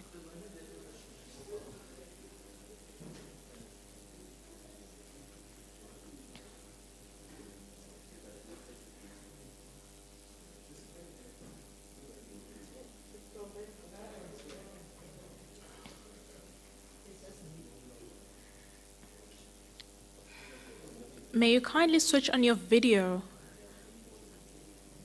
I see your hand is raised, but we can't hear anything from your side.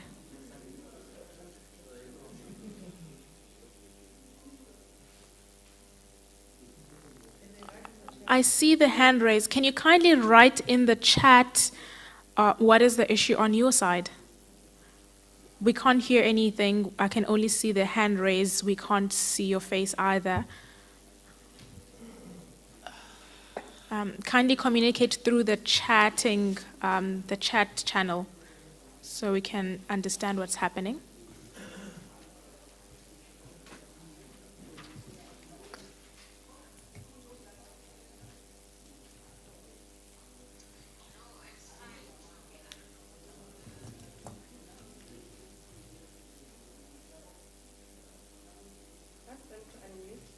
Kindly unmute.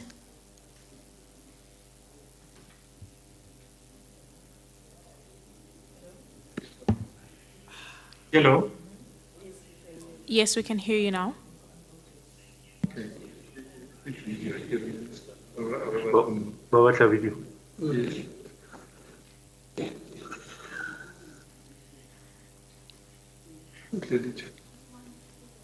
May you kindly switch on the camera? Yeah, we. Okay, this thing. I think I drop up. Please, when you're here, it will appear somewhere. I mean, up here. Okay. By some questions. Okay.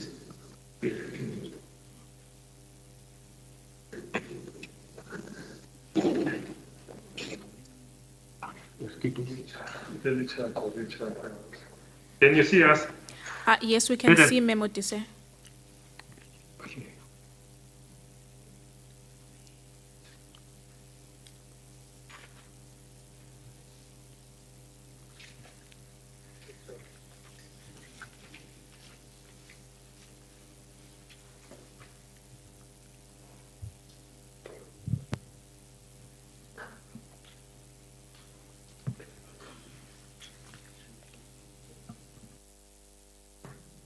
Okay, it seems that everything has now been sorted out. We would like to welcome the Minister of Defence, Minister Thandi Modise.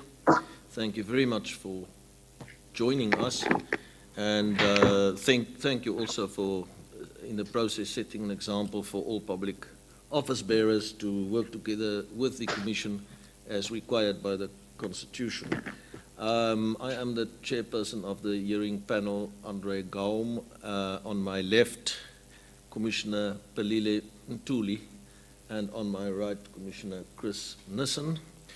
Minister, we have received your statement. Thank you very much for that. I don't know if you want to present that to us or if we can take it as read from our side, and then our evidence team will start with certain questions directed at you. May I just also indicate that unfortunately now we have started a bit late due to the connectivity issues. And therefore, there might be the possibility that we will have to start now and then reschedule at some point for the last bit if we don't finish. If that is fine with you, we would be very grateful. Minister. Chairperson, good afternoon. I do apologize for the late connection. We couldn't help it. I think we must take my statement as read so that we can save time. But I must also upfront advise that if we do not finish today, we might have to recall me in December, because I will leave with the President on Sunday and only come back around the 11th of December. Yes, no, thank you, Minister. We will most definitely accommodate that. No problem about that at all. It might then be that we are planning to have another session for a week in January at some point. So that might be then the one. But there's no problem with that whatsoever. Yes, Advocate Lotz, you will start, eh? But before you start, Minister, I just need to administer the oath quickly. Are you willing to take the oath, or do you want to affirm the truth of your evidence? I'll take the oath. Thank you, Minister. Minister, do you regard the oath as binding on your conscience? Yes, I do.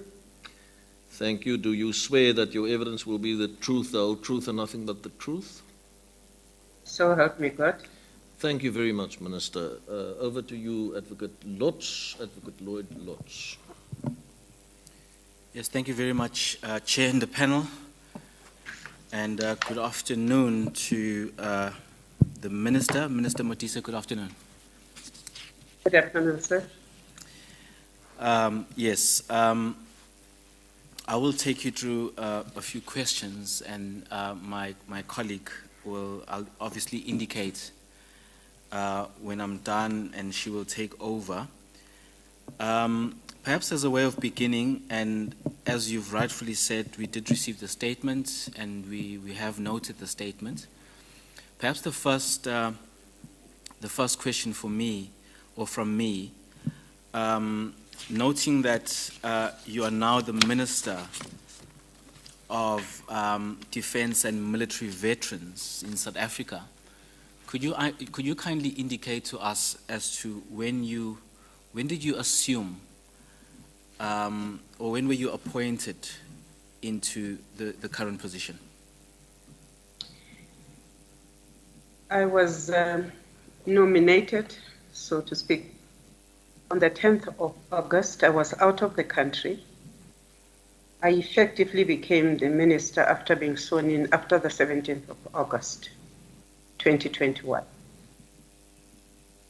Okay, so nominated on the 10th and then sworn in on the 17th of August? Around that time, yes. Okay. Thank you very much for that. One of the issues, or rather in the communication that you had received from the Commission, because your statement, of course, was a direct response to that, you did note that part of the statement, or rather the letter that was sent to you, had highlighted the purpose, if I may call it that, of this national hearing on the July unrest, in as far as what happened in Gauteng and KwaZulu-Natal. You would recall that?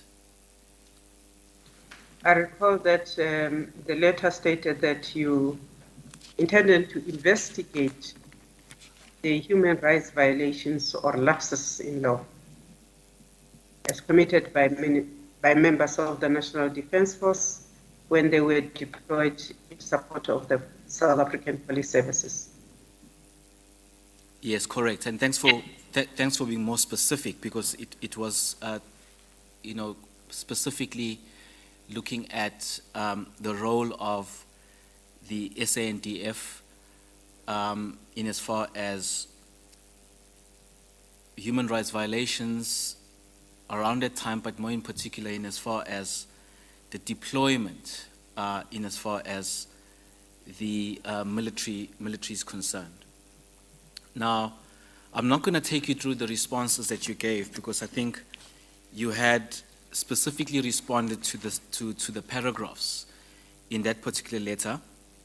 And I think, if I may just summarize, because the panel is also has a copy of your statement, and maybe you can agree or disagree, but as a matter of summarizing your response, it did become clear that you quite emphatically do state that you are not aware of a series of the things that were raised there in relation to racial profiling, in relation to causes of the unrest, and also in relation to any socio-economic, spatial, and political factors. Am I correct if I summarize it that way? No, you're not.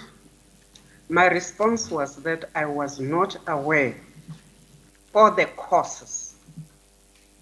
I didn't say, because if I say to you that I was not aware of the racial categorizing of people, I would be saying to you I did not watch TV, and I watched TV. I saw what happened in Natal. I am simply saying I, at that particular point, was not aware of the causes, because that's what you asked me about, the causes.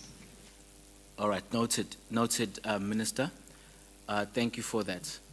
I just wanted to clarify. I wanted to just clarify that so that we are all on the same page. And thanks for further clarifying, as you indicated that, like the rest of us, we were all glued to our screens and we got to see what was going on at that particular point in time.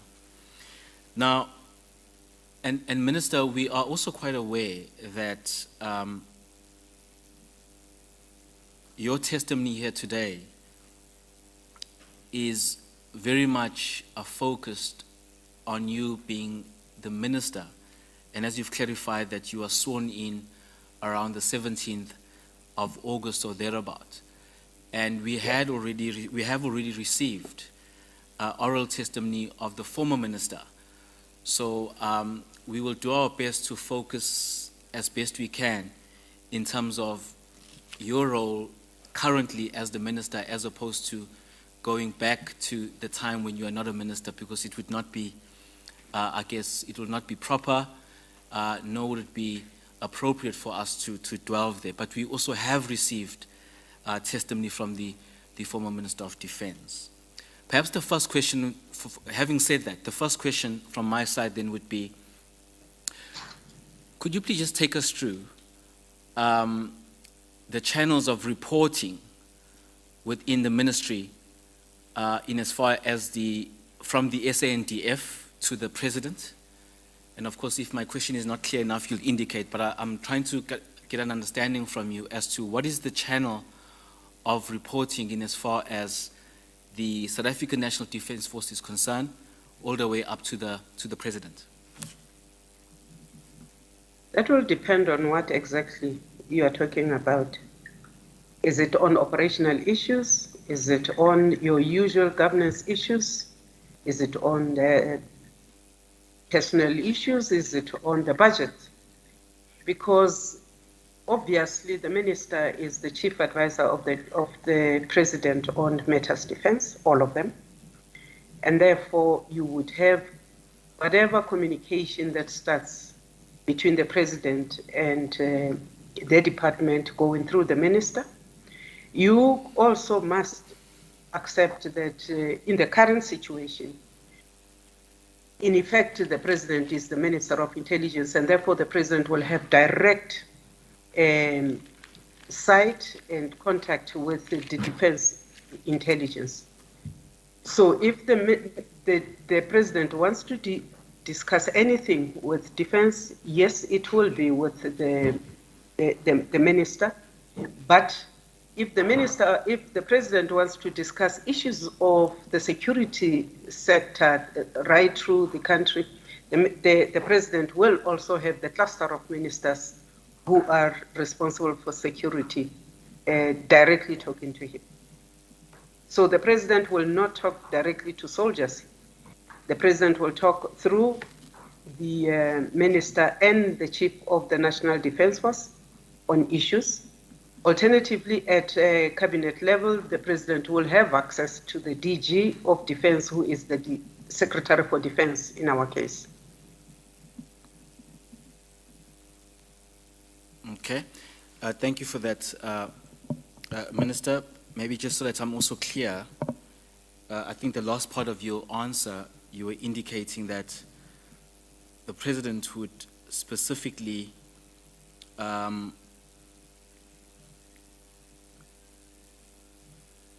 talk through to the South African National Defense Force through yourself and the Chief of the SANDF. Did I understand you correctly?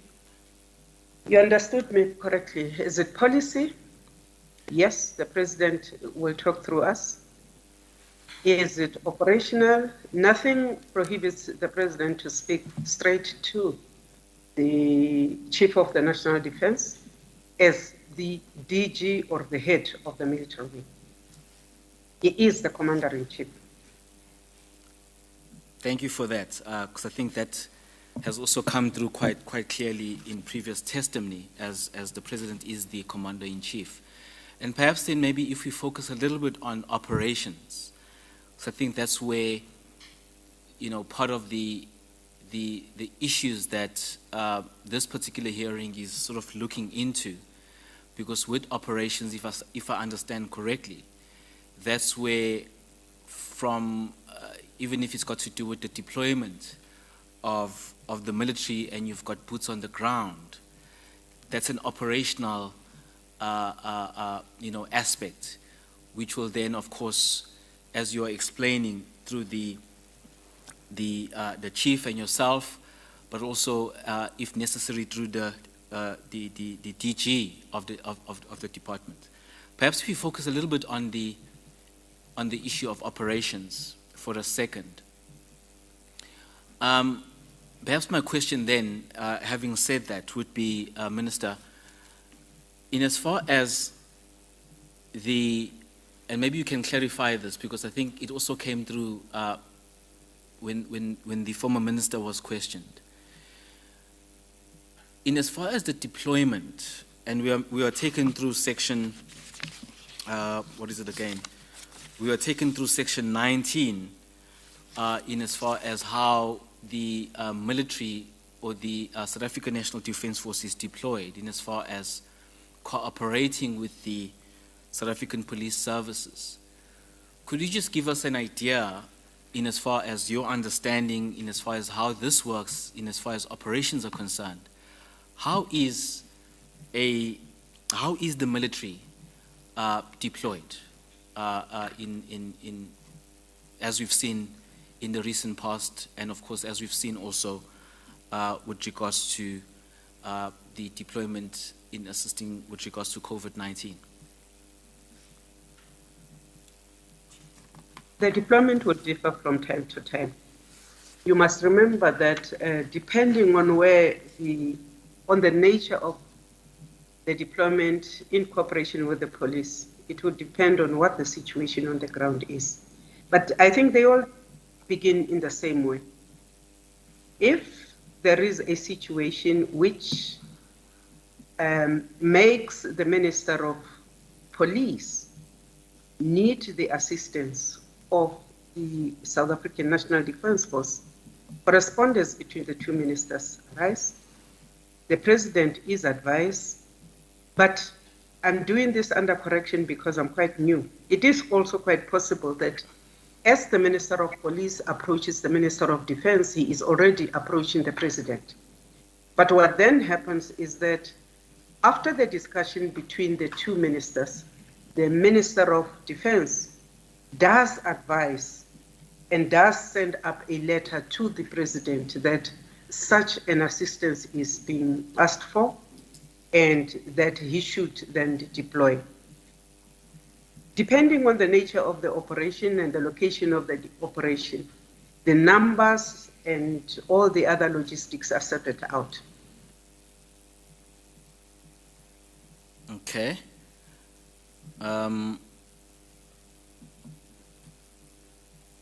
Thank you for that. I don't know if it is clear that when members of the National Defence Force are deployed in support of the police are the lead department, because that they are deployed in support simply because the defense does not have a mandate to operate internally. And that is why they will always be in support of the police, which means that where they are deployed, for instance, if a police officer is within range, it is the police officer who will give the instructions, it is the police officer who will instruct, it is the police officer who will arrest. Okay. No, thanks for clarifying that. In fact, it was one of the follow-up questions, but you've already answered it, because it's as if you preempted that that will actually come through. Maybe before I move on to the next point, and you've said something quite interesting, because I think it's something that that I'm flagging in my head right now, that the president is actually the chief of what's the correct term you used? He's the commander-in-chief. He's the commander-in-chief. Now, yes, as the commander... Oh, sorry? I was saying he's the commander-in-chief. He deploys. He deploys, correct. And in such deployment, as the commander-in-chief, is it also possible for the commander-in-chief to actually make the call without any advice from or request from the Ministry of Police, or without the request from the Ministry of Defense? As the Commander-in-Chief, can he make the request or the deployment? Hypothetically, I think it can happen, but it is most unlikely. It has never happened in this country. The president would... That situation out of the blue, without anything that motivates or that says to the president it is time to deploy, it is highly unlikely that the president would, out of the blue, just deploy. Okay. Now, maybe back to the issue, because I think we are starting off with regards to how the deployment is done, and you somewhat took us through, in fact, you took us through the channels, and you are also elaborating on how it could depend whether it's policy or whether it's got to do with the budget, and also whether it's operations. And I then requested that if we could just zoom into operations, perhaps while still on operations, when you took over office on or about the 17th of August, what handover was done, if any was done, in relation to what happened in July, in as far as the unrest is concerned? When I became minister, the members of National Defence Force were already on the ground in both Gauteng and KwaZulu-Natal. In fact, I came in at the point where the first month and the term for that deployment was ending. There was a request to extend. Effectively, I did not get any, other than to ask for whether what I was seeing in TV was correct, whether the numbers were correct, and all of that. There was nothing else. But also you must remember, at that point, when the president was deploying, the president had to, actually it is demanded by the law, the president cannot deploy for more than 14 days without informing Parliament. And therefore, as the President was deploying as Speaker of the National Assembly, I had already received the intention to deploy. I had already sent such information also to the Portfolio Committee. In fact, not the Portfolio Committee, the Joint Standing Committee on Defense on the deployment of the soldiers in support of the police service.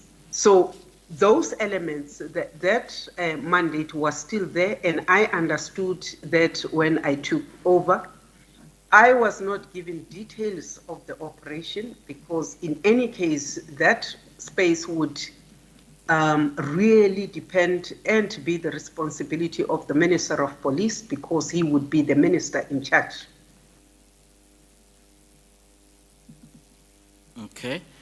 And when you say no details, could you just elaborate a bit? Are you specifically saying that given that the deployment happened prior to you taking office, and also because the deployment was in support or rather in cooperation with the South African police services, there wasn't any further detail that was given to you at that point in time when you took over?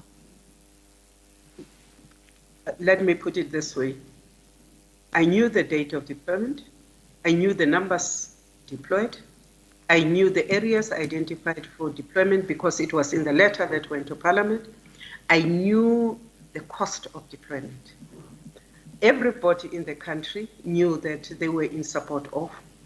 If at that time the focus of the deployment changed, the President would have had to write to Parliament and say, because this and this and that, we are going in this direction. That did not happen.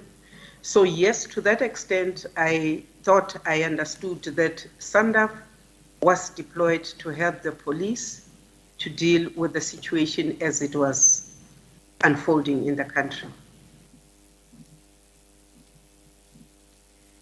Okay. And for the record, if you are asking me whether I was sat down and told that Operation A and Operation B, no. That, in fact, it would have been wrong for me as a minister to be given operational intelligence of anything unless it was really under dire circumstances. At that instance, what SANDF was doing was simply to be in support of the police. There was nothing untoward. If there had been, which was the focus of my response to you, if there had been any violations of human rights, then it would have been the first report on my desk when I became the Minister of Defense. And that is why I said, no, I have no knowledge of any abuse or lapse because there were no reported cases. Okay. No, thanks for clarifying that. And maybe for the record as well, I think you were indicating, Minister, that because you were aware of the areas, the numbers, the costs, you were specifically mentioning that you knew Yes. that because at the time when the deployment was being effected, you were the Speaker of Parliament at the time, of the National Yes. Assembly. Of the National Assembly. Okay, no, thank you. I just wanted to, so that we are clear for the record and that my understanding is also correct in as far as your response. But thank you for that. Now, maybe if we just move on a bit, Minister, what is the current status of the deployment as we speak now? The deployment, you will remember that the President deployed from July up to August. There was an extension for a further 30 days. At the end of the 30 days, all our troops were back in bases.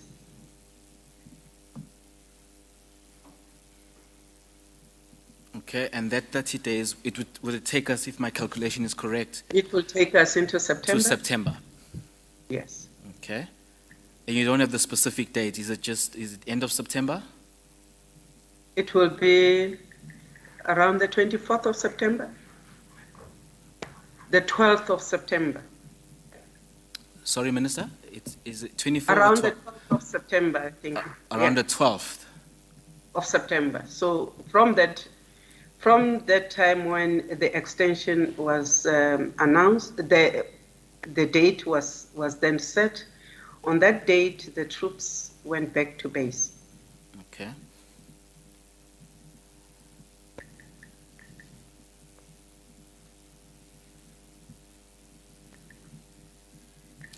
Now, Minister, I must raise this one because I think it specifically came through this morning when the Premier of KwaZulu-Natal, Mr. Sihle Zikalala, was giving testimony, and also last week when the Durban Chamber, the CEO of the Durban Chamber of Commerce, gave testimony as well. And I know this is speaking about what happened when you were not minister. However, perhaps it's just a comment or a reflection, if there is any, from your side. There were reports, and I think the Premier this morning was also confirming that when the deployment was had around July, there were some challenges in terms of getting members or troops to some areas. And then the chamber or the business, the Durban Chamber of Business or Chamber of Commerce rather, stepped in and assisted in the sponsorship of vehicles, we were told, accommodation and other forms of assistance. And it was confirmed, by the Premier, and he even went as far as, when asked for comment, he even went as far as giving support for that, given the sort of unprecedented nature of events and what was going on at the time. And I'd like to put the same to you, is that having now learned, if you are not aware of that, but if you are, it's also fine, but what would be your comment with regards to private business, members of the community providing support to the South African National Defence Force, in as far as perhaps with some of the logistical issues, accommodation, use of vehicles, and the like? I think that we must go back to July. When this operation began, when the President called for the deployment of the SANDA in cooperation with SABC, the Defence Force was, in effect, beginning to move out, deploying its members for operation in cooperation with the SADC forces in Mozambique. So when the call to deploy internally in support of the police came, your Defence Force commanders had to step back and start rationalizing and changing their plans. So it is quite possible that you might have had then an issue of which vehicles which we had actually designated to be on their way to Mozambique do we sacrifice, and that kind of thing. It is also a point that we must take into consideration that South Africa had never foresawn that it would have a situation which we went through in July. And therefore, there would not have been any contingency to bring us to a point where we will say we were quite prepared.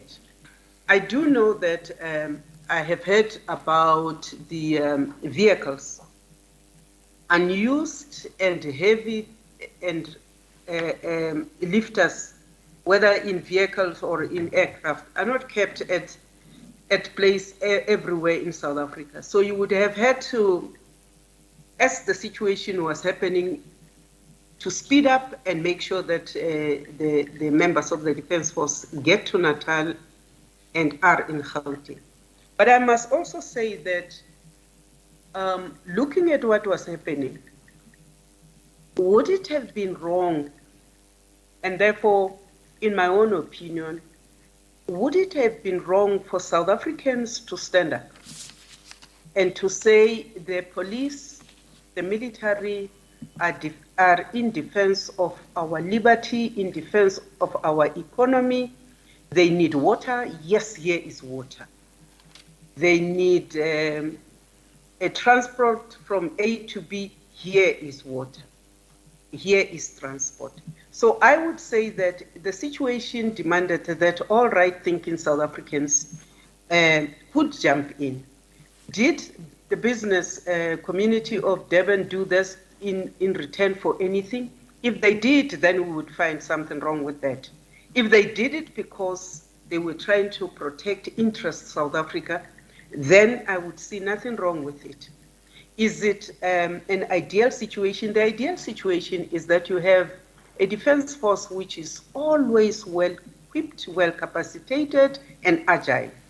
Is our defense in the current circumstances like that?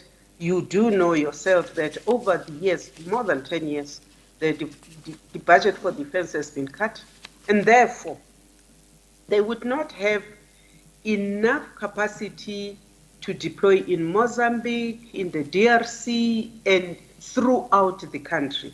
Because as this situation was developing, both in Gauteng and in Natal, you have to get into the situation of the military and the police, that they would be on guard to divide all their assets throughout the country.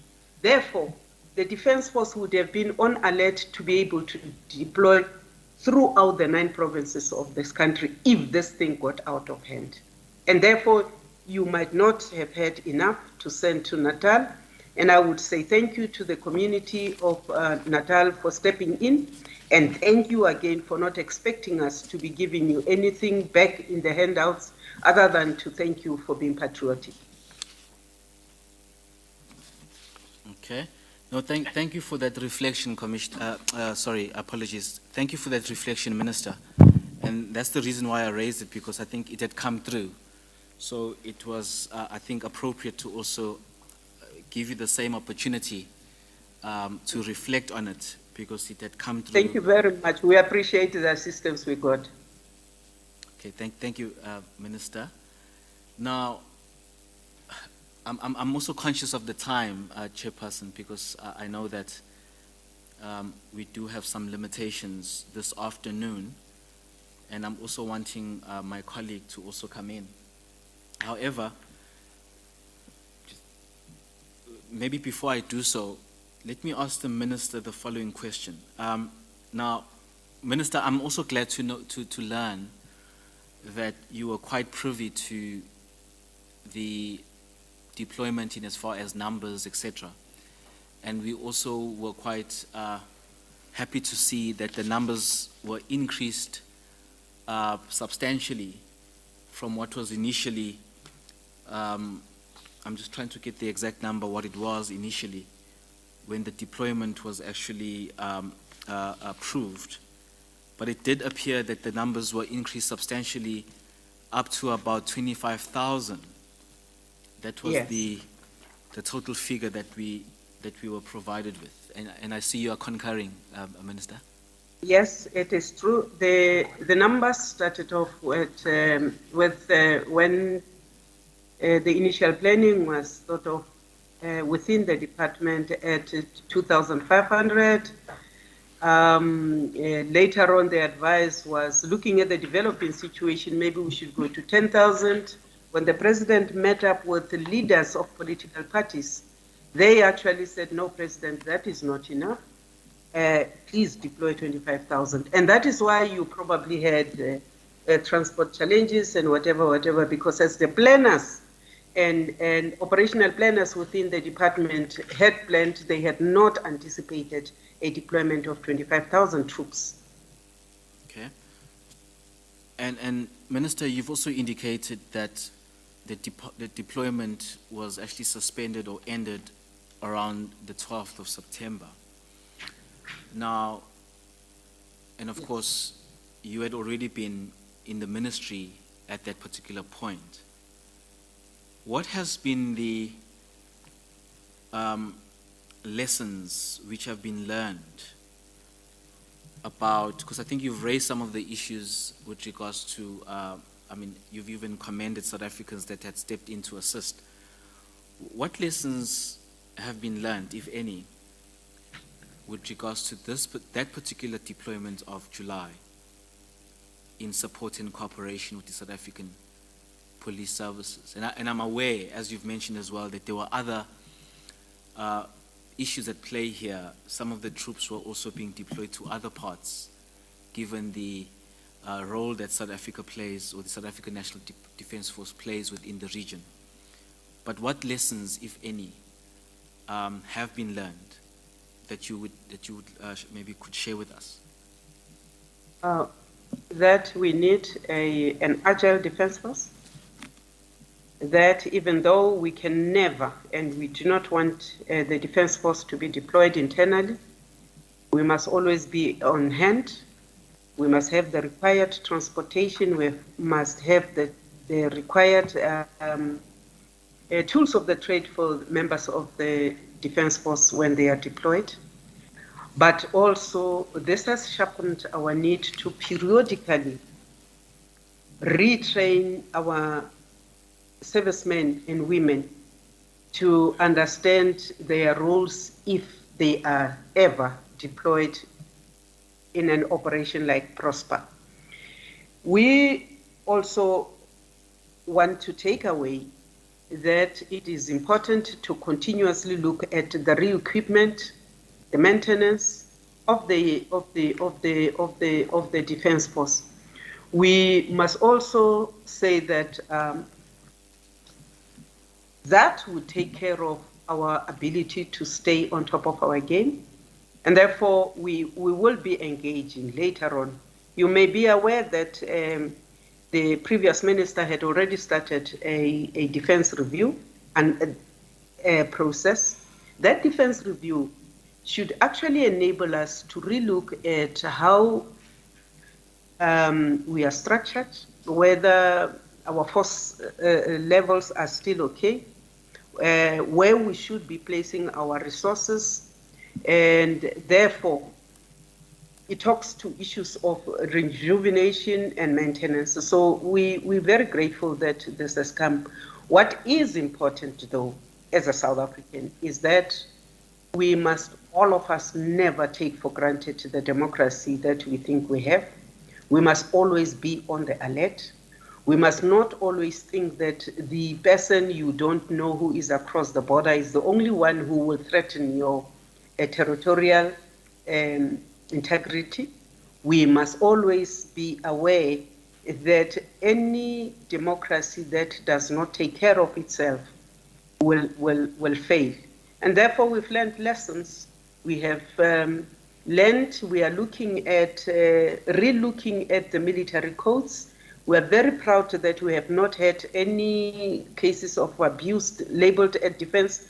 But as I said earlier on, we do intend to have all new entrants trained. As the matter stands, anytime the military is deployed with the civilians, they are taken over.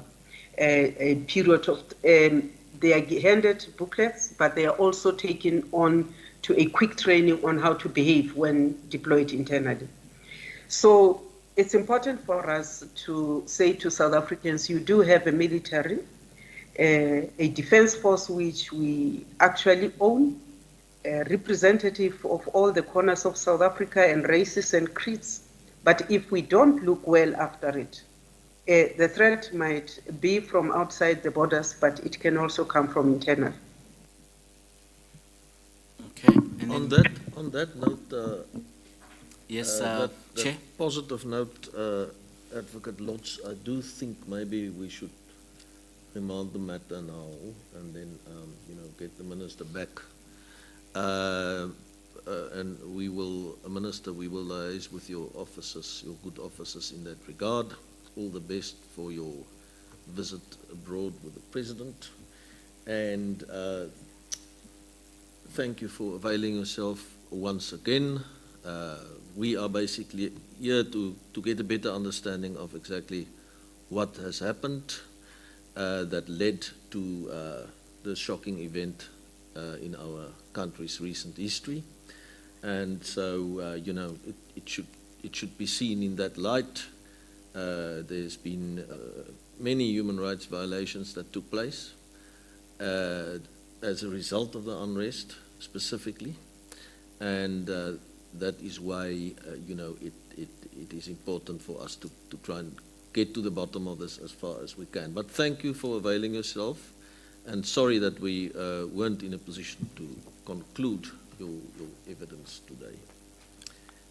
Thank you very much, Ntate Goma and the Commission. I shall, of course, we shall confirm the dates, but I shall make myself available. Thank you very much. Sorry, Mr. Commissioner. Yes. Before we let the minister go, is it possible to then actually ask for certain things for when she then appears that she has mentioned in her evidence right now? So because the follow-up questions that we have actually relate to the very things that she did mention. Okay, and if you can do that. Maybe you also would like to raise the issue of our efforts pertaining to the chief of the SANDF. Yes, that's one of the issues that we wanted to flag, Mr. Commissioner, which is why I apologize for disturbing this. Minister, we have, I think the way we will then do it, Ms. Nist, is that we will send a letter in which we request particular documentation, and that would obviously include the letter of intention to deploy that was sent to you by the President. And in fact, if you have, at the time when you were the Speaker. Okay. And then, in fact, if you have, you indicated as well that you have the defense review process that's currently underway. If you may kindly provide us with a brief report of what that entails and how far it is in the process, because we don't have those documents. When we had the former minister, they had indicated that you would most likely have those documents, but we will indicate the documents in relation to the deployment that occurred, and in fact the defense review process as well, but we will outline them in the communication that will be sent to the minister. That we wanted to just indicate, you have many times in your testimony indicated that the other person who would know the operations of the SANDF would be the chief of the SANDF. And in this regard, we would like to ask for your assistance, and maybe when you then appear the next time, if you could appear with the chief. Could I contextualize this, please? Sorry, Minister? Could I give you the chief would not be responsible for the operations done with the police, because his troops are lent, and for all intents and purposes simply becomes the second arm, a pushing hand for the police, and they do and whatever it is that the police instruct them to do. And therefore, whatever the police, the chief of the National Defense Force will do, he will not be in the operational theater. It will be the police who are in the operational theater. And that is why earlier on I said some of those operational details would best be responded to by the Minister of Police and maybe the Commissioner of Police, because they would be responsible. I have no problem in finding the chief of the National Defense Force and ensuring that he does come back to us on his appearance there.